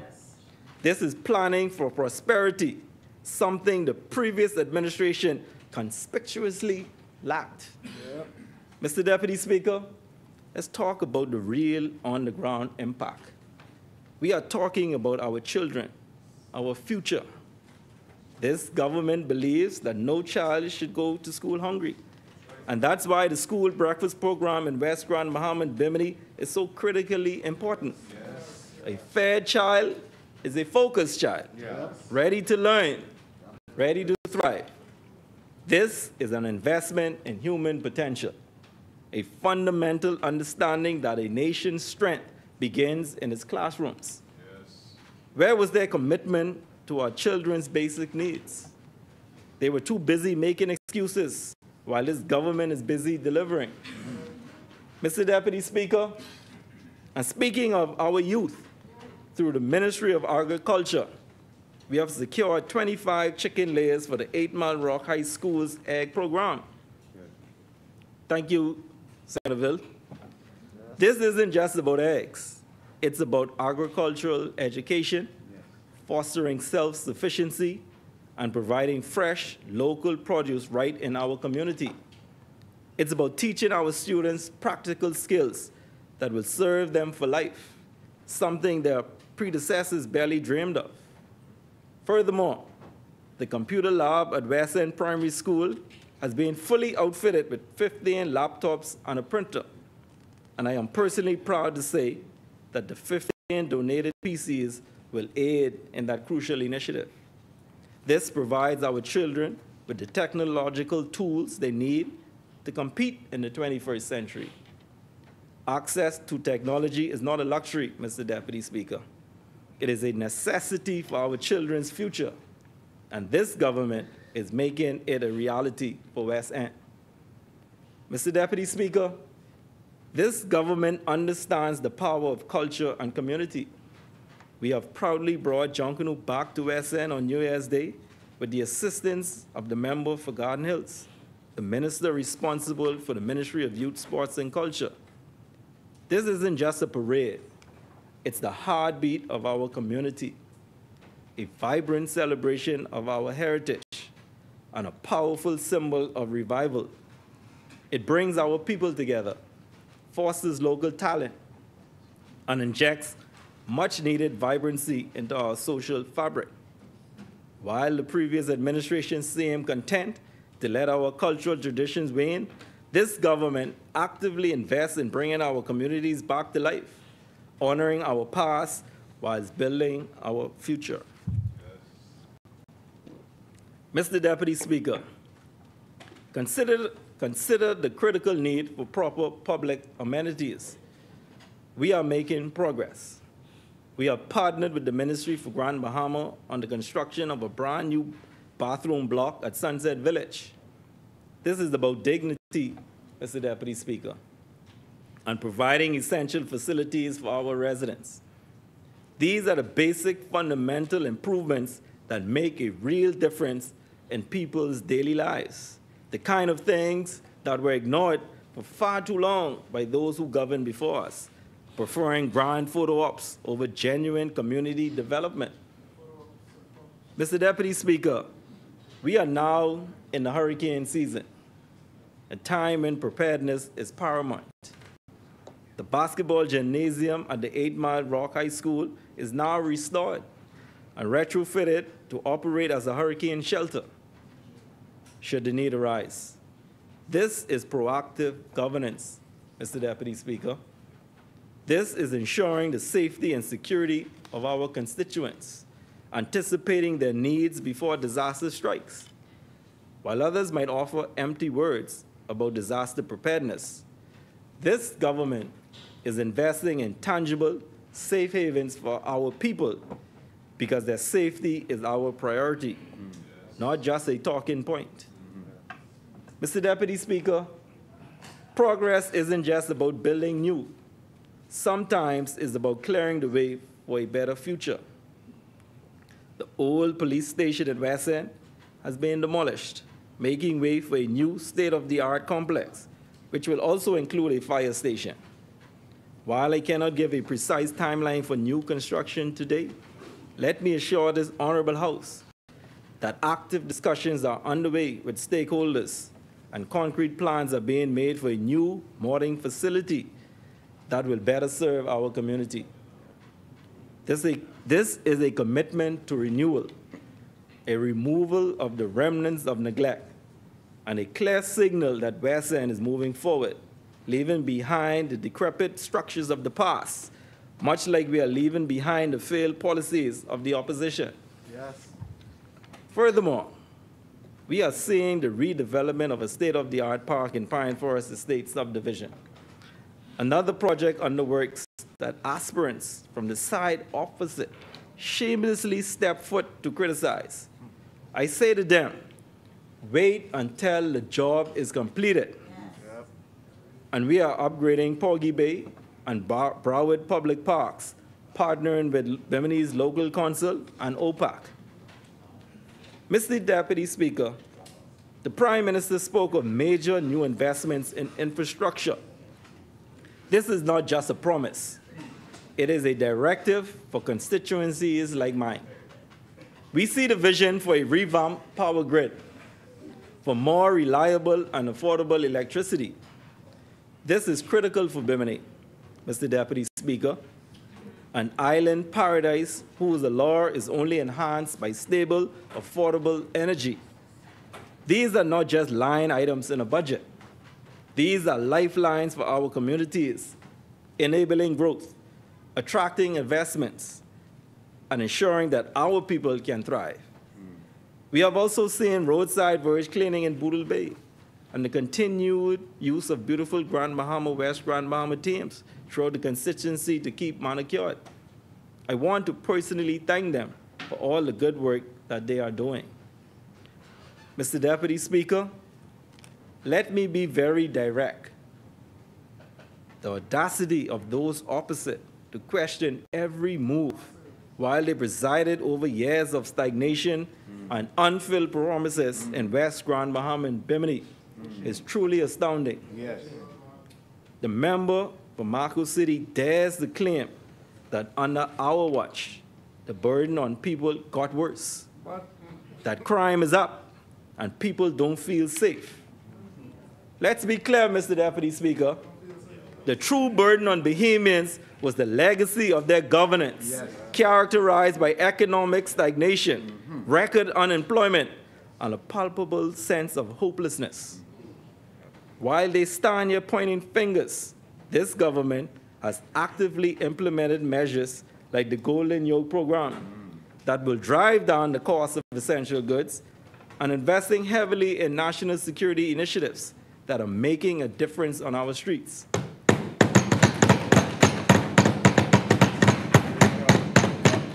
They talk about fear and frustration, but it was their time in office that truly left Bahamians feeling abandoned and unsafe.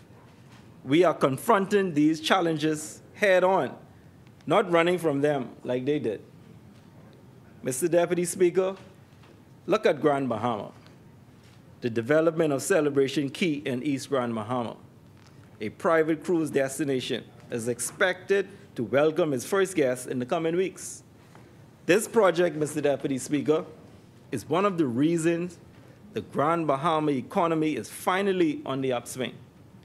But let us not forget the other monumental step forward for our island, the successful sale of the Grand Lucayan. This is not just a building, Mr. Deputy Speaker. It is the beating heart of Grand Bahama's tourism sector, a beacon of hope that lay dormant, a painful reminder of promises unkept. For far too long under the very watch of those opposite. While this government secured a future for this critical asset, and indeed for thousands of Grand Bahamians, where were the members opposite during this momentous event? They were absent, Mr. Deputy Speaker, steeped in their political tribalism. The chairman of the FNM, with a vision so skewed it defies belief, was quoted as dismissing the heads of agreement ceremony as a PLP rally or something to that effect. What shocking audacity. Yes. What utter disconnection from the very people they claim to represent. They couldn't set aside their partisan pettiness to witness a turning point for Grand Bahama, a moment of national pride, because it didn't fit their narrow, self-serving narrative. This, Mr. Deputy Speaker, is how they reveal their true colors. While this government is building and delivering, they are busy complaining and obstructing. While not directly in my constituency, it underscores this government's commitment to revitalizing the entire island of Grand Bahama, creating jobs and opportunities that will ripple across our communities. This is how we support our people, by creating conditions for economic growth and ensuring Bahamians are ready to seize these new opportunities through investments in education, training, and entrepreneurship, regardless of whose flag is waving. Mr. Deputy Speaker, I am also delighted to announce that approval has been granted for 20 affordable houses to be built in West Grand Bahama.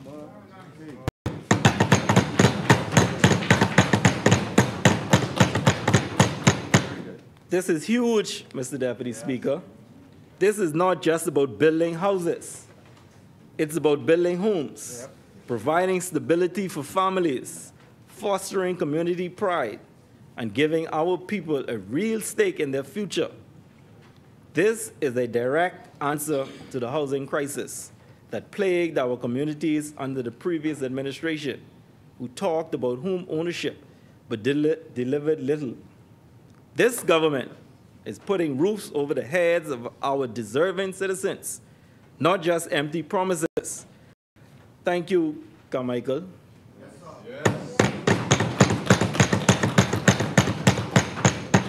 Mr. Deputy Speaker, speaking of roofs, I must acknowledge the immense demand on our home roof repair program. The need is great, and I want to assure my constituents that we are making some headway and that we are doing our very best to assist as many families as possible. We understand the urgency, especially as we navigate hurricane season, and we are committed to strengthening our communities one roof at a time, protecting our most vulnerable citizens. This is the mark of a government that truly cares, that acknowledges challenges and actively works to overcome them, unlike those who would rather hide from the problems. We are not just distributing materials for homeowners to complete on their own. We are continuing works to repair roofs ourselves. Mr. Deputy Speaker, we are also actively seeking to bring educational opportunities to West Grand Bahama and Bimini to the Bahamas Technical and Vocational Institute, BTVI. A town hall meeting was held, engaging the community and underscoring the immense significance of this initiative. This isn't just about a few courses. It's about empowering our youth and adults with practical, marketable skills right in their backyard. This means our young people won't have to leave home to gain valuable certifications, and our existing workforce can upskill to meet the demands of a growing economy. I would like to think that this becomes more even attractive now, considering the recent policy changes on student visas for the United States. This is a monumental step towards true economic empowerment and human capital development in our constituency, a vision conspicuously absent from the plans of those previously held the reins. We have accessed every government agency and department that offers skill training, entrepreneurial opportunities, and support to our constituencies in West Grand Bahama and Bimini, namely BTVI, SBDC, TDC, National Training Agency, the Department of Labor Job Fair in West Grand Bahama, and more. Mr. Deputy Speaker, the Prime Minister highlighted the government's commitment to diversifying our trade relationships, citing the Golden Yoke program as a success story where Bahamians are now paying less for eggs than consumers in Florida. Through the Ministry of Agriculture, I was able to secure 100 chicken layers for one of our producers in West Grand Bahama. This is a tangible example of how strategic government intervention directly benefits the pockets of everyday Bahamians. The same strategic thinking, the same commitment to tangible results will continue to guide our efforts in West Grand Bahama and Bimini as we seek to unlock new avenues of economic prosperity. Mr. Deputy Speaker, they say actions speak louder than words. While others were busy creating a narrative of despair, this government was busy delivering first for the Bahamian people. The first government to put free Wi-Parks in parks nationwide. Imagine the impact on our students, our entrepreneurs, our communities in West Grand Bahama and Bimini. The first to pass a law ensuring intellectual property rights for our artists and creators, unleashing the potential of our talented people.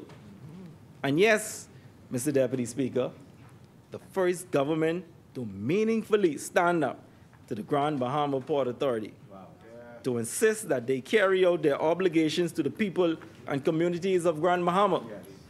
That, Mr. Deputy Speaker, is the definition of a government for the people.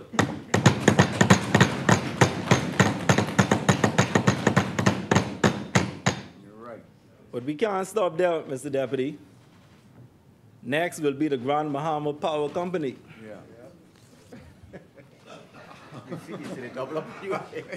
Get Elizabeth, man. Get Elizabeth. I know my light bill doubled just this month. The usage doubled, even though I have the same appliances, the same usage, but it doubled. Something is wrong. Mr. Deputy Speaker, I have submitted requests to various government agencies and departments for consideration to restore North Bimini's West Coast Line, rebuild the West End Police Station, the installation of city water through Bahama Beach Subdivision, Holmes Rock, Section C, D, and E, Southern Central Andros, road works in West Grand Bahama.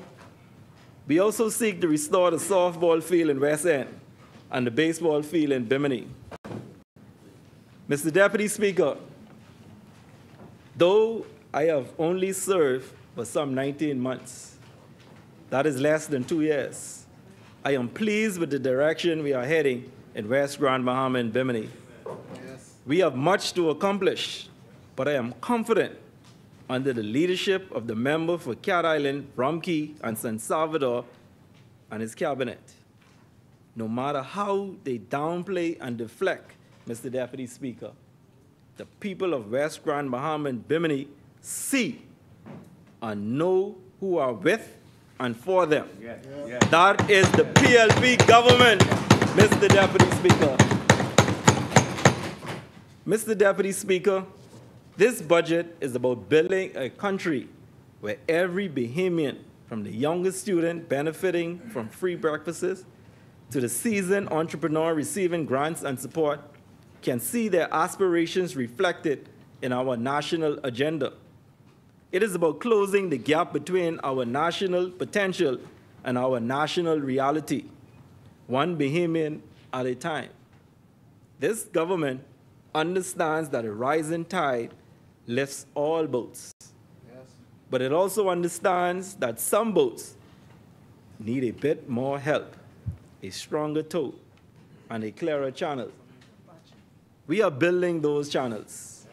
We are providing those tow lines. We are ensuring that the people of West Grand Bahama and Bimini and our entire archipelago are not left behind. This is not just a budget. It is a blueprint for a brighter future, a commitment to shared prosperity, and a defiant stand against cynicism and inaction of the recent past. I repeat, this is not just a budget, it is a blueprint for a brighter future, a commitment to shared prosperity, and a defiant stand against cynicism and inaction of the recent past. Mr. Deputy Speaker, West Grand Baham and Bimini support this fiscal budget 2025-2026.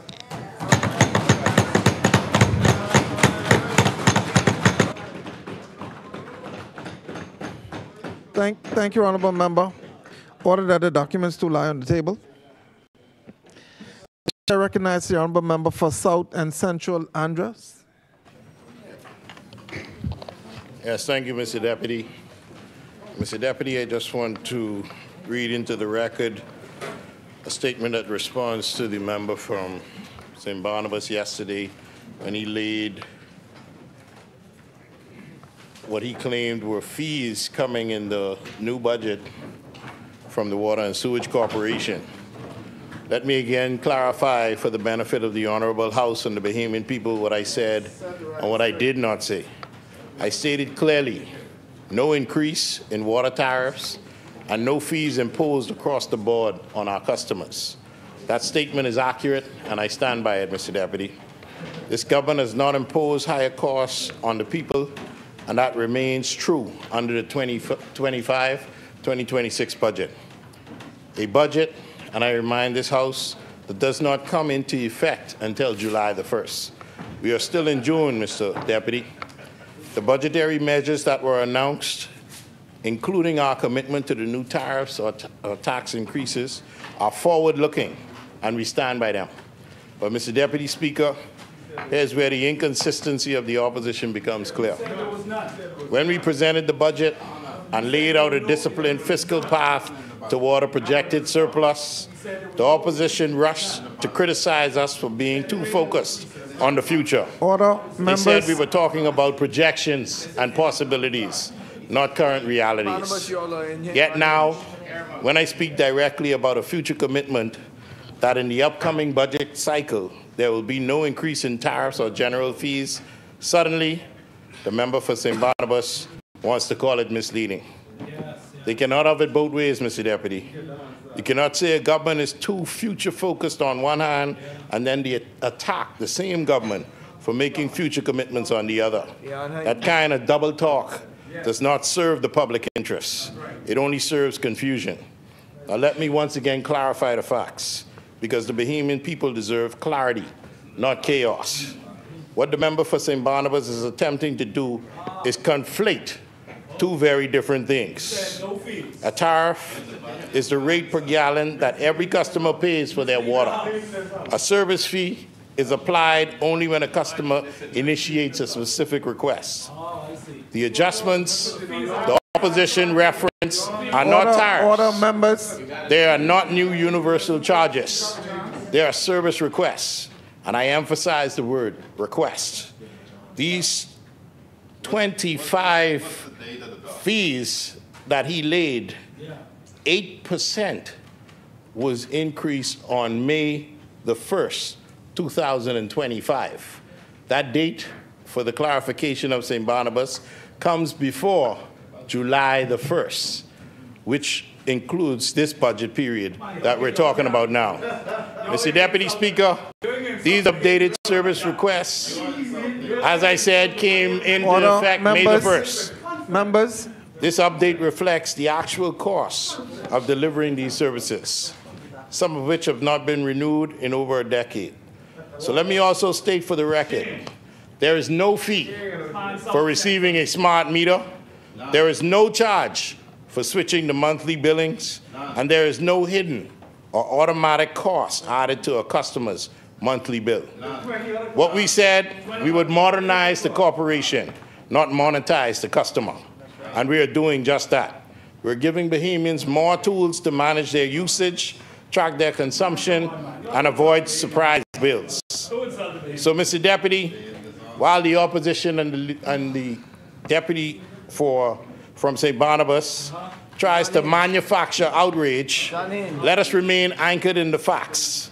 The adjustments they refer to are targeted, optional, transparent, and reasonable. No tariff increases, no hidden fees, no additional charges tied to smart metering or monthly billing. Let me not dress up technical adjustments as public burdens. And more importantly, through you, Mr. Deputy, to the honorable member for St. Barnabas, let us not mislead the public just for headlines. It is unfortunate that not unfamiliar, it's definitely not unfamiliar with that side, that at a time when the Bahamian people are seeking truth and stability, the opposition chooses instead to play politics with the facts. But Mr. Deputy, this is no time for political gains. The Bahamian people deserve more than the emotionally charged misrepresentation by the member for St. Barnabas. They deserve honesty, clarity, and leadership grounded in responsibility, not fear-mongering. Governance is not theater. It is a service. And the people are watching not just what we say, but how we say it and why. When members deliberately twist the truth for political gain, they are not engaging in oversight. They are engaging in manipulation, Mr. Deputy. That kind of conduct does not uplift this House. It undermines it. So let us debate, yes. Let us scrutinize, yes. That is the role of any healthy democracy. But let us also have integrity that's lacking on the other side, Mr. Deputy, to tell the truth while doing so. Because at the end of the day, facts still matters, and the Bahamian people deserve nothing less. Thank you, Mr. Deputy. And I'll sign it so that the member for St. Barnabas could go ahead. Yes. Thank you. Yeah. The chair recognizes honorable member for Mr. Deputy, yes. The member for South and Central, Andros, my good brother, right? He should be shamed, Mr. Deputy, right? To come in here, Mr. Deputy, this is his words, Mr. Deputy. Yes. This government has made a firm commitment to infrastructure growth without imposing higher costs on the people. Yes. Let me repeat again, no tariff, that's not what you said. No tariff increase for water rates, right. And no hidden fees or additional charges. That's right. Further, Mr. Deputy, right. From the Hansard, right. I then challenged him again that if there are no changes to the fee structure, yes. Mr. Deputy, hold on. You had your turn. You had your turn. Listen. Mr. Deputy. Honorable member. He had his turn. He had his turn. Let him finish. Thank you. He said to let me finish. He didn't say it, right? So when I challenged him on it, that there was no changes to any of the fee structure, he said, Mr. Deputy, I said, no tariffs and no fees, right. No new fees. None. That was clear and made simple. Right. So, Mr. Deputy, I tabled for the Bahamian people an email from Water and Sewage. Kindly note the attached document. Kindly note the attached document outlining the increase in fees, Mr. Deputy. Mr. Deputy, my brother. Hey, all that ain't work. You don't have your turn. I am going to read the letter. Thank you. You misled this House. You all increased the fees and you lied to the Bahamian people. You misled this House. Members. You misled this House. We misled this House. Members. Mr. Deputy, please. Yes, members. Thank you very much. I'm going to read the full email. You misled this House. Now you want to come in here. Say you want to increase the fees? No. Shame, man. And he thought you was gone too, you know. Yeah, he thought I was gone. Right? Email from Water and Sewage. Email. Right? Kindly note. Mr. Deputy, let me read. Honorable member. Let me read. Let me read. You sit down. I'm not, but you don't let me read the email. Members. Man, you sit down. You misled this House. You misled this House. Mr. Deputy, can I? Members. Please? Okay, I understand. Okay. No, Mr. Deputy. No, hold on. Mr. Deputy. Mr. Deputy. He had his turn, and now, no, it's and my now turn. that he's been caught. No, it's my turn. It's my Go ahead, turn. Mr. Deputy. My turn. Go my ahead. turn. Now, listen. We can be here. Yeah. I'm gonna let you finish, but let me. Yeah, it's my turn, St. Barnabas. I don't want to go. I don't want to enter a shouting match today. Okay, member, yeah, member, I have to finish. Yes. Yeah, hold on. Let me. Yes, member.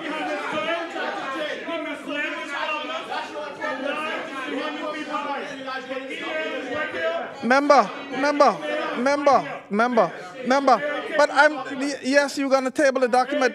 Yes, but I want you to sit. I have something to say. Yes, you can order that the document be brought up. This one? Yes, honorable members, I want everybody to sit. Let's sit. We're not going to have a shouting match. Honorable member for St. Barnabas. Come. Honorable member. Yeah. Let's. Yeah, you can table the document. 1 minute, honorable member for Marathon. Honorable member, I want you to table the document. No, this one here. Order that the documents be brought up. Huh? Yeah. Honorable member for St. Barnabas. Yeah, you can sit and. Honorable member. No, honorable member. You ain't finished. Let me finish. Yeah. You have.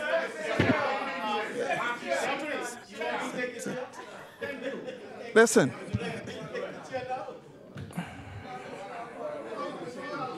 Yeah. Honorable member, I am going to let you table the document. I'm going to let you table the document. So, order that the documents be brought up. No, hold on. Let me finish. No, let me finish. Let me finish. No, I will table I haven't even read the document. Right. The table that I haven't read the document? Right. That's what I'm asking. Okay, listen. Let me finish. You're not letting me finish. You're not letting me finish. But you can sit whilst I speak. What I'm asking the date on the email. No, that's a question. That's all. When I read it, you will hear it. Okay. So okay, members. All right, St. Barnabas. Don't try that. This can get read in here today. Okay, members. Coming in, mislead this house. Thank you. Right? Kindly note, Mr. Deputy. Hold on. The chair recognized that, but let's be quick so we can. Thank you. Yeah. Thank you. Kindly note the attached document outlining the increase in fees. Yes. The increase in fees, which has been formally approved and will take effect on May 1st, 2025. Before now. Let me finish. Any fees not listed have not been increased. That's right. All applicable fees are to be charged to customers for services rendered without exception. Unless an exemption is specifically approved by a member of the ExCom team. Kindly communicate this update to your respective teams to ensure all staff are fully informed. Mr. Deputy, the honorable member has misled this house. He said there were no increase in fees. Members, and they could try and jump around members, and do verbal gymnastics all they want. Members. They have misled. He has misled the Bahamian people, and they've increased the fees on the Bahamian people. You've misled this house. Order that the documents be brought up. The chair recognizes the honorable member for Freetown. Members. Huh? Honorable member, are you with him. The chair recognizes the honorable member for Freetown. No. Mr. Deputy Speaker, listen. Mr. Deputy Speaker. Honorable member for St. Barnabas. Stop back and forthing with him. Honorable members.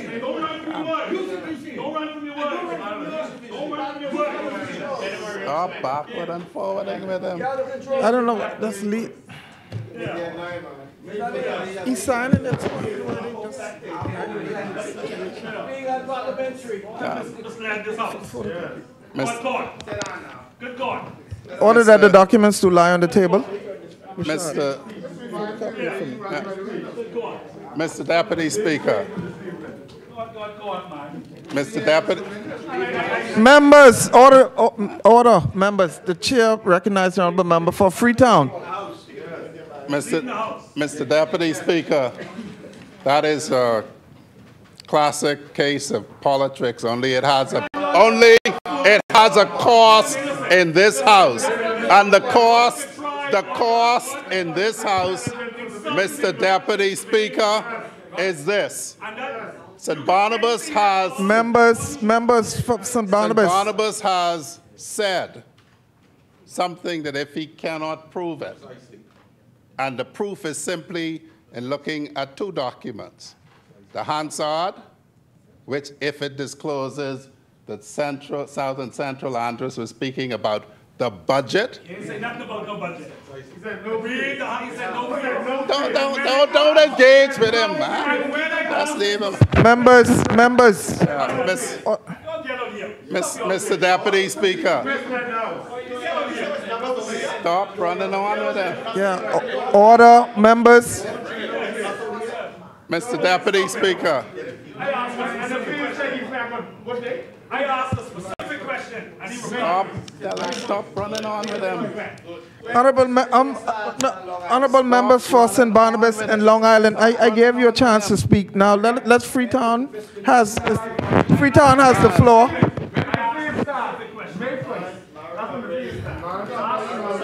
Stop running on with him. Stop running. Honorable members. We can get over with this. Stop running on with him. Mr. Deputy Speaker, this is politics now that he sees what is coming. There are two documents that tells the tale of whether or not St. Barnabas must withdraw or face consequences. The first document, Mr. Deputy Speaker, the first document is the Hansard. Stop running. Stop running. Honorable members. You ain't gonna make me out there speak this house. Your member has led this house. Don't try that. Honorable members. Members for... Would I ask if people would stop running on so we can make the point and be finished with it? We sat and listened carefully to him, very carefully, while he made a serious allegation, a very serious allegation, which they seem to make very easily, without any regards to the facts. Mr. Deputy Speaker, the consequences, as I understand them, are this. He has made a serious allegation against another parliamentarian. If it is not true, if it is not withdrawn, then there are consequences that a committee of the House visits upon him. The facts are made out very simply. South and Central Andrews' entire contribution was about the budget. The side opposite don't seem to understand, Mr. Deputy Speaker, although these books make it quite clear about the fiscal year. And Marco City took great pains to correct one of our members' pronunciation of fiscal. South and Central Andrews' contribution was about the fiscal year, 1st July 2025 to 30th June 2026. Order, members. Don't.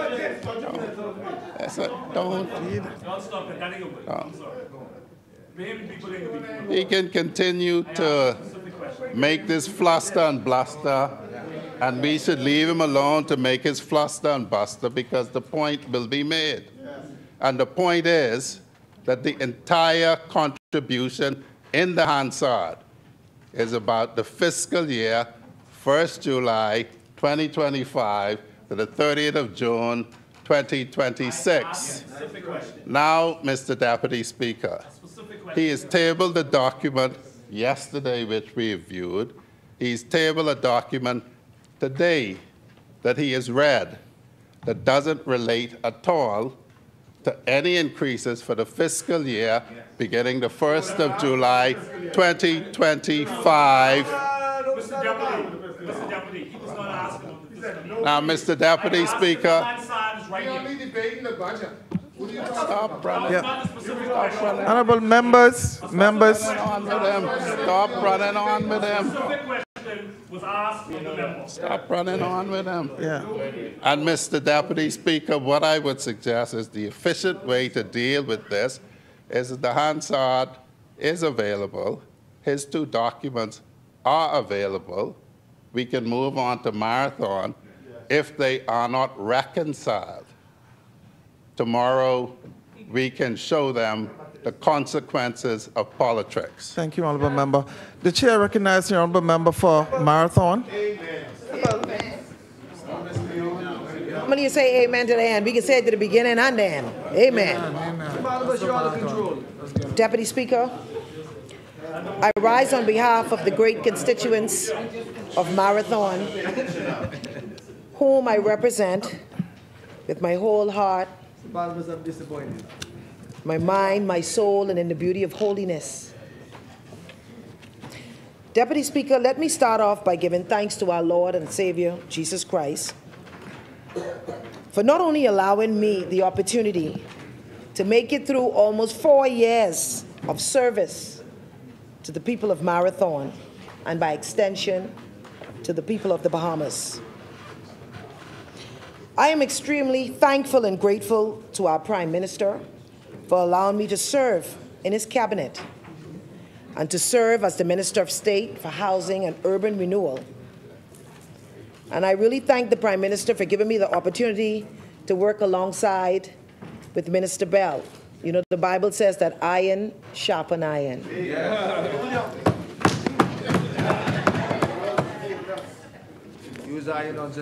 Deputy Speaker,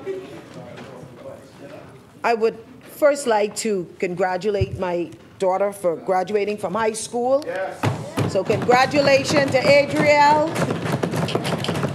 She's watching on the high seas. She went on a cruise. Yes.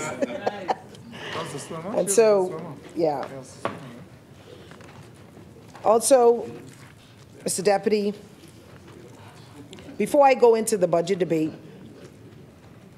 please allow me to give just a brief overview and update and stewardship of what I've done in the Marathon constituency.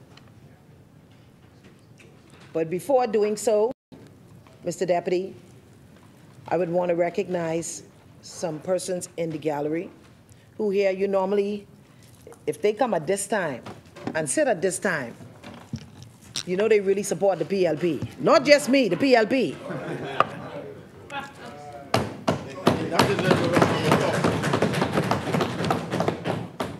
I would like to recognize, we have Mr. Trevor Seaford, who is the chairman for the Marathon PLP branch. Seaford. Look. We also have Mrs. Myrtle Andrews, who of course is the manager for Marathon Urban. And we also have Mrs. Ford, who is the police officer who ensures that crime and order is in order in the Marathon constituency.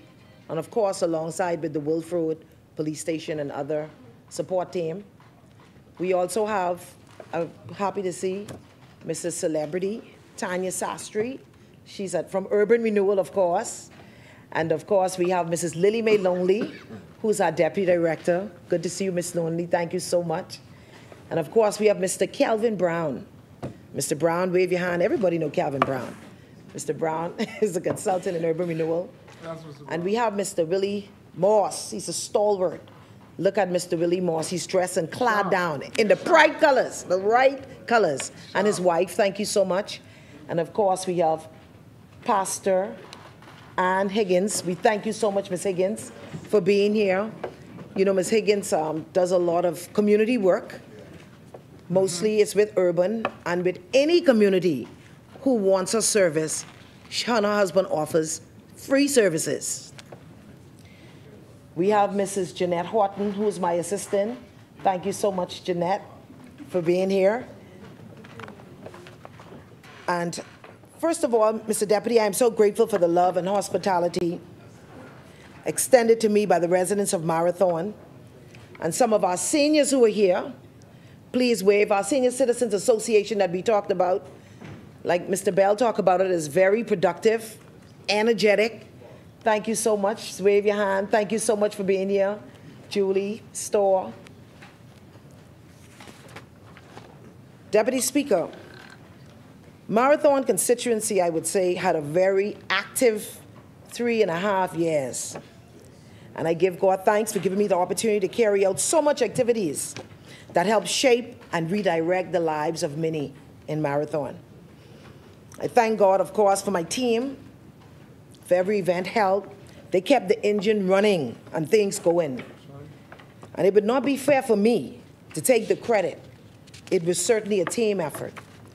Because like Mr. Bell said, teamwork makes the dream work. And so my team deserves the loudest congratulatory shout out. That's Nolan Carey, Sharon Martin, Christina Sherman, and the others. Mr. Daniel, where's Daniel? There's Daniel, everybody know Daniel. Thank you so much for your service. Deputy Speaker, it's in no, I would say somewhat a chronological order because it helps me to be able to say all of what I've done because it was so much. It would have taken a day for me to say, but I'm not going to say all, you know, because my colleagues done asked me how long I can be. So during the Christmas, I'll start with the Christmas, my team and I, each year, 2021, 2022, 2023, 2024, yes, sir, delivered hundreds of food vouchers, turkey vouchers, ham, fruit cakes and ants. And just for December 2024, we delivered a few, sit down, we delivered, it was in 2024 of December. At that time, we decided to take our ham and our turkey to the residents, notwithstanding some of them would have come and collected from our office. We also held in 2022, 2023, we had a Christmas party for our kids in the community. We gave out hundreds of gifts. Valentine's Day, Deputy Speaker, February 2022, 2023, 2024. We had Valentine's lunch date at R.M. Bailey School where we served 900 students, 900. Lunch, food, we gave out tablets, music. We just always have a wonderful time at R.M. Bailey during Valentine's Day. However, Valentine's for this year, 2025, I decided to take it to the Little Darlings, that's the Claridge Primary School. We gave out 350 gifts, Valentine gifts, and that was for the whole school. We had donuts, we had little music in the morning, and it was fun. And I am most grateful to the Vice Principal, Ms. Patrice Roca, who's holding on, acting as principal, and she has done that now on 2 occasions because the principal is retired, and she's doing a wonderful job there. I'm not the one who made the decision who'll be the principal, but if you ask me, she's a good person.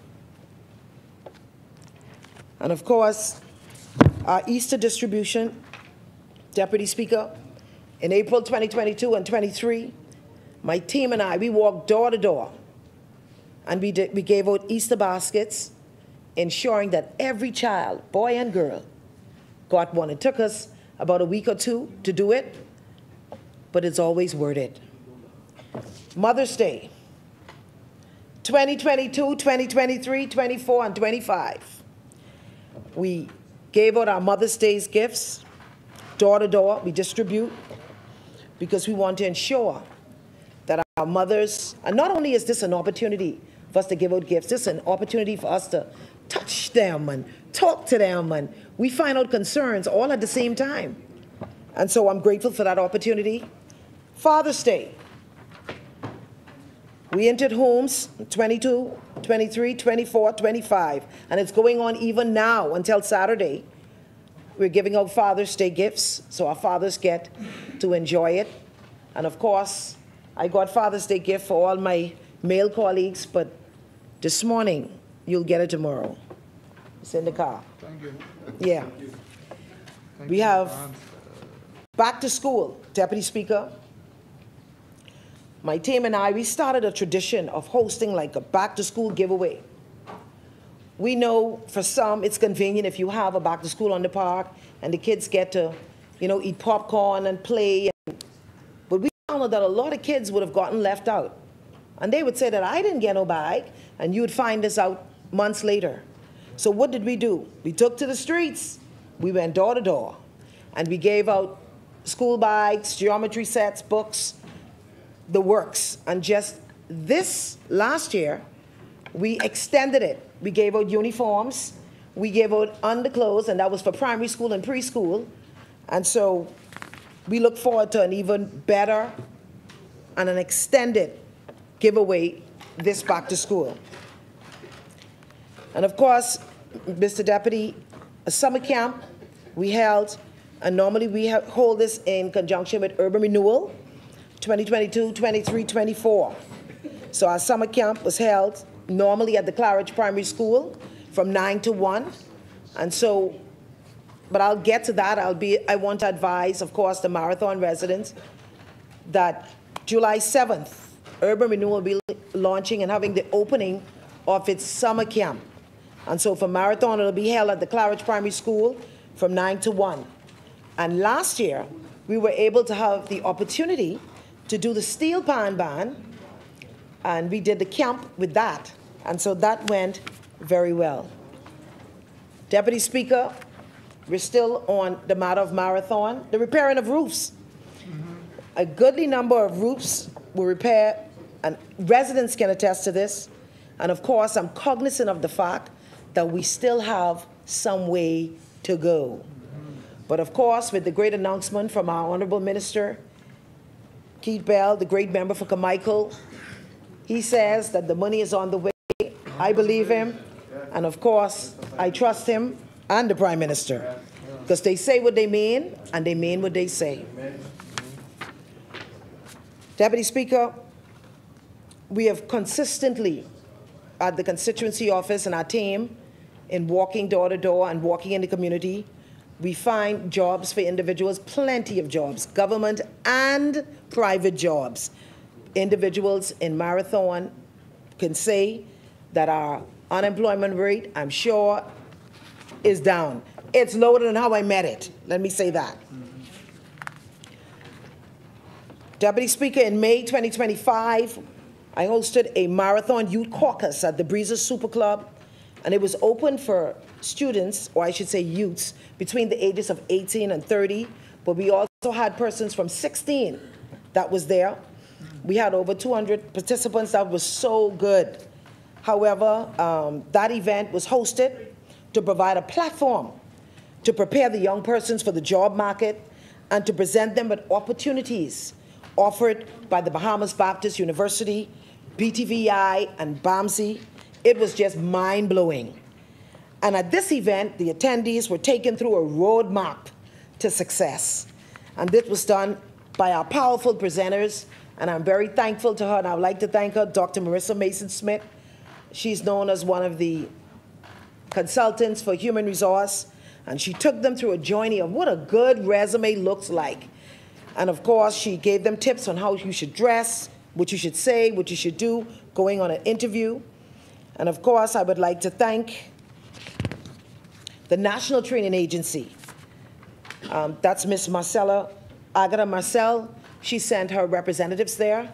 And at the end of their presentation, they were able to get, out of that crew, they got 20 persons who signed up immediately, want to be a part of the cohort, the next cohort for the National Training Agency. So I'm excited.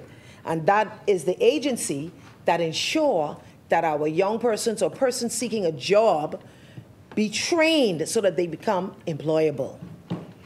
And of course, Deputy Speaker, the reality is not everyone coming out of school is going to attend college. And not everybody have the privilege or opportunity to go straight to college. Sometimes circumstances cause you to take another route. And so our job as leaders and representatives in our community is to show them opportunities available to them. And that is just what I did. And Deputy Speaker, we had the Director of Labor, Attorney Howard Thompson, and I'm so grateful. Thank you to the Honorable Minister for Golden Gates. Ms. Pia Glover, thank you so much. Your team was there in full force. They had persons sign up. They was told in advance, bring your resume, bring everything. They brought resumes. They was, hired on the spot. It was just wonderful. Of course, I would also like to thank Dr. Linda Davis, who's the president of BTVI. She was there. I thought she would have sent a representative, but she came in person. And so she graced us with her presence. She gave remarks, and she gave them a charge. And that charge stick with me. She told them, start wherever you are. Some people want to start at CEO. First day on the job, they want to be CEO. They ain't been to college, just come out of school, want to be CEO. Right? But she said, start where you are.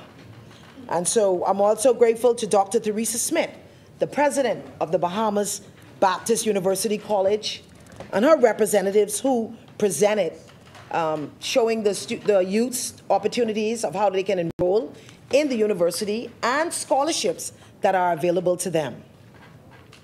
And I'm thankful to our vibrant, energetic moderator, Mr. Leonardo Burrows. He had everybody on their toes laughing, and so I'm very thankful to him.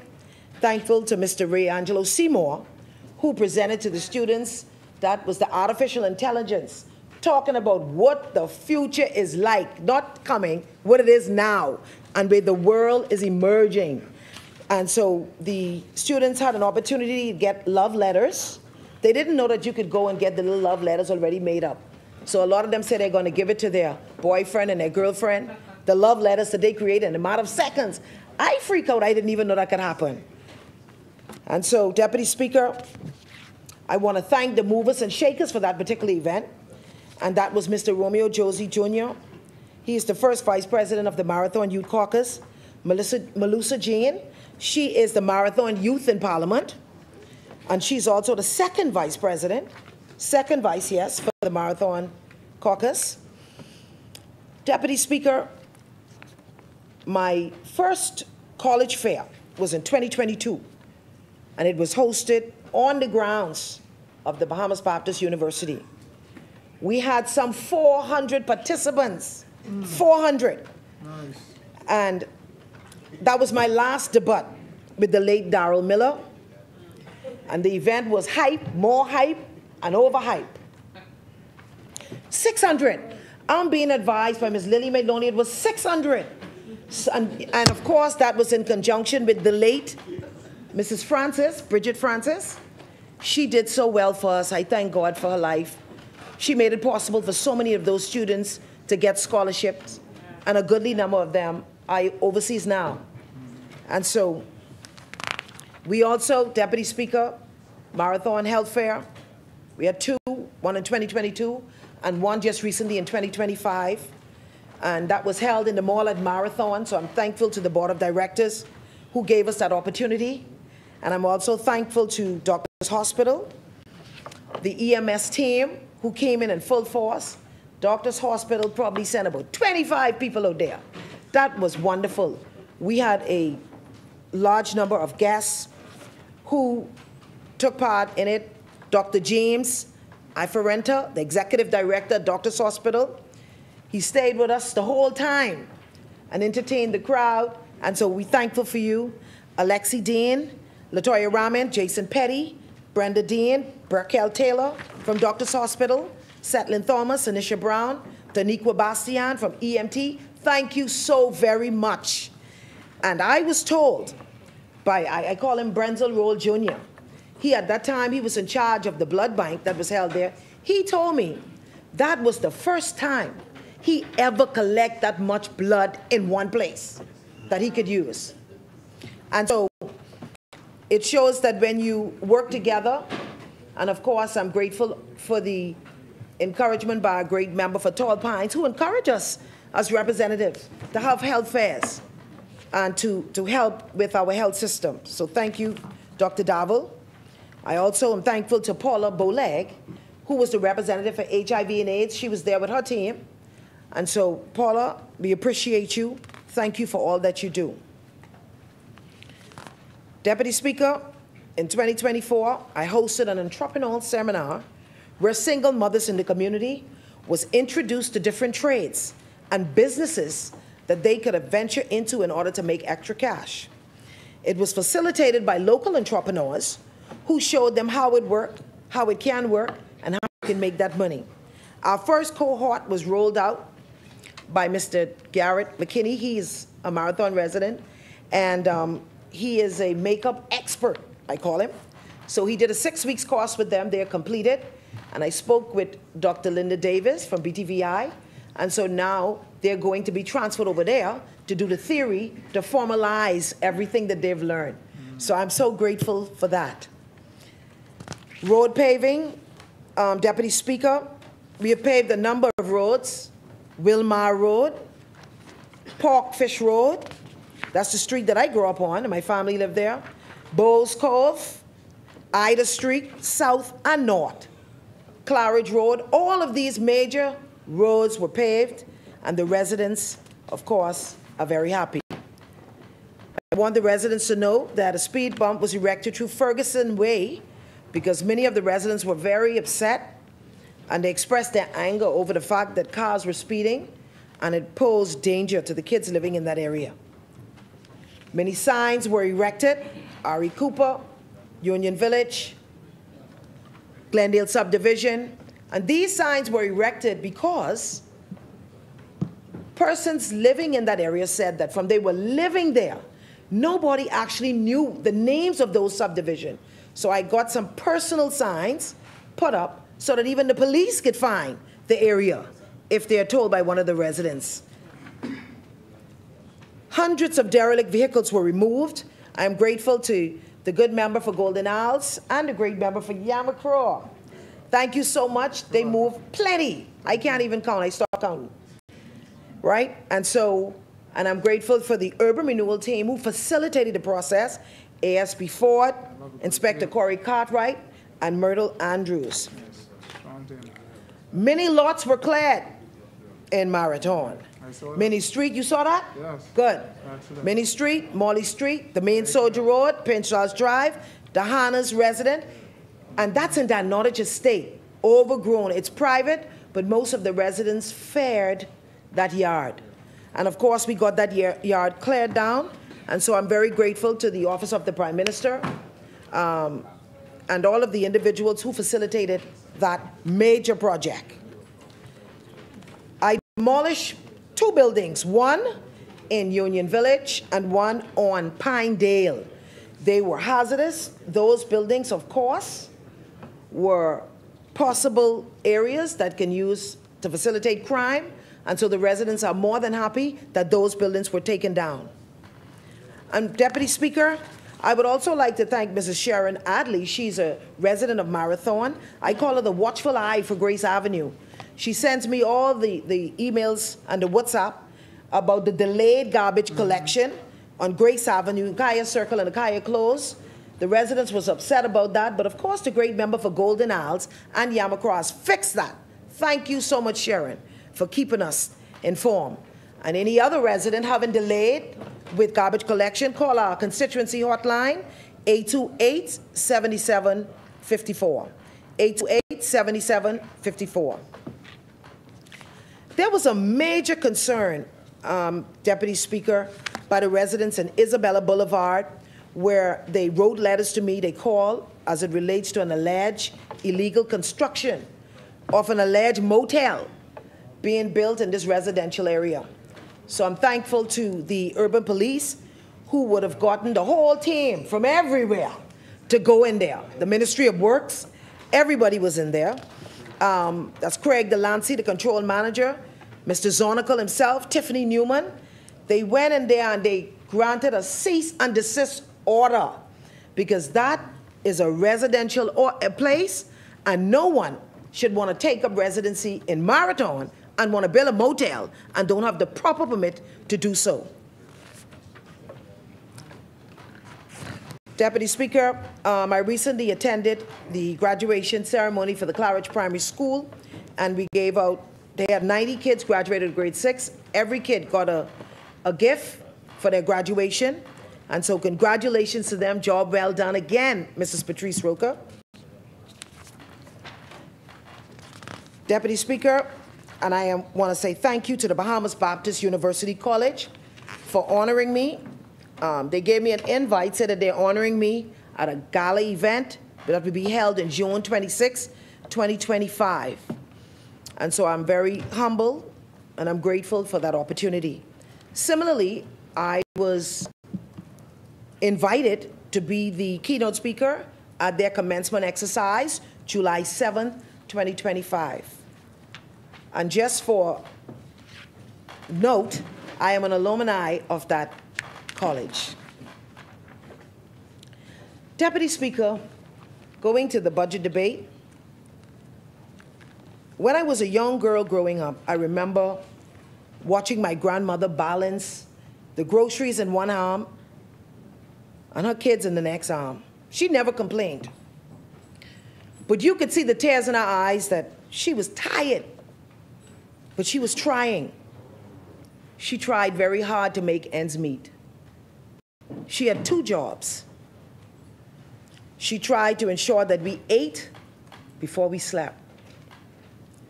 And yet, despite the struggle, she believed in this country. My grandmother believed in the PLP.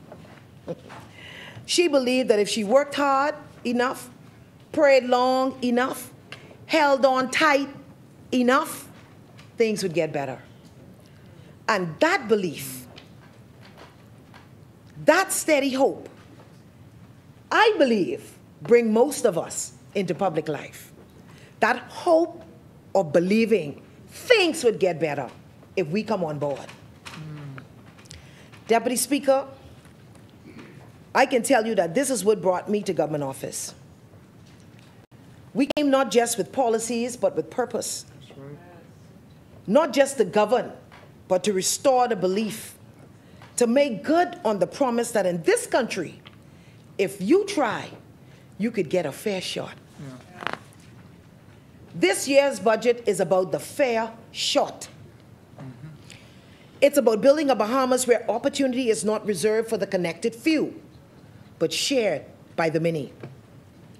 Where the child in a wooden house in Andros has just as much of a chance to thrive as the child in a concrete house in Nassau. That's true.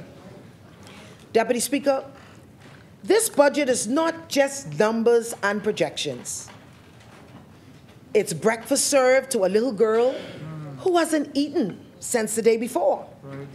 This budget is about a scholarship letter arriving at a home where no one in that house has ever been to college.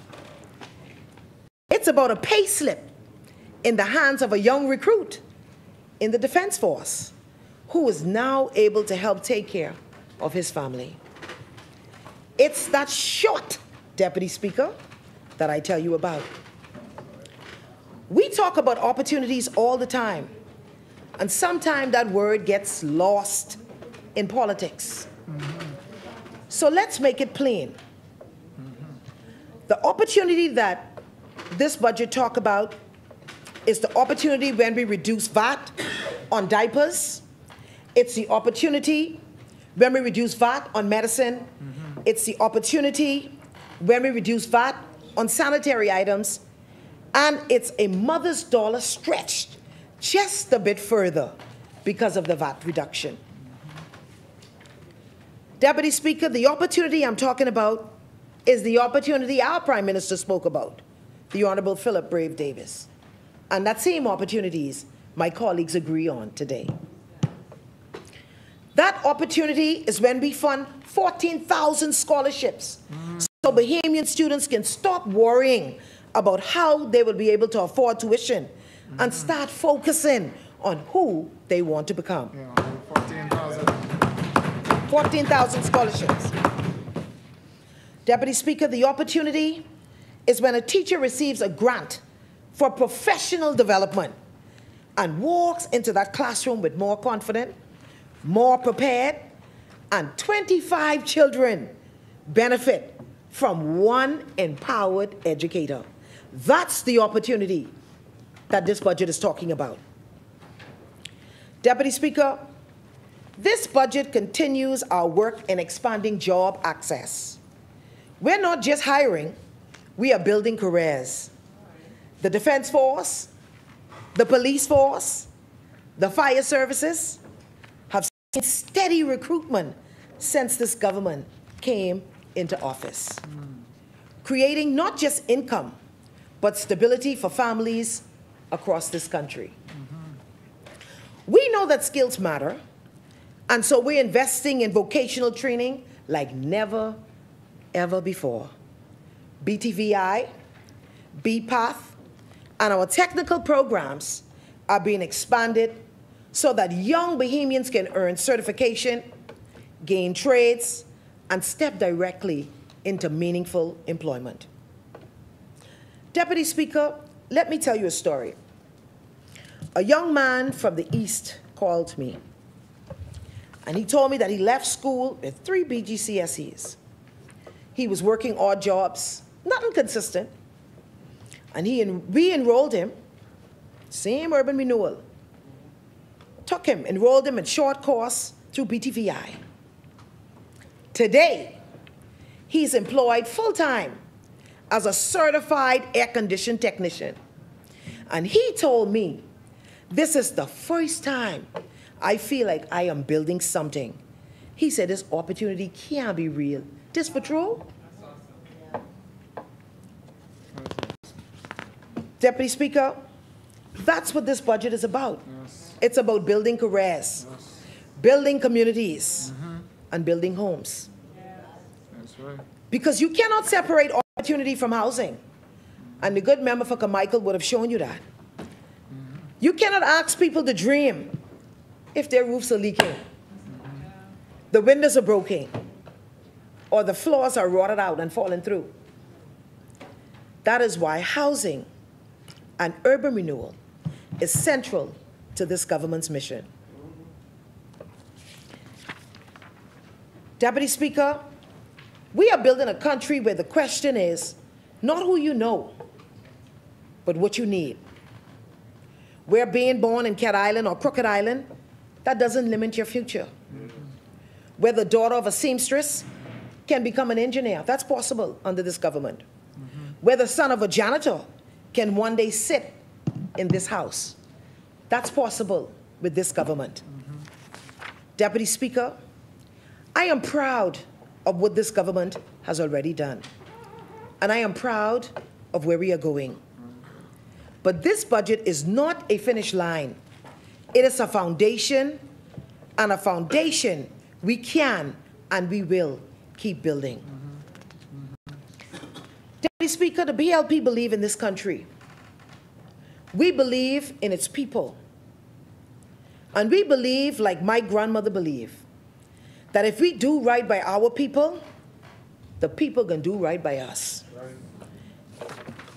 And Deputy Speaker, it is often said that leadership is not proven in comfort, not at all, but in crisis. And when this administration came into office, we were not met with comfort, and you heard that from all my colleagues. We were handed a country under immense financial strain, with strained public trust and few resources left on the table. But we didn't flinch. No. We got right to work. And today, our economy is not only recovering, it's stabilizing, it's growing, it's exceeding expectations, and that is absolutely no accident. And what is that? How did we get here? It is a result of careful, deliberate, and disciplined economic management. Yes. Deputy Speaker, this year's budget projects a surplus. But more importantly, that surplus is built on principles. We are investing where it matters the most. We're cutting waste. We're collecting more fairly and ensuring that every public dollar brings public value. I just love it. The debt is down. Confidence is up. And the international agencies is agreeing with us. It's seen in upgrades in outlook and affirmations in ratings. This is not a spin. That's a spin on the board. This is not a spin. This is performance, Deputy Speaker. We've seen an unprecedented rebound in tourism. We are now welcoming more air arrivals than we did in 2019. Numbers don't lie. That is not just good news for statistics. It is good news for the hotels. It's good news for the taxi driver. It's good news for the straw vendors. It's good news for the tour operators. And it's good news for every Bahamian who depend on visitors to feed their family.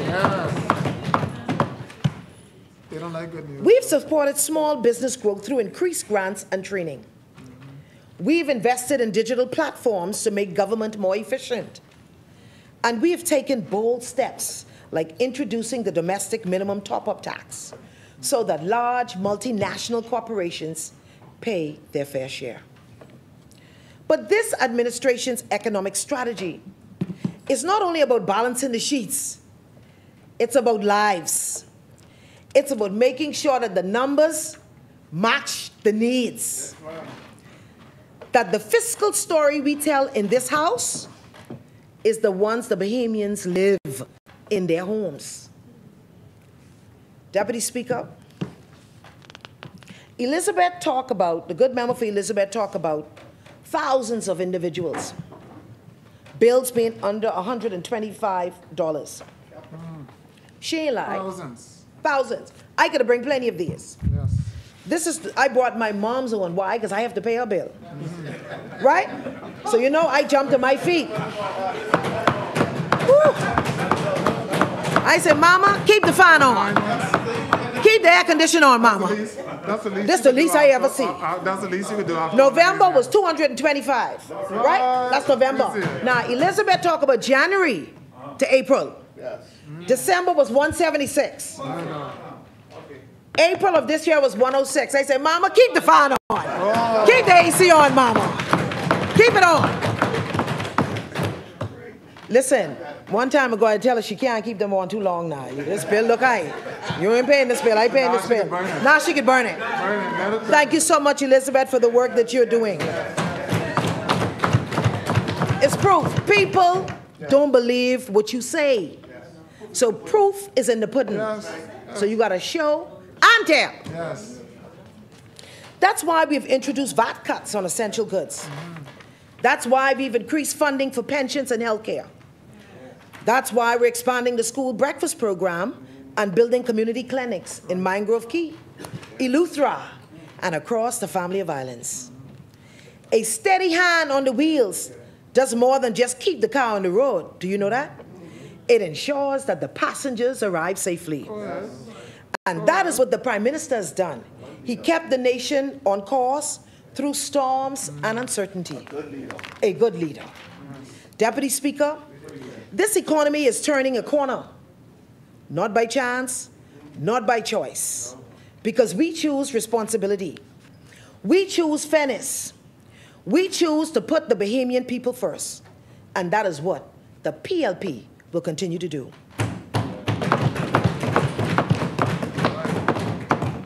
Deputy Speaker, no matter where they live, everyone deserves to feel safe, supported, and seen. That belief is at the heart of our renewed urban renewal program. It's not just about buildings and cleanups, it's about changing lives. When we came into office, many of our urban communities felt abandoned. That was some hard work trying to screw that back up. And Mrs. Lily May Lonely is here to tell you that.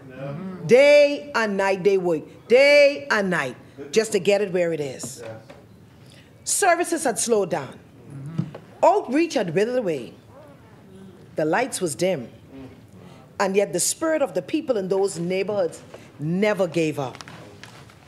They hold on. And I would say they wait until the PLP came. They brought us back in. And I'm asking them to keep us in. And keep them out. They ain't working no house. Come back in the politics. They ain't do nothing no house, not one house. Programs are back in swing. From after-school tutoring, literacy classes, seniors. And Deputy Speaker, I am pleased to announce the launch of the Urban Renewal Authority Youth Achievers Club. Oh, my God. Listen to this, the good part coming. A transformative initiative that unifies all urban renewal youth programs under one umbrella. This shifts from the seasonal activities to a more structured model. It enhances coordination, accountability, and long-term impact. Through this initiative, we will monitor and support each young participant across a range of programs, music, dance, academic, sports, and many more. And that doesn't mean we're not going to be with the Ministry of Youth. They get the program and we got the children. Yes. The Urban Renewal Authority Achievers Club will be rolled out not only in New Providence, but it's going to be rolled out in Grand Bahama and the Family of Islands. The mission of this is to empower young people, particularly the most vulnerable, to reach their full potential through mentorship, academic support, civic engagement, and leadership development. This program is built on 6 pillars: character development, education, health, arts, sports, and faith. The Urban Renewal Authority Youth Achievers Club is holistic. Tentatively, it is set to be launched Monday, July 7th, 2025 at the Church of God, Southwest Cathedral. This is not just a program. It is an investment in the future of our nation. And on that day, Urban Renewal will also be having the opening ceremony for its summer camp, July 7th to the 17th. And we are proud to introduce in this camp, during the summer camp, a vital health intervention aimed at improving the overall well-being of children. What is it that Urban is going to do? Free eye screening and full eye examination to be held on the 11th, to July 11th, and the 12th. Okay. Honorable members, vision health is not merely a medical concern.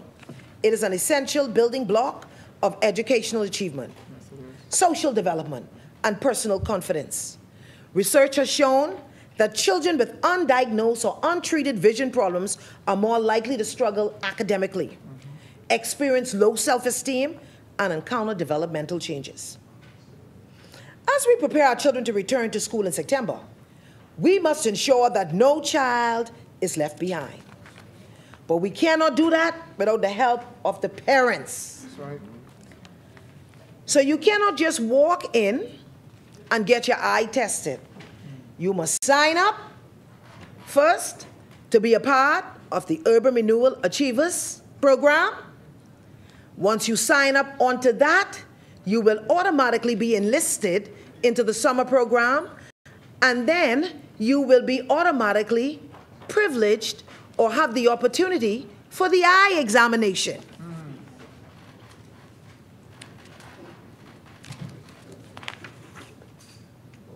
Along with the free screening, the children would also, who are identified, receive corrective lenses. They will receive a free pair of prescription eyeglasses during a follow-up visit within 2 to 4 weeks. Excellent. I told you we're taking the burden off the system. If we all do a little bit, we'll get a whole lot done. Yes. Deputy Speaker, we have repaired many homes, as the good member for Carmichael would have indicated. We've been working steadily with the budget that was given to us. From July 2024 to this date, we have completed some 274 homes. Oh, nice. Okay. But the good member for Carmichael would have given, because you know they like to misinterpret what you say. That's right. He gave a figure of 600 plus of overall from the time we were in. Right. I'm talking, but the budget, yeah. The budget, This, yeah. yeah. Okay? 274 homes. This includes the islands of New Providence, Grand Bahama, and Abaco. These repairs consist of structures that were damaged by natural disasters, fires, and homes that have naturally deteriorated over time. New Providence alone have 224 homes that need to be repaired, valuing $2,497,237. Deputy Speaker, 21 repairs were completed in Grand Bahama, and 29 repairs were completed thus far in Abaco. Today, going on right now, but it's dark now, so they should be resting. Tomorrow, 41 homes are being repaired now in New Providence, costing $757,933.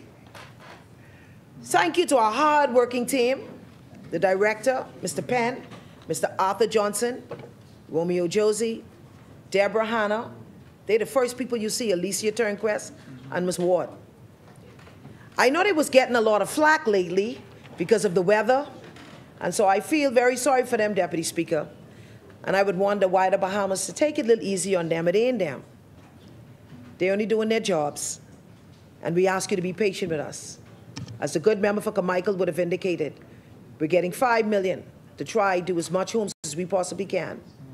And so, hope and help is on the way. Urban renewal has cleared vacant lots, turned once derelict corners into active places and vibrant spaces. But more than the work itself, it's the impact that matters. A senior no longer has to fear the rain coming through her roof. We're coming.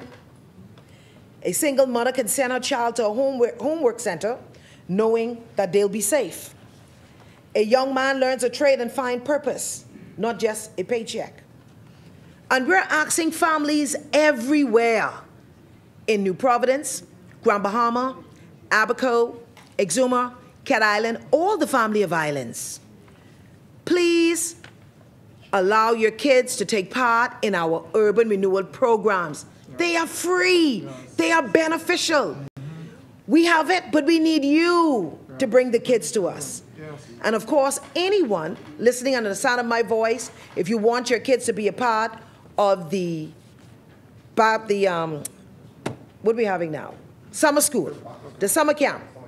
You go to the nearest urban renewal, and maybe you may live in Baintown and say, but I stand by my Grammy out east, so I can't. You can go to the one that Elizabeth and Yamacraw has out there. You can go to anyone. Just pack up your stuff and go to the Urban Renewal Center. Let your mommy sign you up. So we are being in Grantstown, Bamboo Town, Centerville, Elizabeth, Angliston, Fox Hill, Freetown, Fort Charlotte, Marathon, Nassau Village, Pinewood, St. Barnabas, Tall Pines, Yamacraw. We have all of these. Mothers, fathers, Grammys, no kids would need to roam the streets for this summer. Just visit our urban centers. Yes, very good.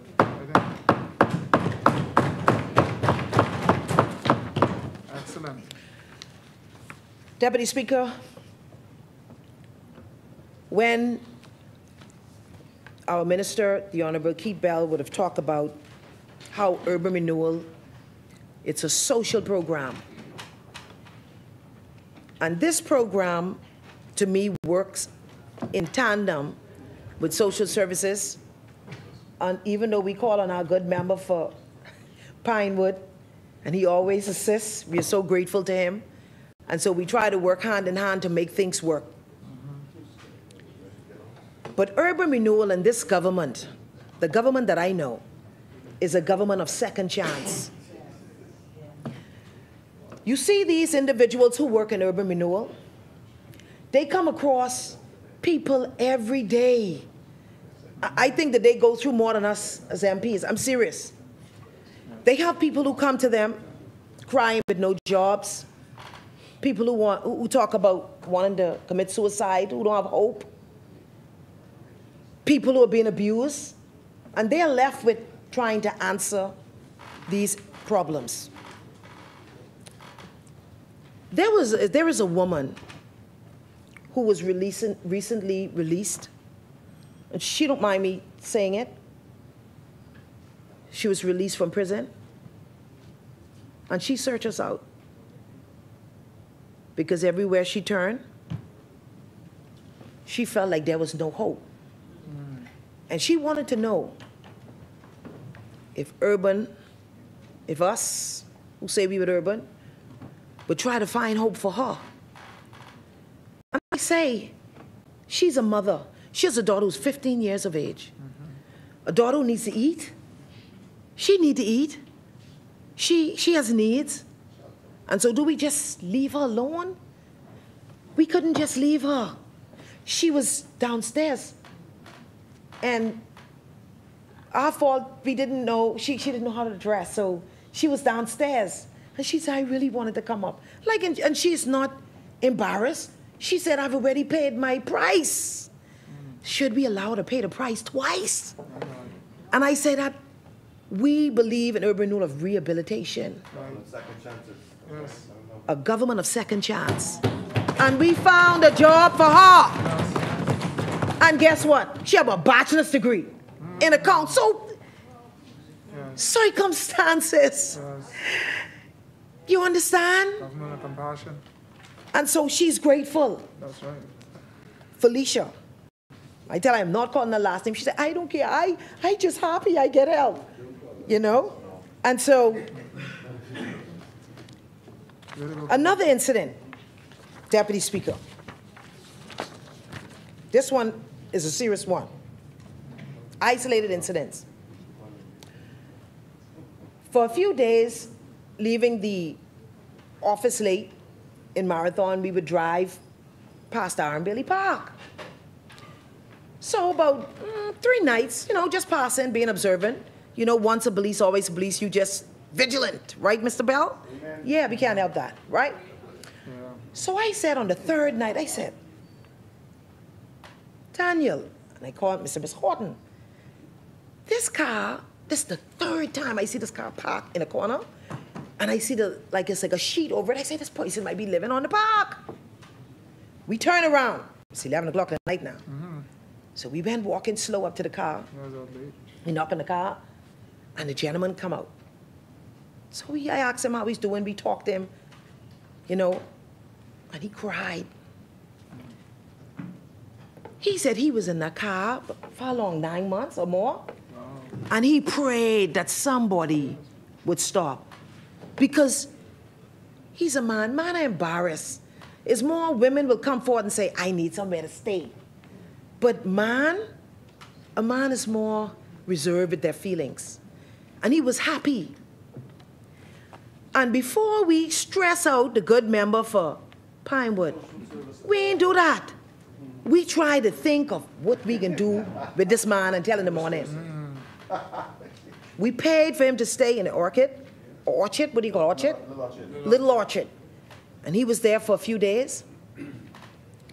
We came back and we went away. We went to the signing in of the ceremony. And I couldn't wait to come back. I said, oh, the man in the orchard, jeez, I gotta get the man there, right? Can I tell you, today he didn't want to come in. He didn't want to come in. I didn't force him. So we got his hair cut. He has a job, by the way. He done been working 3 days now.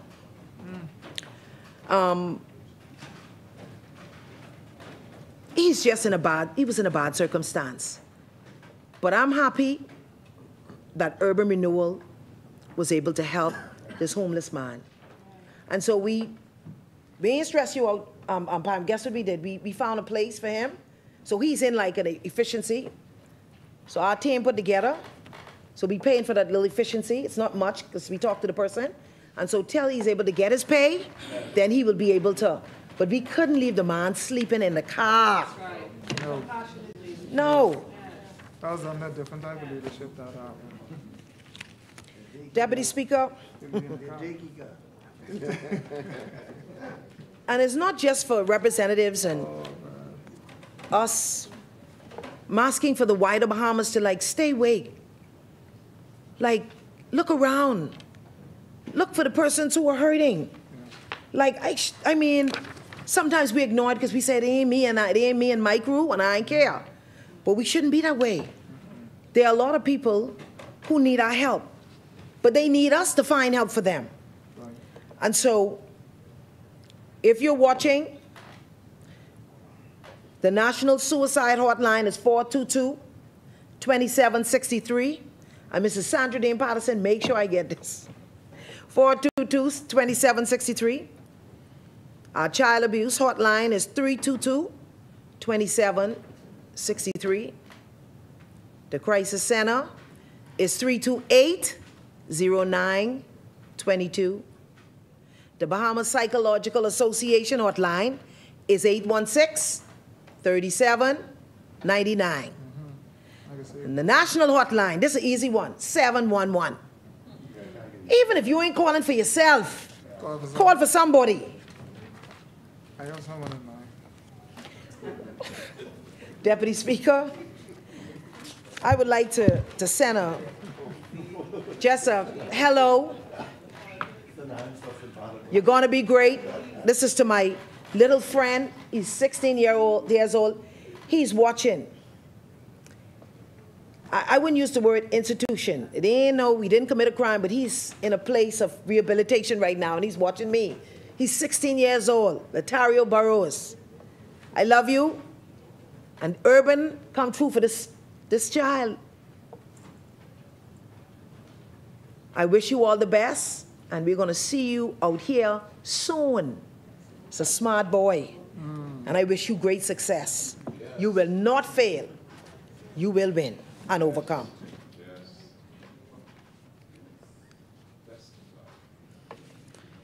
Whew, Jesus. Deputy Speaker, investing in people and giving them a fair chance at life is the best investment anyone can invest in someone. Yes. When we uplift our urban communities, we strengthen the entire country. When we create hubs of safety and development, we reduce crime. When we show people they're worth investing in, there's rise to meet that fate. And I would say Emmanuel. Emmanuel is his name. And you know, Emmanuel means God is with us. So Emmanuel, he rise to meet that fate. Deputy Speaker.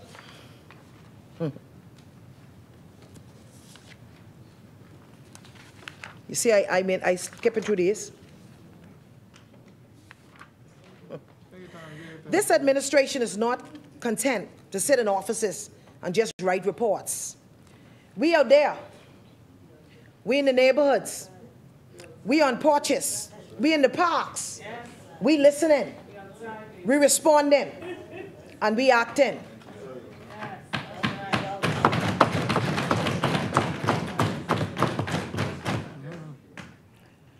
You see these people, these persons who are in the gallery? Whether you believe it or not, Deputy, they ain't here because they saying they just believe in me. I's a small dot in this equation. Give me your pen. Your pen. I'm serious, watch. I's a small dot in this equation here. Yeah. Look him taking back my pen. I's a small dot. You know why they're here? Because they believe in the Prime Minister. They here because they believe in I. Chester Cooper. They here because they believe in Keith Bell. They believe in Alfred Sayers. They believe in Jomo Campbell. They believe in Pia Glover Road. That's why they're here. They believe in Clay. They believe in Wayne Monroe. They believe in the great Dr. Darwell. They believe in Ginger Moxie. They believe in Leon Lundy. They believe in Jamal Strong. They're here because they believe in you, Kingsley. They believe in you, Abaco. They believe in you, Leroy. That's why they're here. They're here just because of me. It's a small fry in this pot. They don't believe in some numbers. But guess what? One drop of water, one drop is one us. But us, all of us, we's an ocean together. You say they believe in me? You say they believe in me? You just say Yamagro? The chair recognizes the honourable member for St. Anne's. Order, members, order. Thank you, Mr. Deputy Speaker. Just a point of order. Members of the public have been led to believe the gallery is packed. There are 13 people here. Most of the seats are empty. Oh my God. Oh my God. Hey. Listen, I'm glad you say that. Listen, I'm glad you say that. The Bible says, St. Anne's, the Bible says, 1 can put 1,000 a flight. 2 can send 10,000 a flight. Boy, that's 10,000 times 13, boy. There's the prayer warriors in here. I soon finished, Deputy. I narrowed it down right now. You have the same amount of people who... Under the leadership... That's the young lady right there. Yeah, sure. Under the leadership of our Prime Minister. Yeah. We have launched the most people-focused housing push in our generation, right? That's impossible. That was a point of order. Families who were paying rent for 20 years had nothing to show.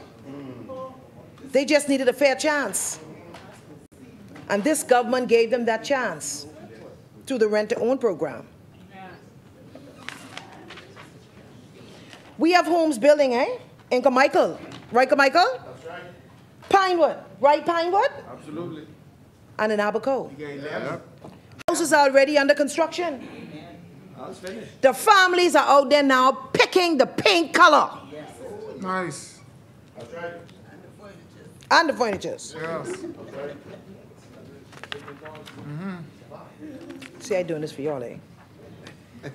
You're doing good. You're doing good. Just listen, they don't like to hear good news. Deputy Speaker. They heard over there. This administration believes that where you begin, it should never determine where you end. It is often said that leadership reveals itself, and this is true, boy, in the moments of uncertainty. And over the past few years, our country has faced more fallouts, economic fallouts, health crisis, global shocks, structural challenges. But the only thing that remained constant and steady and unshakable was the leadership of our Honorable Prime Minister, the member for Cat Island, Rumkey, and San Salvador. His approach ain't ever flashy or loud. It's focused, grounded, measured, and is always deeply rooted in the service of the Bahamian people. When others shouting, St. Barnabas, he working. When some of us undermining people, St. Barnabas, he billing, we billing. When the nation needs direction, and y'all talking about flying, he stood tall. Not for the headlines, but for the results. Because of the Prime Minister's leadership, we are now debating a budget that is rooted in economic recovery, focused on social upliftment, and grounded in real delivery. This is not theory. This is facts. Under his guidance, more Bahamians are working. This is the lowest the unemployment rate has ever been, and we give that to this Honorable Minister, the Honorable Pia Glover Roll, who's worked day and night, national and international. We see her working. She ain't doing that for her. She doing it for the Bahamian people, for the country. Yes. I have had, and I still have the privilege of sitting around the table with the Prime Minister, with the Deputy, and with all the big dots. And I close up on how the decisions are made. I'm watching it. And I'm also a part of the decision-making process. I watched the Prime Minister led, no ego, but with empathy. Not with ambition for himself, but ambition for the country. And I can say that not only the PLP is fortunate enough to have him, the FNM is fortunate enough to have him. This country is fortunate enough to have a man like Philip Brave Davis. Because it's safe and brave. Leader with a heart, not cold like he never forgot where he came from, never. He leads with the wisdom of experience and the humility of a man who knows the struggles of ordinary Bahamians. Leadership is not about perfection, St. Barnabas. It is about perseverance. It's about keeping your word, standing your ground, and staying focused on what matters. And what matters to this Prime Minister is clear, that every Bahamian, no matter their background, no matter their income, no matter which island they come from, they should have a fair chance to succeed in this country. That's the leadership I stand by. That's the leadership my colleagues stand by.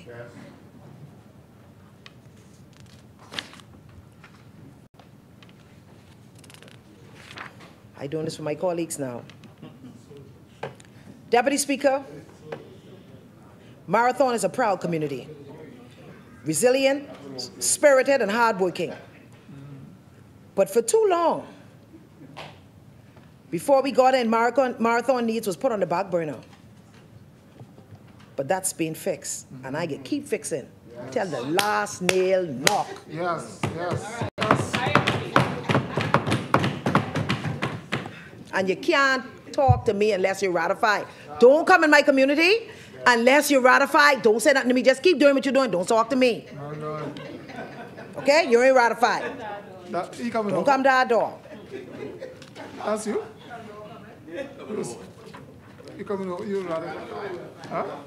Are you coming over? Deputy Speaker, I represent Marathon. In my closing, Deputy, I represent Marathon with my whole heart. And I want the residents to know that. I carry the concerns of every street, every neighborhood, and every constituent in Marathon. And I bring their concerns to our cabinet table, to this parliament, and to every government agency that needs to listen. To the people of Marathon, I say this: I will never take your trust for granted. That's right. No politics. I will never be too far to hear you, That's right. or too busy to show up. I always show up. This is not the end of the work, Marathon, Right. but it is proof that the work is being done. Yes. So to every resident, from Wilmar Road to Monastery Park, from Hillside Estates to Minnie Street, this budget is yours. Yes. And I put it to rest, Marathon accepts this budget. Don't come in my area to talk to me if you ain't ratified. I only talking to people who ratified. Don't come to me. St. Barnabas, you've been served notice. Thank you, Honorable Member. Member, order that the documents to lie on the table from South and Central Andres. Honorable members, in the matter of the water and sewage tariffs between the member of St. Barnabas and South and Central Andres, I have determined that the facts are in dispute and cannot be settled on the floor of the House. That being said, the case I have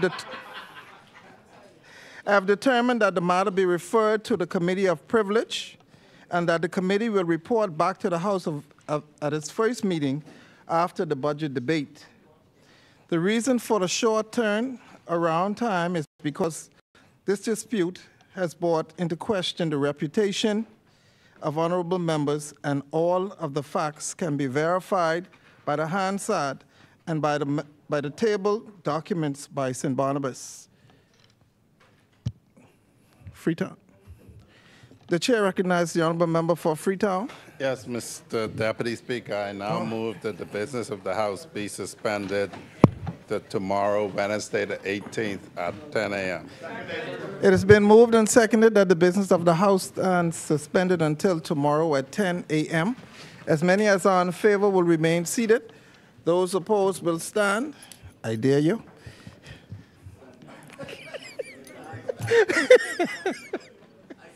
Okay.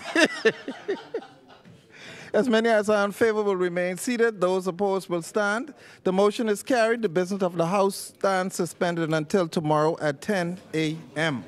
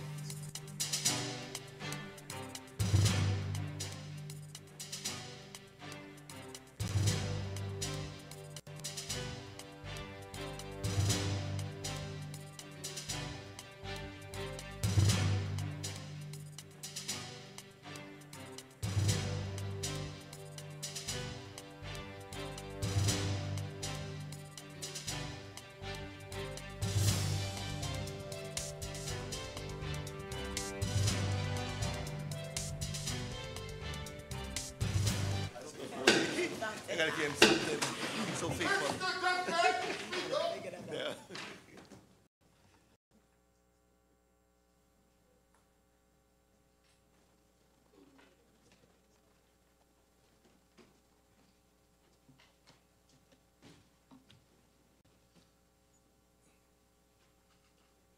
A blessed good morning, honorable members, and those under the sound of my voice. Today in our Moments of Impact segment, I'll be delving into part 4 of our leadership series entitled Transformational Leadership. Transformational leadership is defined as a leadership style that aims to encourage, empower, and motivate team members to maximize their potential, go the extra mile, and achieve greatness. Becoming a transformational leader requires you to be a person of credibility. Credibility is the quality of being trusted and believed in. No matter who you are, what area you lead in, you can never lead beyond your level of credibility. Credibility is an indispensable trait that every transformational leader must possess. For people to trust and believe in you, there are certain qualities that must be evident in your life. Here are a few: integrity, honesty, compassion, reliability, fidelity, and accountability. Here are a few questions I want to ask you that will help gauge your level of credibility. Do you possess good character? Do you live above reproach? Does what you say match what you do? Who are you when no one is watching? The question, though, is how do we build credibility? Credibility is built through conduct. Conduct